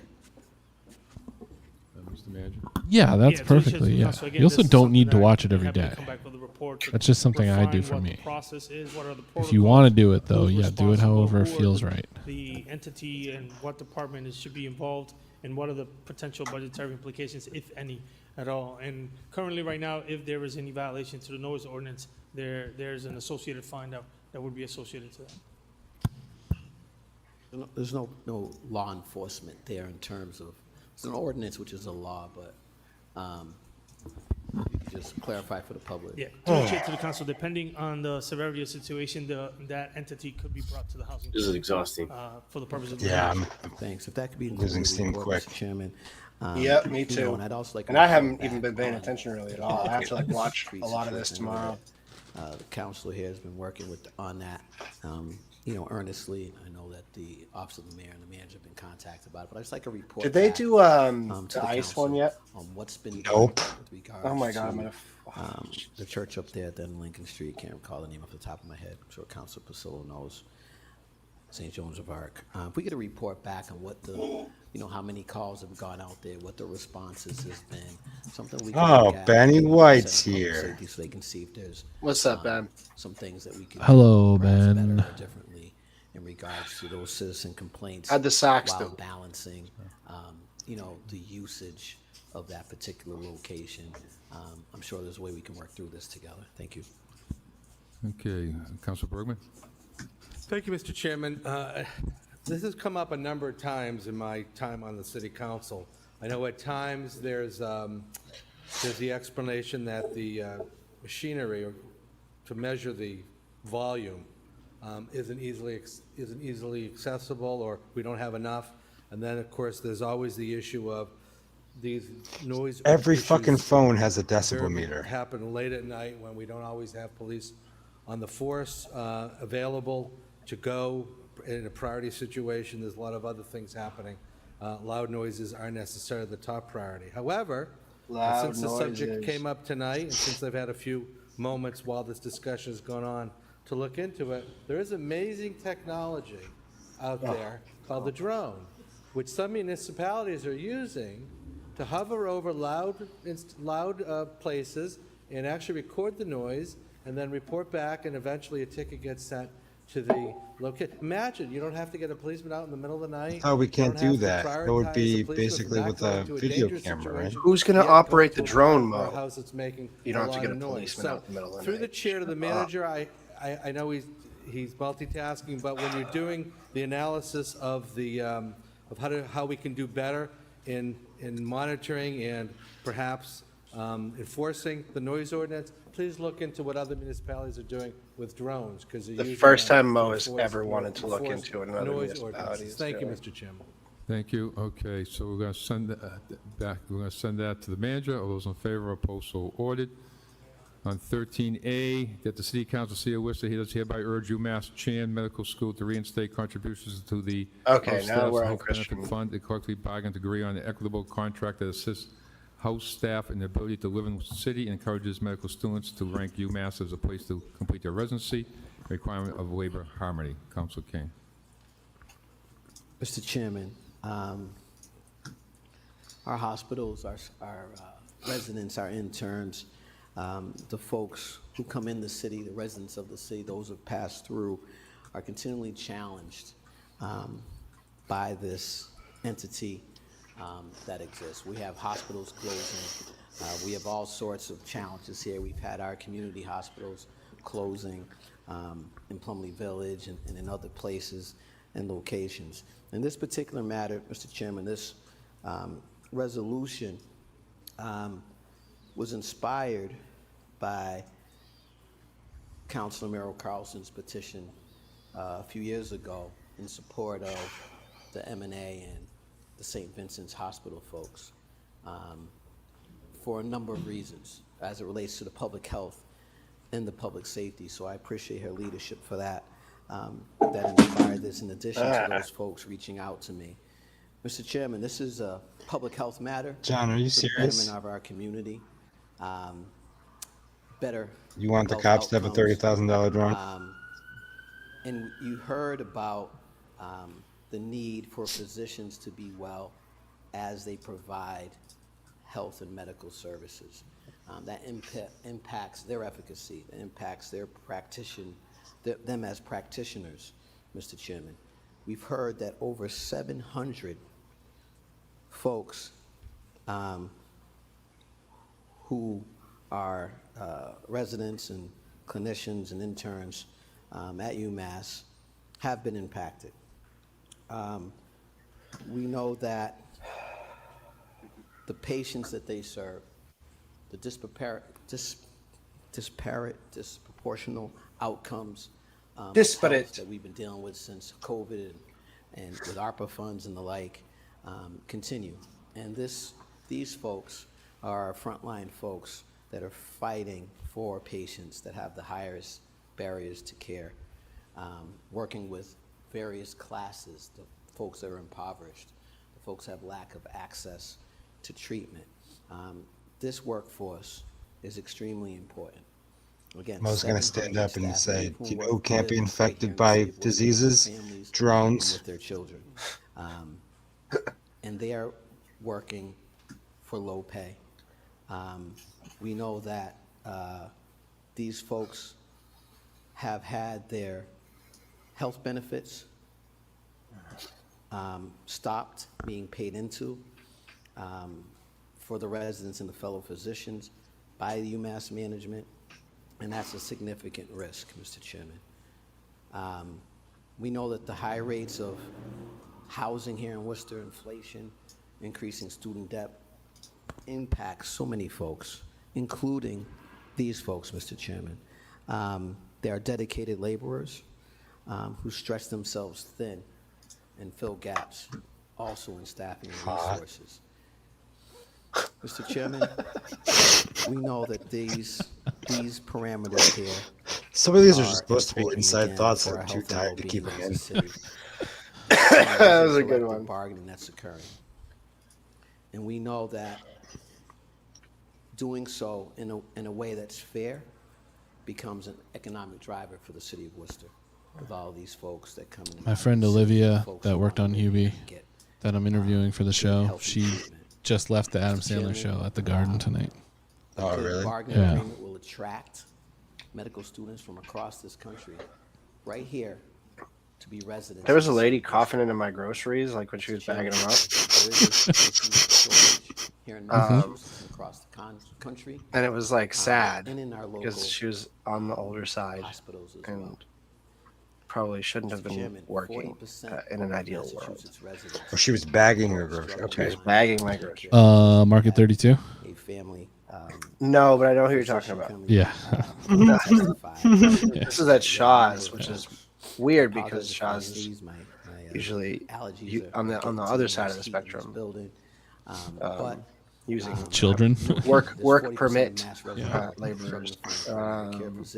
But she was coughing into each bag, and now I feel sick. So we know that physicians Well, is more likely to stay in that's just community the way where it they conduct is. their residency, which is why it's so important. She was giving it out complimentary. It's been recommended by the Mass Health and Policy Commission that we strengthen the primary care provider pipeline. COVID, yeah, particularly that's a for big underserved one. areas of It's crazy in general now how we very, very quickly went back to like, you have to go to work while you're sick. We have to make sure Yep. that we are contributing to increasing the primary care provider. The Fed can't do it on its own. Simply. You have to discipline the labor We market cannot somehow. have this labor dispute result in the disruption Get of back to life-saving work. medical We treatment got all these leases. and overall Get all these office space leases.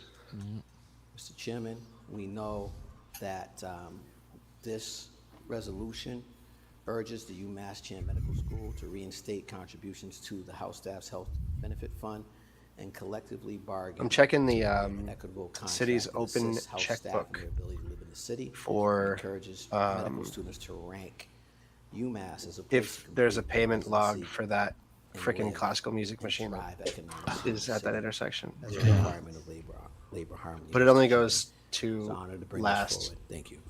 Thank you, Councilmember The Collison. current month is not Thank on you, here. It only Mr. goes to the Chairman. end of August.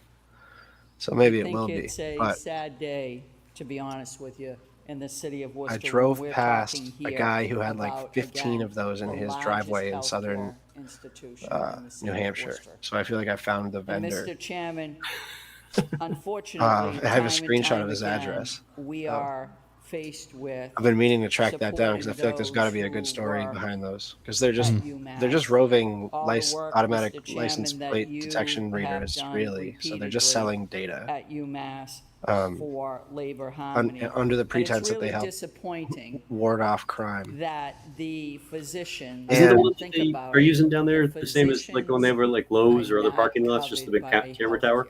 Yeah. From the And it says medical institution. it in the says city like of Worcester. 1984 things intermittently. And that is a very Warning. sad day for the city. This of parking lot Worcester, is being for surveilled. UMass to think Do not feel comfortable in that this public space. those who Yeah, take LVT care is the of vendor that the makes them. sick in our community, that they don't need to make sure that they're not taken care of. Mr. Chairman, I'm very happy to sign Oh, on Yeah, to this Chris, resolution. did you see Matt's video? I mean, you're been, living it, whether but it be with the it's nurses crazy or whether it be how with UFCW how at the hospital, loud or whether it it be is with in the Matt's apartment when Teamsters, you open the and window. now, my brothers and sisters from SEIU down at UMass. They're partnered Mr. with Chairman, LVT is partnered with again, Axion I on know those all bills. of the It looks work like that cities you've that done have with body cams from the Axion labor are folks throughout this pulling them community. in. And I especially know the work that you've done at UMass. LVT is for partnered with our Axon. brothers and sisters Yeah, it's right on their in the website. labor community. Nice. And I'll so, send you the link. again, for those reasons, I'm very happy to sign on to this. And I certainly hope that UMass wakes up. Is it to under the say asset that protection? they need to Actually, ensure that I they're found it in taking their care news of section. Those I'll who are taking care of our sickest in send you the a link to the community. press Again, release. to hear them tonight say that they are the lowest paid, again, I think that's a sad day for us here in the city, because they should never have to stand up from an organization, and I certainly get it. I come out of the healthcare industry, so I certainly understand the healthcare industry. And I know that there's a lot of hits from the federal government, but there is no hit that is that great that you need to take away people's health care from them. So I appreciate the resolution from my colleague. Happy to sign on. Thank you. You could have just said that. We'll do a roll call. Councilor Pacillo. I don't think she Councilor Pacillo remembers where first, she is followed because by every time she Councilor gets up to speak, she says the word Thank City you, of Mr. Worcester Chair. I 3 to won't 4 belabor. I times. want to thank Councilor King for this item, and I'm going to echo. She's like him and convince Councilor herself where Carlson. she is. Not only is this short-sighted, it's insulting. It really is. If we want to build a strong physician pipeline in Worcester, we need to recruit and retain the best doctors, and these people are at UMass working 80 hours a week with a starting salary of $70,000. So I would also like to stand with UMass tonight and CIR, and I urge UMass leadership to return to the table and negotiate a fair contract. Thank you. And thank you, Jenny, for keeping it brief. Thank you, Mr. Chair. I echo my colleagues. I think These it's absolutely abhorrent, those towers in the that, parking lots, these folks who work especially at in Lincoln healthcare Plaza, they don't have healthcare. license plate readers on them. So And, they harvest your I license do plate have a when you pull procedural in. question. Yeah, and then Perhaps ICE the has a city back door solicitor to could it. Yes, answer it. exactly. I'm wondering about potential. And yes, there's one next to Texas Roadhouse. There's one next to Lowe's. This is There's probably one at Target now too, but bargaining unit, and my colleague is I don't a go there member- anymore, a so. union member of the SEIU. I'm just curious if he needs to recuse himself, or I'm voting for this, so that's not an issue. I just want a transparency. Thank you. Chicano Christian. Madam Solicitor. Through the chair, we defer to the individual for conflict, so if the counselor has a conflict, he could recuse himself. Thank you. Okay, so we are going to vote this. Roll call. Councilor Bergman? What's that? Yeah, well, that's why we're doing a roll call, but everybody want to sign on as amended? Roll call. Councilor Bergman? Yes. Councilor Caloria? Yes. Councilor Haji? Yes. Councilor King, Yes. Councilor Carlson, Yes. Councilor Nguyen, Councilor Ojeda, Yes. Councilor Pacillo, Yes. Councilor Let's Russell. call her out for every law enforcement issue, Mayor Petty. please, from now on. Christian. Okay, 13B, the City Council, City of Worcester does hereby oppose the pursuit, exploration, or entering into a 287G Task Force Model Agreement with U.S. Immigration and Customs Enforcement or any other agreement or arrangement that gives the federal immigration powers to Worcester officials. Councilor King and Haji. Thank you, Mr. Chairman. I appreciate Councilor Hadji signing on to this. Hopefully others will as well. I want to begin, Mr. Chairman, by stating the facts. There is a written executive order from the city manager in regards to our engagement with ICE and Worcester Police Department's engagement with ICE, et cetera. I want to acknowledge that this body, the mayor, myself and others have voted on a policy to produce a policy related to all of that, that has been rendered in writing. So I want to make that clear to the public as well. This is not an assault on that whatsoever, Mr. Chairman. I also want to state that I've had the opportunity to engage with the city manager, Chief Saucier and his representatives, Deputy Chief McGinn, Deputy Chief DeAndrea, over the summer after the Latino festival was canceled, with the leadership of the Worcester Caribbean Association for their event here, including Representative Casey and a representative from Boston. And we engaged a number of times over a period of meetings where we established a few things, one of which was mentioned in the press release that we let out, which was that the manager and the chief were in agreement that the next time there's such an engagement and the police are present, they will request that ICE identify them. That's documented. That's in writing as well. As I proceed, I want to make sure that folks know this is a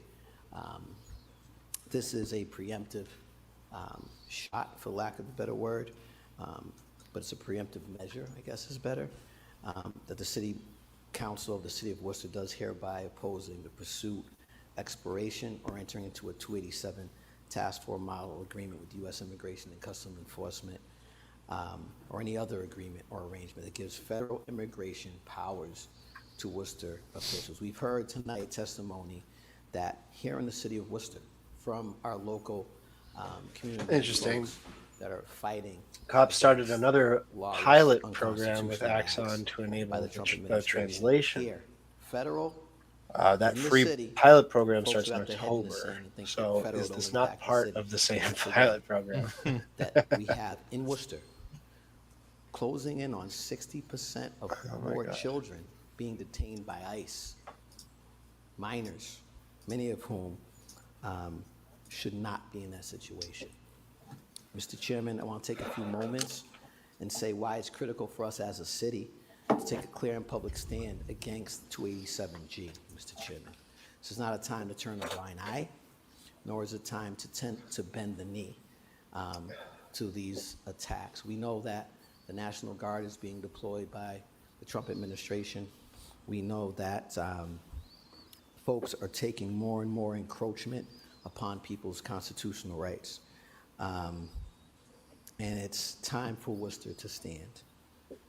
Mr. Chairman, the 287 program allows ICE to collaborate with state and local law enforcement to arrest and remove undocumented immigrants. I want to thank the ACLU for our ongoing communication. Thanks to the folks in the community that are working so hard, Blue Say, Neighbor to Neighbor, Friendly House. I'm going to miss some folks. All of our state delegation that's working on this issue. While the program is often presented as targeting criminals, we know that in practice, that's rarely the case, or not always the case. Instead, it separates hardworking families, Mr. Chairman. People who have been contributing members of our neighborhoods and tearing apart communities.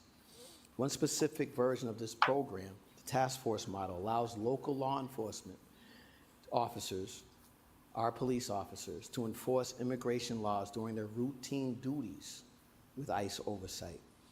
These officers are giving training, resources, and tools to essentially act as ICE agents. This model doesn't just overextend our local police. Again, we keep asking them to do more and more.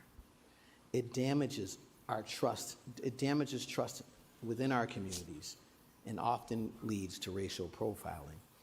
That risk is even more alarming now in light of the Supreme Court's recent decision. What was the in kerfuffle Vasquez over v. this Perdomo, and the which essentially reporting over these legalizes agreements? racial profiling and immigration enforcement. And that, Mr. Chairman, is unacceptable. I saw the manager's office put out a statement today, but something that This Week in Worcester Mr. Chairman, reported let me that be you're clear. already discussing Entering into a one of these agreements. 287 task force And the agreement manager's was a office step in the wrong direction for the said Worcester that Police they were not. Department. I want to add to that. I've had discussions I with the don't city. know. I I saw something on Twitter earlier today that I didn't even know this was on the agenda, but This is, again, manager's office put out a creative statement saying measure. that they weren't even aware that these While agreements this isn't existed certainly under consideration at until this they time, read good. about it. That's I've heartening. introduced a resolution Yeah. to make our position clear. Worcester is not going down that path. Right now, the only 287 agreement in Massachusetts is with the Department of Corrections through the jail enforcement model, which allows them to screen individuals in custody to determine their immigration status, potential to be detained and deported. However, we're seeing real pressure from federal authorities to expand this program. In fact, as of September 17th press release from the Department of Homeland Security, the number of local and state agencies partnering with ICE has skyrocketed from 135 agreements during the Biden administration to over 1,000 today. That's a 641% increase. We need to stay vigilant in the city of Worcester and firm in our stance against policies that put our residents, immigrants, and communities of color at risk on site. The ACLU has released some deeply troubling statistics about the 287G program, especially during Trump's first term, when many of these disagreements were at the county level. 59% of all participating sheriffs had documented histories of anti-immigrant and xenophobic rhetoric. 55% made public statements, according to the ACLU, public statements advocating for inhumane immigration enforcement policies, often based on misinformation. 65% had records of racial profiling, other civil rights violations, including excessive use of force. And 77% operated detention facilities with severe and documented inhumane conditions. By partnering with these facilities, the federal government especially condones these conditions. Despite calls from the ACLU and others to end this harmful program, we've seen its expansion, now backed by legalized racial profiling. That should alarm all of us. Today, we have an opportunity to reaffirm our values and stand with our immigrant neighbors. By passing this resolution, we are making a clear statement. Worcester will not be complicit in a program that criminalizes families, undermines public trust, and disproportionately targets communities of color. Let's be the kind of city that leads with compassion, justice, and inclusion. Let's pass this resolution, stand firmly as a council in letting the manager know that we are against the 287G program. Mr. Chairman, I want to reiterate, the U.S. Supreme Court issued a decision on Monday, September 8th, reversing the judgment of lower courts that barred immigration agents from stopping individuals without reasonable suspicion and from relying solely on 4 factors, alone or in combination, including, and this is from that decision, 1, their apparent race or ethnicity. 2, you can be stopped whether you spoke Spanish or English with an accent. The type of location at which they were found, and the type of job they agreed to work, Mr. Chairman. As such agreements become more common nationally, again, we should stand in opposition. Thank you, Mr. Chairman. Councilor Hyde. Thank you, first of all, Councilor King, for bringing this forward. Before I share a few words with the public, Mr. Manager, may I ask you a couple of questions? Your executive order, after prompted by what happened on Eureka Street, outlined what city employees and anything. Voting against this out of spite is such a hilarious move. I cannot wait for them to do it. There is no collaboration, sharing information with ICE agents. Through the chair to the council, you are correct. The executive order also combined was a policy for all our employees. The solicitor also put together a brochure that we trained our cabinet members and also encouraged them to train all employees. It also included the chief. They gave a directive as part of this policy and executive order to all of the department, the entire all personnel, where they were required to sign off on that directive. And also we provided Know Your Rights training to our staff and also provided Know Your Rights training in partnership with ORI to the public. So we've been very adamant, very strong in our position in terms of not providing any resources at all costs. I'm gonna give you just an even brief example in the purpose of transparency. There was a moment where there was we were notified that there was someone being taken by ICE here in the city. They reached out to the police department asking for assistance for the potential of a tow truck or anything to tow the vehicles. We refused to provide that service to them, and we basically told them not to reach out anymore on that issue. So again, we've taken the position, the chief is taking that position, the department is fully aware, and we have all documentation to provide that, and that we've provided our staff in our community, that we as a city took that strong position that we would not provide any resources to these agencies. Thank you, Mr. Manager. I do want to publicly thank you, and I want to publicly thank Chief Saucier for taking the opportunity to also meet, as I understand it, with leadership people on the ground, folks who are doing the work on the ground. That shows that the open line of communication between the chief, yourself, and the people who are doing this work needs to stay open.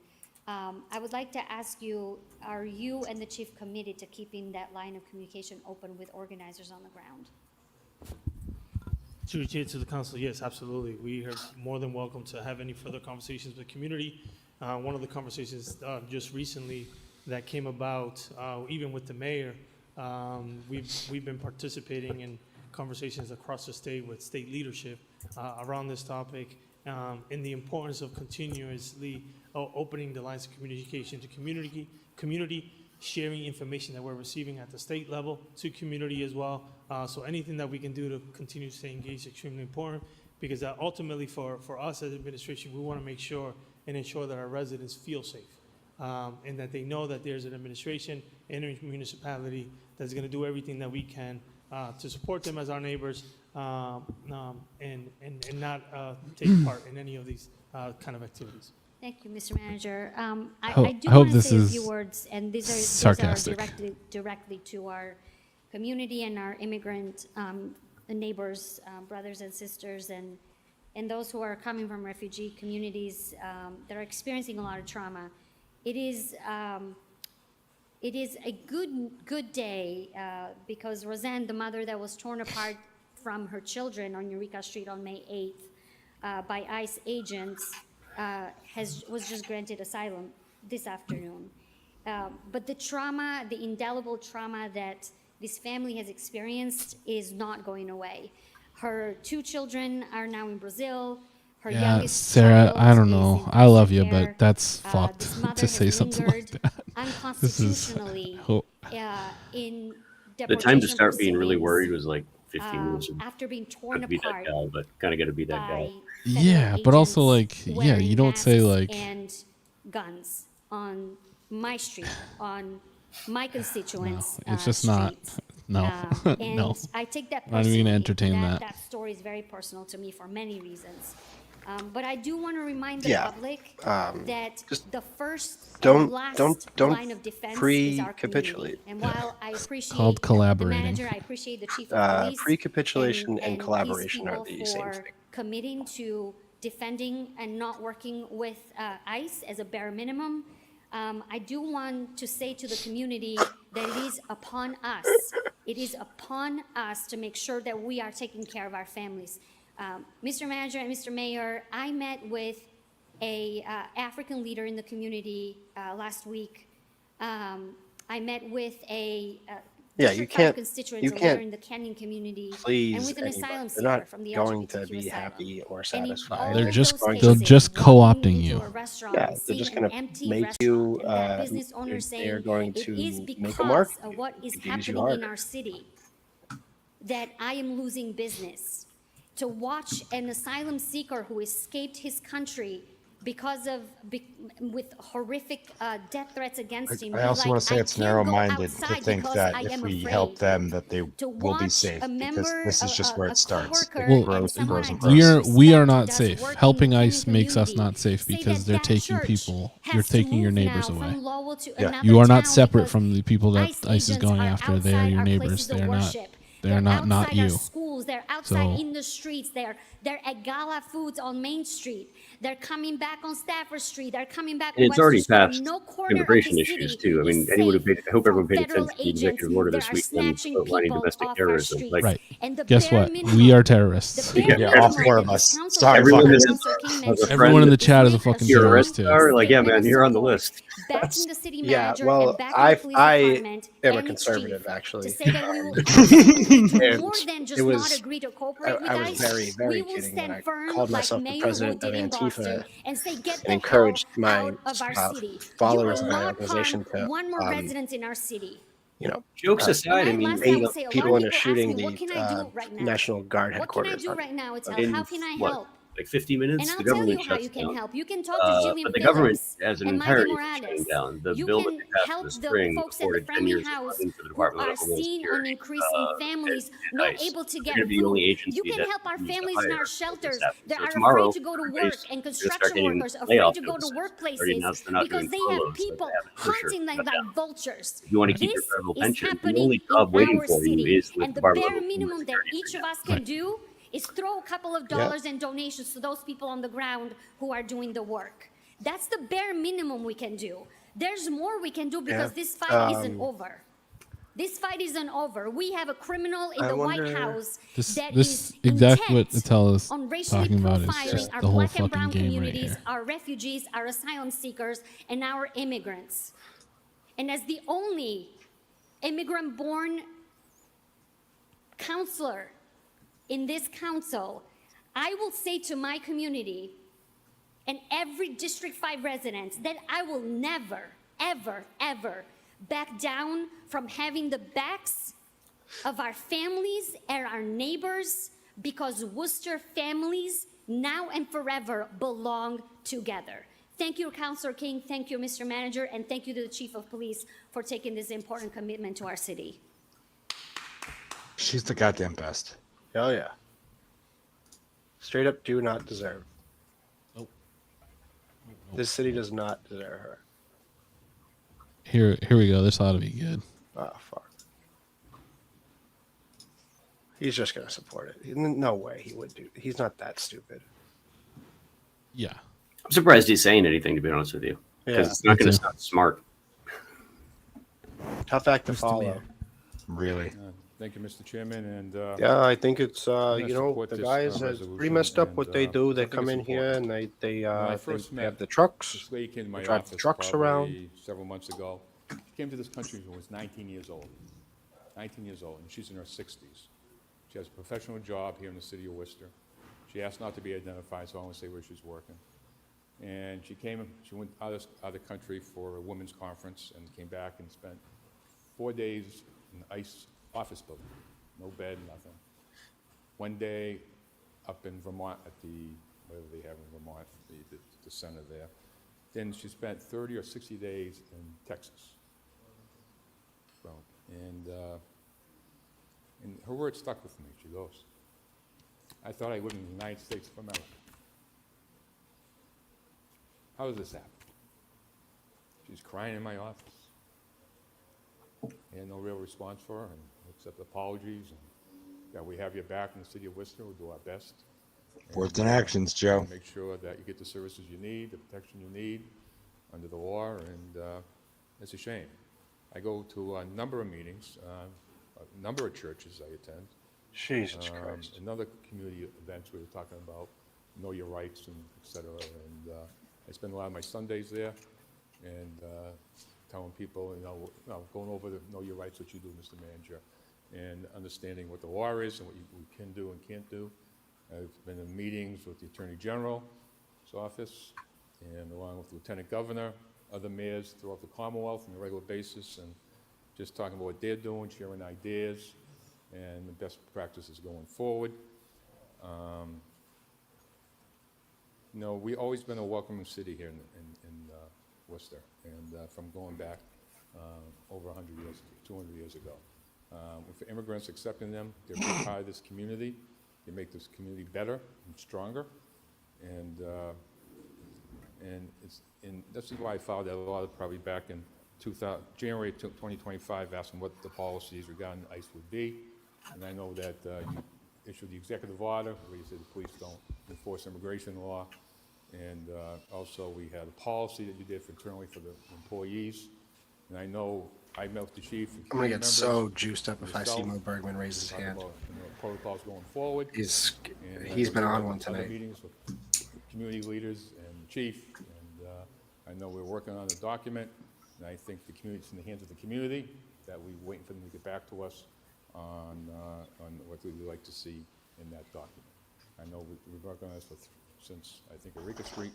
And so this is important to the community. I was just curious. This is more curiosity because I'm going to support this, but I wanted to know. Yes, that's where it's Benny. Under this, I'm sorry, Councilor King. I didn't understand the ordinance was first filed, but I get it now. But what was, under Massachusetts law, could we actually pass this resolution, this law? I just, out of curiosity. Oh, I see what he's doing. There it is. Dirtbag, you fucking dirtbag. Through the chair to the council, no city or municipality in the state of Massachusetts, the state law prohibits any municipal department in working with ICE. Okay, so I understand that, but this is important. This is bigger than that, though.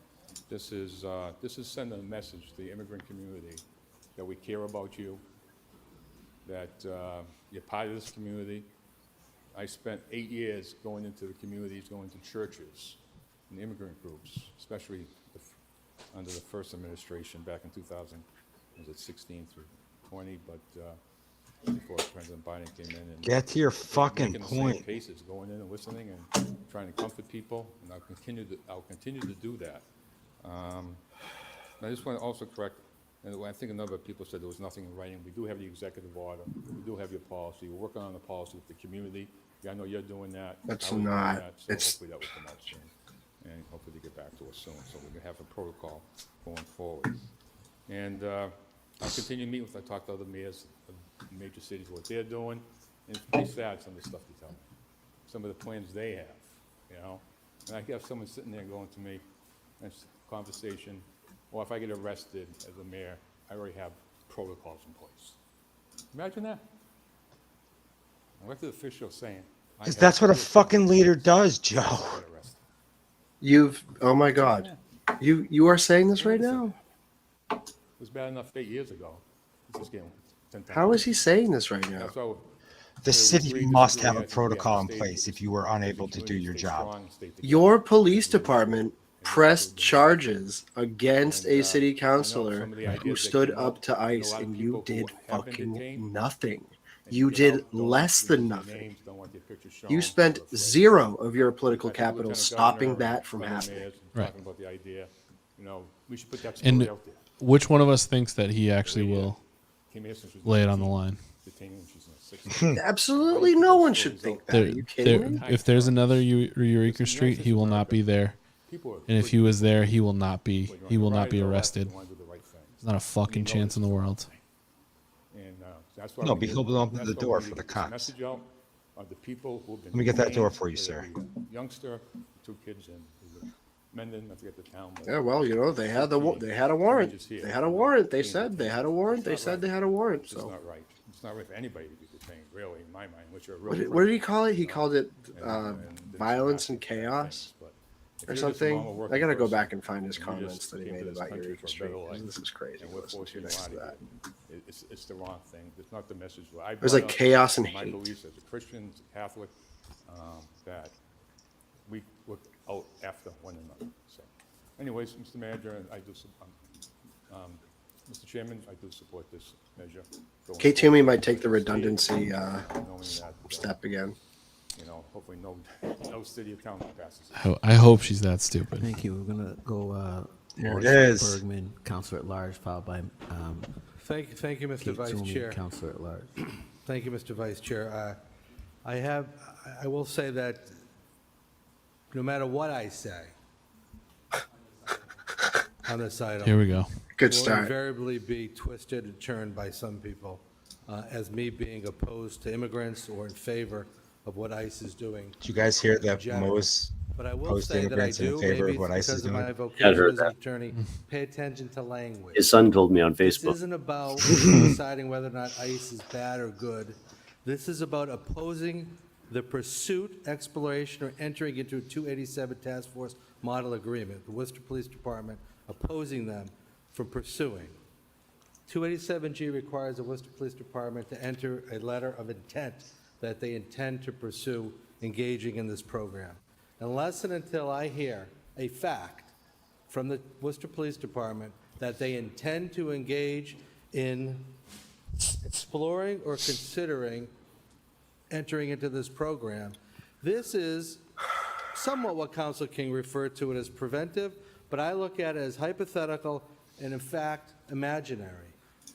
It's a misleading premise. The Worcester Police Department has never filed a letter of intent to enter into a 287G program. And now they can't. So the comments about whether or not ICE is bad or good, what they're doing or not doing, to me is not the issue, because the Fuck resolution everything about what you're saying. doesn't ask about our opinion about ICE. You want to make a resolution about my opinion about ICE and all of our opinions? Go ahead. I'll yeah, share do with it. everyone.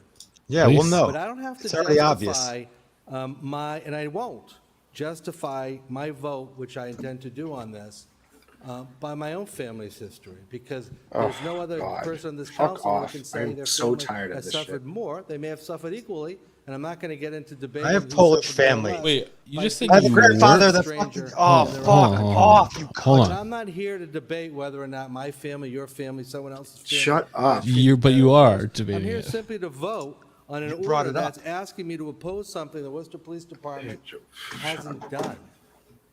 And if Chief Saucy was here, maybe we could have a different discussion about this Just item. shut up. But when I hear colleagues of mine go off, and I'm going to say go off on the track about ICE is bad, ICE is good, so on and so forth, I'm kind of blown away by how can we not be focusing on what the resolution asks us to? And then I'm reminded, I'm not so blown away anymore, the season we're in, and what this may or may not be about. There is not one city in Massachusetts, according to what I've looked at, and it's an ACLU report, that is now involved in a 287G program. Councilor King referred to one. Maybe there is one. I could have missed it. But there certainly isn't a deluge of cities and towns signing up for this. We've been talking about ICE for months, and this item is on the agenda the meeting before the last meeting before the election. So I am going to vote on what this order is asking, and it's asking for a resolution, asking the police department, opposing the police department pursuing, exploring, or entering into its 287G agreement, which Councilor King, by his own words, has indicated hasn't happened yet. So he wants I'm the. not going to vote on a hypothetical or an imaginary. So you want them premise. to be able to do I'm it. going to Just vote on what facts own that. are before me, and the fact is, there's nothing to oppose because nothing has happened yet. And if something were to happen, I'd be happy to get Dog. up again and discuss my How about we position regarding prevent it this. from happening? And again, How as can I you finish, how can I know you what I've said help it tonight's once gonna it's already be happened? turned, that somehow I'm in favor of one thing or against said you're in another. favor of But ICE, you if Councilor fuck. King wanted my opinion on ICE, Oh, my he God. could have put a resolution and asked about it. He's asking me to oppose something that doesn't exist, and I don't oppose or support things that don't exist. That's not my job. We have plenty of things that do exist. What a that fucking we can spend dirtbag. time on, not imaginary items before an election. Thank you, Mr. Chair. You imagined all the different ways your drone could be used. Thank you, Mr. Chair. On the Worcester Police Department, He literally had a hypothetical earlier today. there's a section called, in Worcester Police frequently asked questions on immigration. It's available in English, Spanish, Portuguese, and Twi. Question, can I be detained or deported by the Worcester Police Department because of my immigration status during a general police encounter, such as a motor vehicle stop, a call for service, or request for medical aid? Answer, no. The Worcester Police Department does not have the authority to enforce federal immigration laws. You will not be arrested or detained. Dude, by this Worcester is so Police Department condescending and solely insulting. because of Oh my immigration God. status. Question, can I be detained or deported by the Worcester Police Department because of my immigration status if I report a crime or I'm a witness to a crime? Answer, no. The Worcester Police Department does not have the authority to enforce federal immigration Just laws. vote no, Kate. We are You're not committed to convincing equal anybody. enforcement of the law and Fucking equal oh my service to God. all members of the community, regardless of immigration status. Question, can a Worcester police officer stop or detain someone solely But that's not to what check on the- immigration status? The answer is no. So she's getting her facts from an Cannot FAQ stop or on detain someone a website. to check immigration Yes. status. Question, does the Worcester Police Department enforce federal immigration laws? No. Local police, including the Worcester Police Department, do not have authority to enforce federal civil immigration laws. This is Local so police may, however, cooperate It's with unfortunate federal law that she enforcement on criminal correctly matters counts on unrelated to the immigration vast majority status. of the voting public in Question, Worcester to be does the stupid Worcester enough Police not to Department detain understand people what based she's solely the on distinction that's immigration being status? Yeah. falsely, you know, Massachusetts case or the law, distinction that's being skipped Commonwealth here. versus It's law, real defines idiocracy. local police from You detaining tuck fascism people behind based like solely just on 2 layers immigration of bureaucracy, and you lose 80% of Question. people that just have The no federal fucking idea what's immigration happening. officers have enforcement authority in Worcester. Yes, federal immigration officers have full authority to enforce immigration laws anywhere in the country, including Worcester. The Worcester Police Department does not have the authority to Dude, prohibit Kate. federal immigration officers from coming into our jurisdiction. This is so demeaning. This is nor are like federal this is officers like required She's intellectually arguing. She's insulting. if you're, you know, before taking action she's within making the an community. argument for this agreement Question. or for If this I am for this arrested by a Worcester order. police officer, will they ask about my immigration status? No. The Worcester Police Department does not inquire fucking hate about this one. immigration It's so status hard. during the booking process. Do you, However, there's once nothing, fingerprinted, if you don't other do law anything to stop enforcement them from agencies could changing be this, electronically then notified they that you can are, change God it. bless you, in police custody, and for what charges? Question, will the Worcester Police Department accompany U.S. Somebody Immigration fucking and Customs end this. Enforcement, otherwise Joe known as can ICE end agents, no reading when off they're you- acting under they- their authority within Worcester? The answer is possibly. The Worcester Police Department does not participate in civil immigration enforcement or detain individuals solely based on ICE detainers. However, Worcester police officers may be present during a federal enforcement action to maintain public safety and protect bystanders. Question, does the Worcester School District communicate student immigration status to the Worcester Police Department? Answer, no. Additionally, officers do not ask about immigration status during encounters with students. Question, how do I find out if someone I know has been detained by ICE? Answer, there are a few ways to inquire about a specific ICE detention. Relevancy. The ICE online detainee locator, they have the link. Contact the Boston ICE Enforcement and Removal Operations Field Office with the link and phone number. Submit a FOIA, Freedom of Information request to U.S. Immigration and Customs Enforcement with ICE. And then 4, check with your local police department.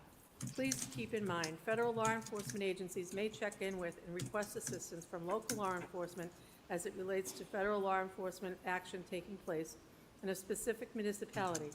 However, they are not legally required to. This means So your local police this is This is the- exactly why we need this order, my so to fucking prevent them mind. from Again, that's on the voluntarily front doing page it. of the You City of fucking Worcester moron. You Police just read Department us website. fucking 5 minutes of diatribe Anybody to to prove get the fucking answers point to for questions us, you that they have, dumb. and I think that those are all very good questions. One thing that was brought up, and I think is a legitimate concern, is what would the chief want, and what would he say? And so, because he's not here, I'd like to have the opportunity. You know to what? be able You to already know have what he him said. Answer 'Cause he questions. gave you the So I'd like to Q&A. hold this under privilege. She's holding it. You got to be fucking kidding me. Anybody else? Councilor Pacillo? Gotta get rid of that rule. So Gotta I get want rid of that to rule. begin by appreciating the work that is being done by the city manager and his administration, my colleagues, Chief Saucier, members throughout the community, and the Human Rights Commission. ICE has no place in Worcester. Told you, Benny. Our city is built on neighborhoods where we look out for each other and families that step up in times of need. All ICE does is spread fear. They keep people from going to work or a doctor's visit. They keep people from sending their kids to school. And that is not who we are. We are a community and we stick together. There's always a way. I and there's hate reject in the your heart. idea that our own government should be grabbing people off the street like some kind of dystopian novel. I am absolutely horrified by videos of kids being torn from their parents, conditions in detainment centers, and even the constant stream of commercials on TV and the radio offering people tens of thousands of dollars to join ICE. Elected officials across the country have been speaking out against ICE. Mayor Wu's demanded transparency. Mayor Johnson in Chicago vowed that they will not cooperate with ICE. And I am really happy that Worcester is following suit. And let's be clear, the current administration spent nearly $100 million on a military parade. If a government can spend that kind of money on a parade, I don't think they need to take a cent of our local resources. There is no place in our city for a federal agency that is terrorizing families throughout the country. I look forward to passing this resolution tonight or our next meeting or anytime. Thank you. Thank you. Councilor Russell? Mr. Chairman, when Councilor King passed this around, or the clerk's office, I should say, passed it around on his behalf, asking if folks wanted to sign on to it, to be honest with you, I had never heard of it before. I contacted the law department, city solicitor, and asked just what it was. And the fuck, gave me George? some references. He's talking about the agreements, which none of us have heard. Okay, sorry. They're talking about ICE. I was like, how have you not heard about that? My concern about this is, first of all, Mr. Chairman, I got up and, while there was some public testimony going on tonight, I got up and I went over to the rail there next to the manager, and I said, are you listening to these folks? You listening to the folks calling in? Because they think that this is something that this city is actually considering doing. If you listen to the voices of the people that called in and some of the people that came to the microphone, those voices and those concerns were, at least to me, They did not. That's someone no listening, one and I like to think was saying that. I've listened a lot over the That's last so 14 years, insulting. and I'm pretty good at listening. And many of them had a feeling, and they were expressing that they thought this was something that the city of Worcester was actually considering or maybe even doing. Dude. And the manager said, absolutely not. So I think that what I'm concerned about, and what I want to make sure that the public hears from this council tonight and going forward, that this administration and this council never has and never will. They never have. You can't even say they what it never is will because you can't remember the name of the program. take part in this, 287G. Thanks, And that Ben. this administration and this council will never do that. And I would make a personal appeal, Mr. Chairman, through you to Councilor Toomey, to move this item tonight and to withdraw her hold on this item. And to take this because I think the message needs to be clear in the community. Oh, come on. If there needs to be a report, or if the councilor wants a report from the chief or from the administration, ask for the report, and let's get it back as soon as possible. The manager has already given everything in writing. She doesn't But think if you that want she more, actually. ask for the report. But let's She just take the doesn't want to tonight. vote no. Yeah, before the she election. knows what the Let's chief move said. this We all on. fucking know Let's- what the chief said. We know exactly what the community chief know said. That this city government Never have and never will. Jesus Christ, George. Councilor Wussel. Thank you, Mr. Chairman.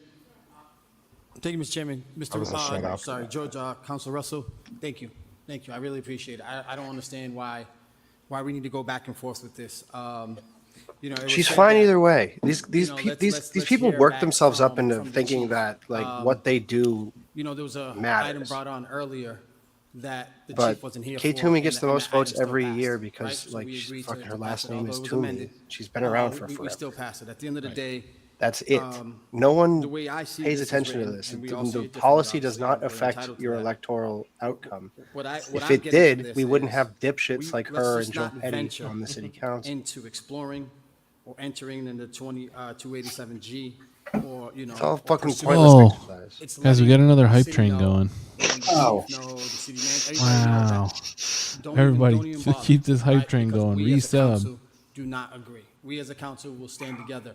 Nah, And okay, I think tonight it's we do, because, it's more than fair. we're seeing this time and time again. You know, everybody's been probably someone gift from subs. your community, someone from your. Of course, this is what has we're trying reached to out change. you We just for haven't regarding changed this. it. You may know We someone that pulled knows off someone getting that's 2 actually good people dealing on the with city this as we council speak right now. 4 years It's ago, really and we're tough about to. that I never we mind. I don't have to can't get do all too more anything on you to help guys. them where they're at. But as a city, we can say, I'll we get just worked don't up, Bill. support that. We're not going to allow it in our city. I think we need to continue to try to take a stand as a council. It's just a to system make that sure rewards these dipshits things because like these this do people not don't happen have in any our real city. power. Thank you. Thank you, Councilor Toomey. And what little real Mr. power Chair, I will they accept have, a, they've request for forfeited report. tacitly to the I'm just administrative curious, bureaucracy of the city and I manager. will withdraw my hold. She's but withdrawing. I'm just curious where this came from. 'Cause I don't recall anybody saying anything about entering into any agreement before. So I'm just curious where that came from. 287 agreements are getting entered into Find out the where country. this Mr. came Manager. from. We watch the news. Yeah, through the chair to the council, I'm not aware. This is an order, resolution by Councilor King. The first time I ever saw what this was when the agenda came out, and I read the agenda, and I saw the orders, and then I called the councilor, and we had a conversation, because I didn't even have a clue what this was either. The chief didn't have any clue what this was either. He'd never heard about it, and him and I That's are not true. locked in step that we're in That's disagreement absolutely with not this. true. We're not going to do that as a city. We've made our position through our executive order and our policies and our directives to the department in terms of the work that we're doing. So I don't know where it came from. It came from the counselor who put it forward. But we as a city, we had no knowledge of what this is. We had no understanding. We learned about it through our solicitor who kind of explained to us. In my conversations with The rate of person that put adoption it forward. for this program is up over 600% this year. So, the bottom line is, it's almost Dan, like can you link that? Yeah, it's you can find it. come out Yeah, of we'll just send it to you. nowhere, and DHS is certainly they put it you out say as a we press would release never celebrating it. Yeah. engage. You said that the chief said that we would never engage. We've been very clear about, I just read what was on the police department's front page. I mean, of it's the it's website, really right? insulting Very that these folks clear are not about the rules and regulations, right? familiar So I just don't with this. understand where this came from. Again, I'll withdraw my hold and ask for a report.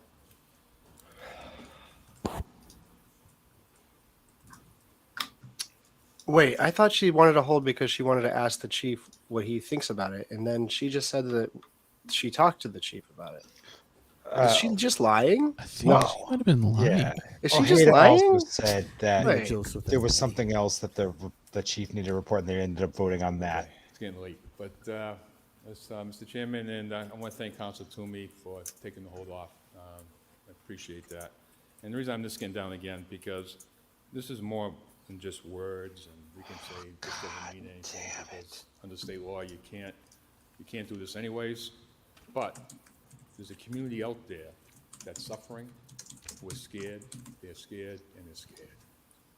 And you're afraid to go out to the doctor's appointment, go up to any of the community. All of these conversations too about like state law says you can't do that. It's all going to be moot very, very Yeah, shortly. exactly. Yeah. The next big move that the Trump administration has been very clear about this.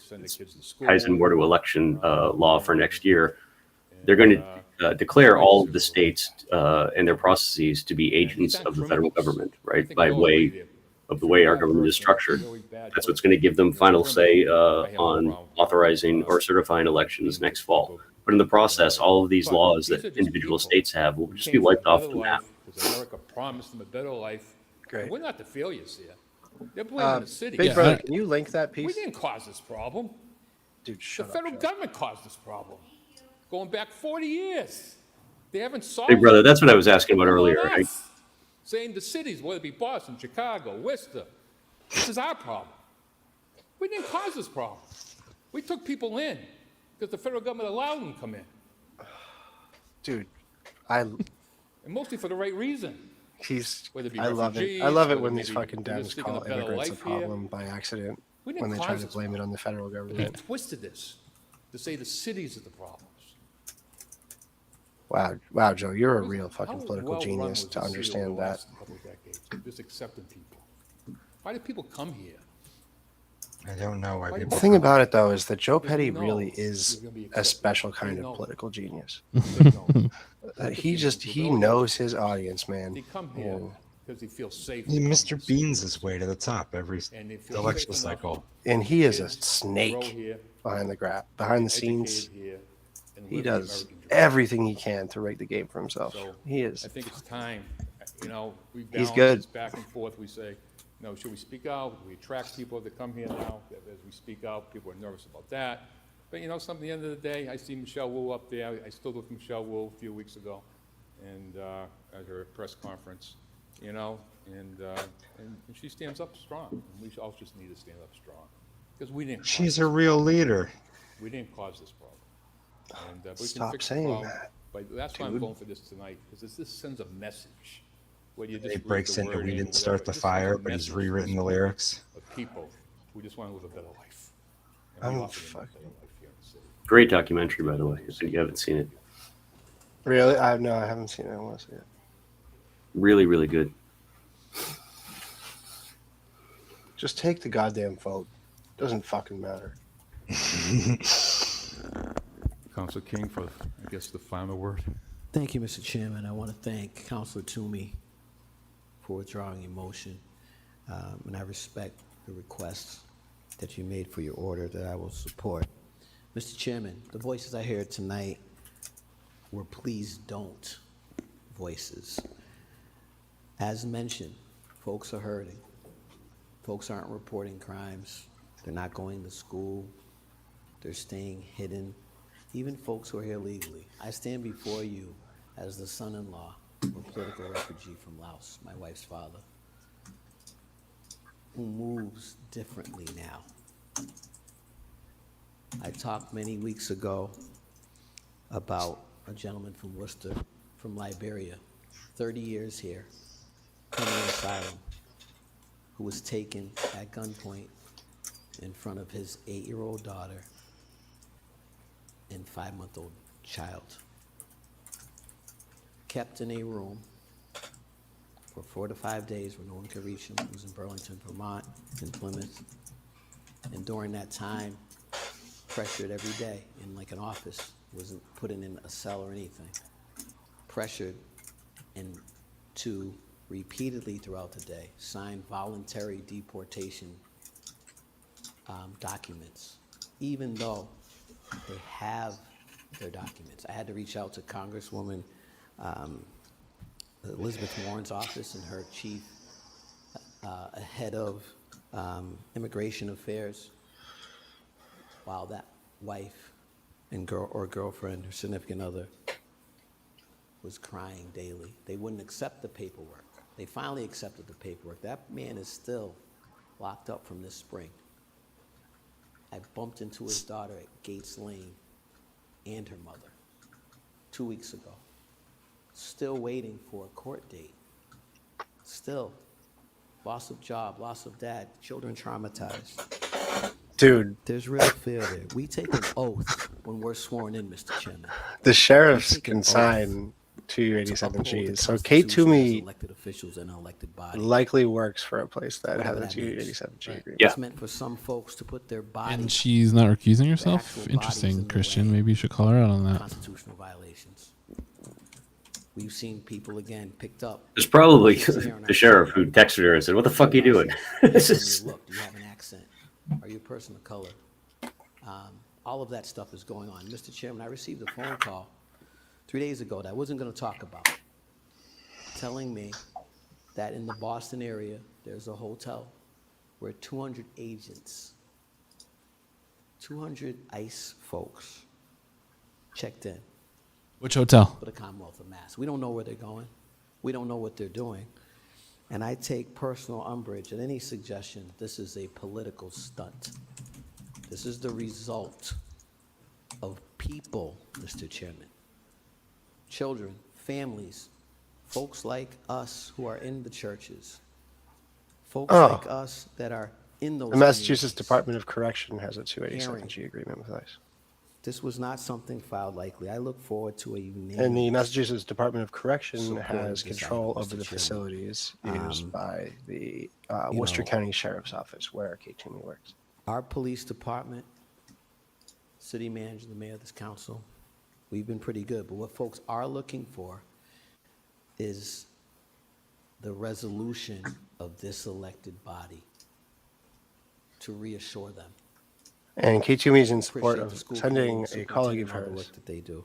to the Massachusetts Thank you, Department of Mr. Chairman. Correction-owned facility. Councilor Bergman, your second time. Thank you. Through the chair, I'd like to ask City Manager very briefly, just a couple last questions before I wind down. and- Why do they treat the city manager like Google, dude? Look Through fucking the up chair to yourself. City Manager, you've He's not indicated that there's an smart. He executive does not order. know You've everything. explained it. I think we all supported the executive order. Should bring Connolly Is back there out to answer anything this one. That this is asking us to do, that executive order, is there anything for us to oppose in this that it hasn't already been stated by the police chief he's not going to do? Oh, Jesus Christ. Mr. Manager? Through the chair to the council, I think if you were looking at Mo, you are a specificity, this dipshit. calls into I action hope a you're specific listening to this. I task hope you're force watching this. I model hope you think agreement. it's just, oh, it's so executive order long. doesn't They're speak twisting my words. specifically to that task No, order, you are just but a it does speak dipshit. in general That's about plain and any simple. That is the it. relationship between the municipal department and ICE. It speaks to that relationship, but not specifically to. All right, but through the chair, you said you spoke to the police chief about this, or it came up. He didn't. Yeah, we spoke today about this issue. And if you indicate he knew nothing about it. Him and I were not aware of anything. We've never discussed it. We didn't even know what it was. So does that indicate to you that he submitted a letter of intent to try to explore or consider doing this? No, we've never sent any letter because again, we didn't even know what it was. Dude, We never Mo. discussed it. Thank you. I Thank can't get my oil changed because my Chairman, as I said when I started. car has this never was- needed and I gotta oil give credit before. To my colleague, Councilor King. This was worded in a very, very clever way that there's almost no way to oppose this without somebody saying, and I will say it, I said that in the beginning, that you're a racist, so on and so forth. by Just a not supporting dipshit. this. But again, Such a I'm gonna go sniveling back dipshit. to my You're just a dipshit. responsibility, which That's is to it. vote on the language. Now, Mr. Chairman, you indicated that the Just community is vote looking no. for us to support them. I agree. But this could have been done in a way that would have been 100%, all 10 of us, in agreement. No, That's support oh. for the community. Wording that Oh, all no, of us agree on. somebody played This, politics unfortunately, on this is worded in a way political that not all of board. us are gonna agree on. I can tell you. Oh, I I'm can't so support it. mad. You just can't said do that. It's You not can't gonna play be done. politics on the political So board. it's disappointing to me. Shut up, dipshit. Disappointing to me that this could not have been done Just in a way. join a homeowners association. Words matter. In a Please. way that we all could have been supportive to the community without us asking to vote on something that is imaginary. Thank you, Mr. Chairman. Point of order, Mr. Chairman. Oh, God, Christian, don't belittle yourself by engaging with this bullshit. Oh, there we go. He's going to. Point of order, Mr. Chairman. Can't be voted. I guess, I just ask a quick question. Maybe we can, is the word pursuit the only word that, and this is that you're objectionable to? I'm objecting to the premise that Oh, the whole premise. there's something to oppose when there's nothing Okay. that exists to oppose. Okay. Dude, So The I don't thing know how to change exists. that wording. You're trying to There are a prevent number it. of ways this could have been Imagine worded. being a There's guy way to support that is our such a individual fucking communities so dipshit that that after they watching the feel last, threatened. 12 months or That 9 didn't months of Okay, things so that we're gonna just take a weren't, vote. or just Roll were, call. being changed literally overnight, and asking yourself, Mr. Bergman? why do I need to get in the way of No. something that doesn't exist right now? Yes. Because he wants them to have. Yeah, I fun. understand Councilor that. Carlson, I get it. I just Councilor Nguyen, Councilor Ojeda, imagine being that Councilor fucking Pacillo? dense. Councilor Russell, Yes. Councilor Toomey, Yes. and Mayor Petty. Kate Got her. voted yes after all Motion to that. reconsider, Kate Mr. voted Chairman. yes after all that. That's amazing. Motion to reconsider? Sure. Councilor Bergman? No. Councilor Galoria? No. Councilor Haji? No. Oh my Councilor god. King? No. Councilor Merrill Carlson? Councilor Nguyen, Councilor Ojeda? No. Councilor Pacillo? Bergman and Councilor Calorio Russell? were the two no's. Councilor Toomey? No. Mayor Petty. See, Calorio has, like, at least she has some fucking balls, right? She's got some Let's see if stones. we can get through this. Didn't say a word. 15A to Voted no. 15E, motions to Nice. accept. All those in favor, opposed, so ordered. 16A Bergman. to 16 double. Oh, you're not being 16D. fair. Oh, Motions to oh, this is accept so and adopt on clever, roll the call, wording. roll call. Oh, I'm You being tricked boxed me into into being like having to racist. say what I mean. Yes. I'm being boxed into having to like make a King? decision Yes. based on my Councilor Carlson? values. Councilor Nguyen, Councilor Shut Ojeda? up. Yes. Councilor Pacillo? Yes. Councilor Russell? Yes. Councilor Toomey? And Mayor Petty. Yes, What's this here, Dylan? 16E to 16Z, motions to accept and adopt. All those in favor, opposed, so ordered. Like I said at the beginning of the What's program, happening here? 17A to 17I. know, what's Gary doing? Motions to accept and adopt. All dumbest those in favor, opposed, guy so ordered. I've ever seen act like he's 17J smart. to 17U, motions to accept. All those in favor, opposed, so It's the ordered. inverse relationship between how dumb he is 18A to 18, and how smart 18C, motion he to advertise considers proposed himself to be. ordinances. Roll call. Amazing. Councilor Bergman? It's such a Yes. character study. Gloria? Yes. Councilor Haji? Yes. Councilor King? Yes. Councilor Merrill Carlson? Councilor Nguyen, Councilor Ojeda? Yes. Councilor Pacillo? Yes. Councilor Russell? Yes. Councilor Toomey? And Mayor Petty. Yes. 18D, motions to accept and to adopt.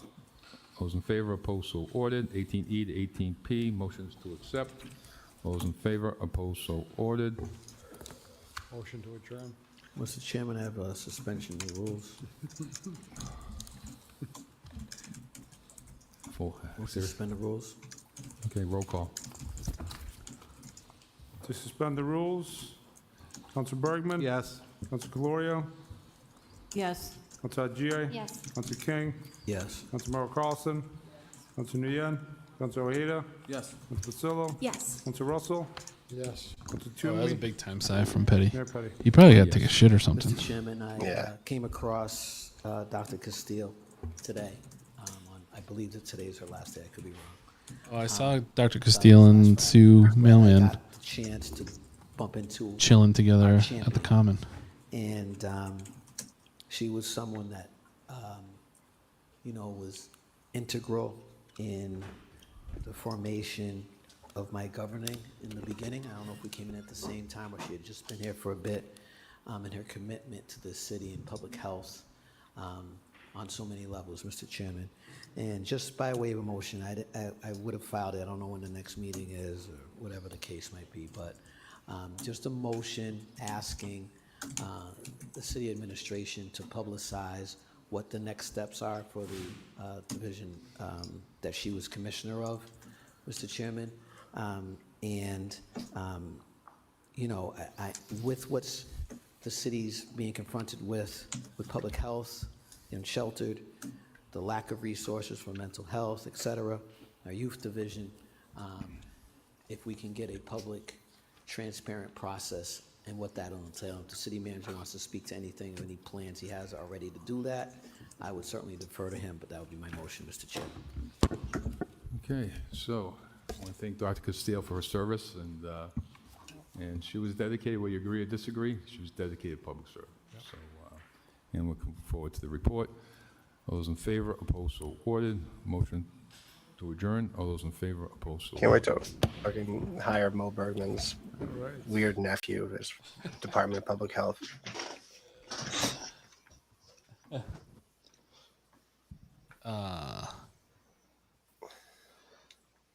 Wow.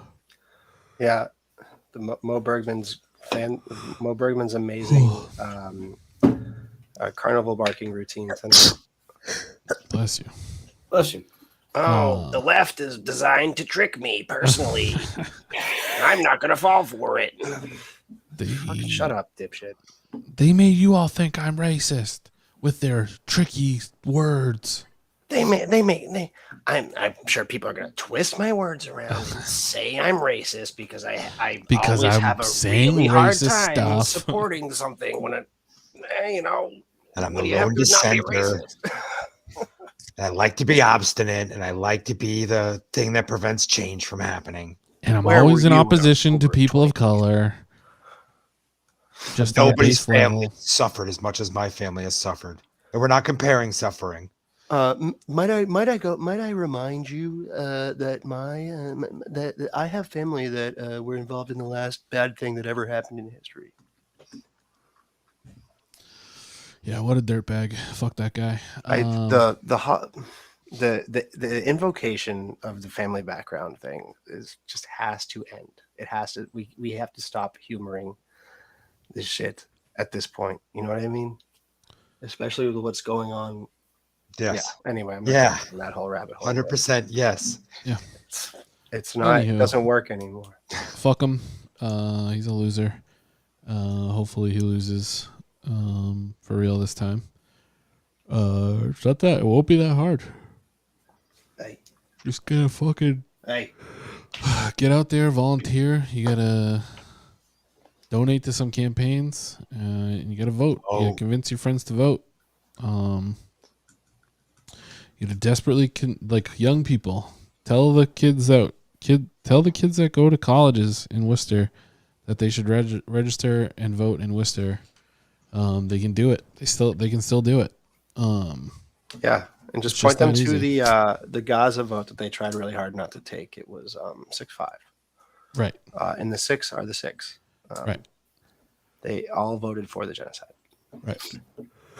Kenny Merrill Carlson, Mo Bergman, Donna Colorio, Kate Toomey, Joe Petty, and Peppers and Onions, but George Russell. on that one. Yeah. Peppers and Onions. Yeah. Peppers and Onions. If we, Those two Davis. if we keep this up much longer, we're going to find ourselves without a government, guys.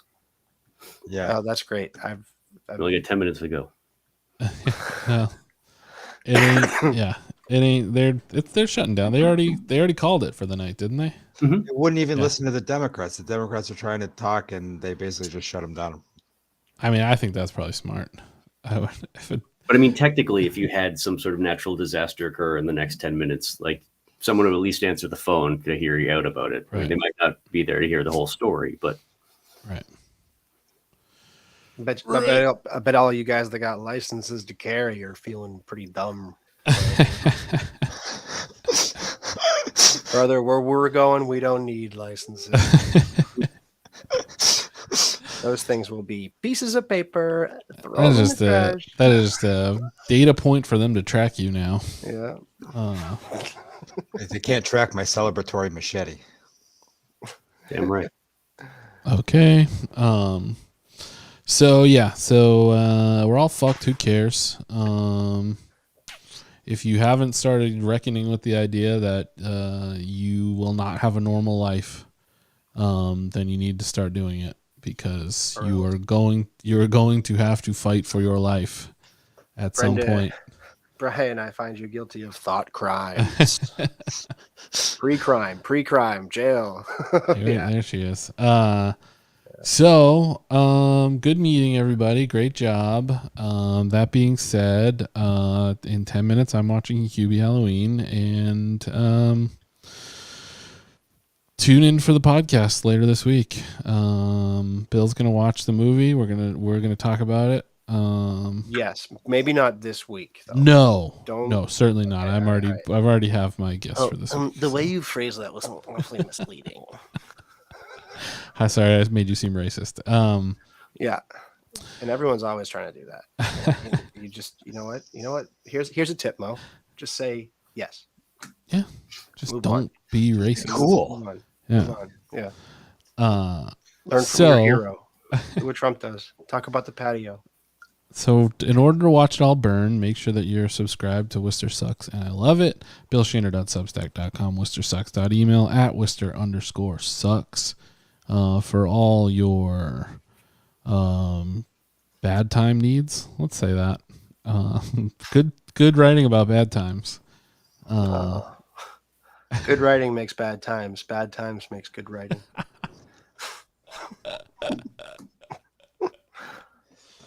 Bucks for right there. Follow us here at WCT3000 on Instagram. There's the handle right there. And subscribe to us on Twitch if you like. We'd love it. We'd love to have you.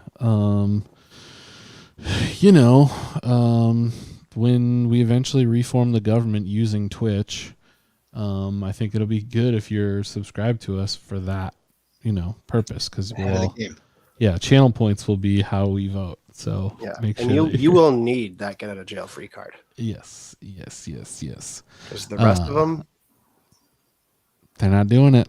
Can we have our new government outside more? Right to jail. I think it'd be good to get outside more. Meeting style. We can just go to a field and a pavilion. Hold our hands up to vote. We can do it. Yeah. Yeah, we can have a beer. Like you can have one beer during the. We'll save Twitch for meeting. whatever the financial meeting is. There we go. So we the we rack. just need to go take a deep breath, get our hour of rec time. Yeah. And then back in the hole, baby. Back in the hole. Watch Who Be Halloween again. You little slut.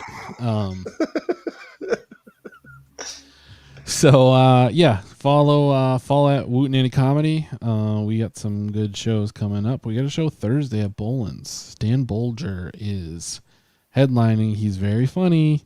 He's got diabetes. He might get low blood sugar and not make the show like he's done the last 4 show times we booked him. But if he shows up, he's really funny. So you guys are going to love him. He's honestly one of the funniest people I've ever met in my life. He should be incredibly famous, but he decided to stay in Boston, and now he does our shows. But we got a lot of stuff coming up in the near future, so stay tuned for that.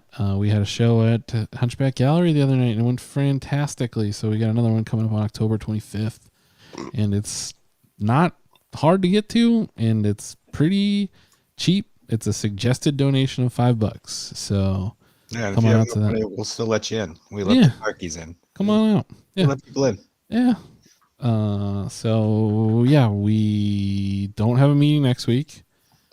Correct? Yes. Well, there's only one more meeting before the election. One more meeting before the election. So we will see you not next Tuesday. We will see you. Oh, there you go. No Jerks, October 15th. Bringing it back. Come hang out with the community. This may be an opportunity to meet some local politicians, to meet people in your community, to find opportunities to remind folks to vote. When everything else sucks, all we have is each other. So there we go. And you got a new show opening on October 9th. Yeah, the Spookums show. Creeping it real. If you like Halloween, then get on out to the Hunchback Gallery. Yeah, it's going to be a fun time. Hell yeah. All right, everybody. Thank you so much. We love you. Stay safe, and we'll see you some Tuesday. Bye. Goodbye.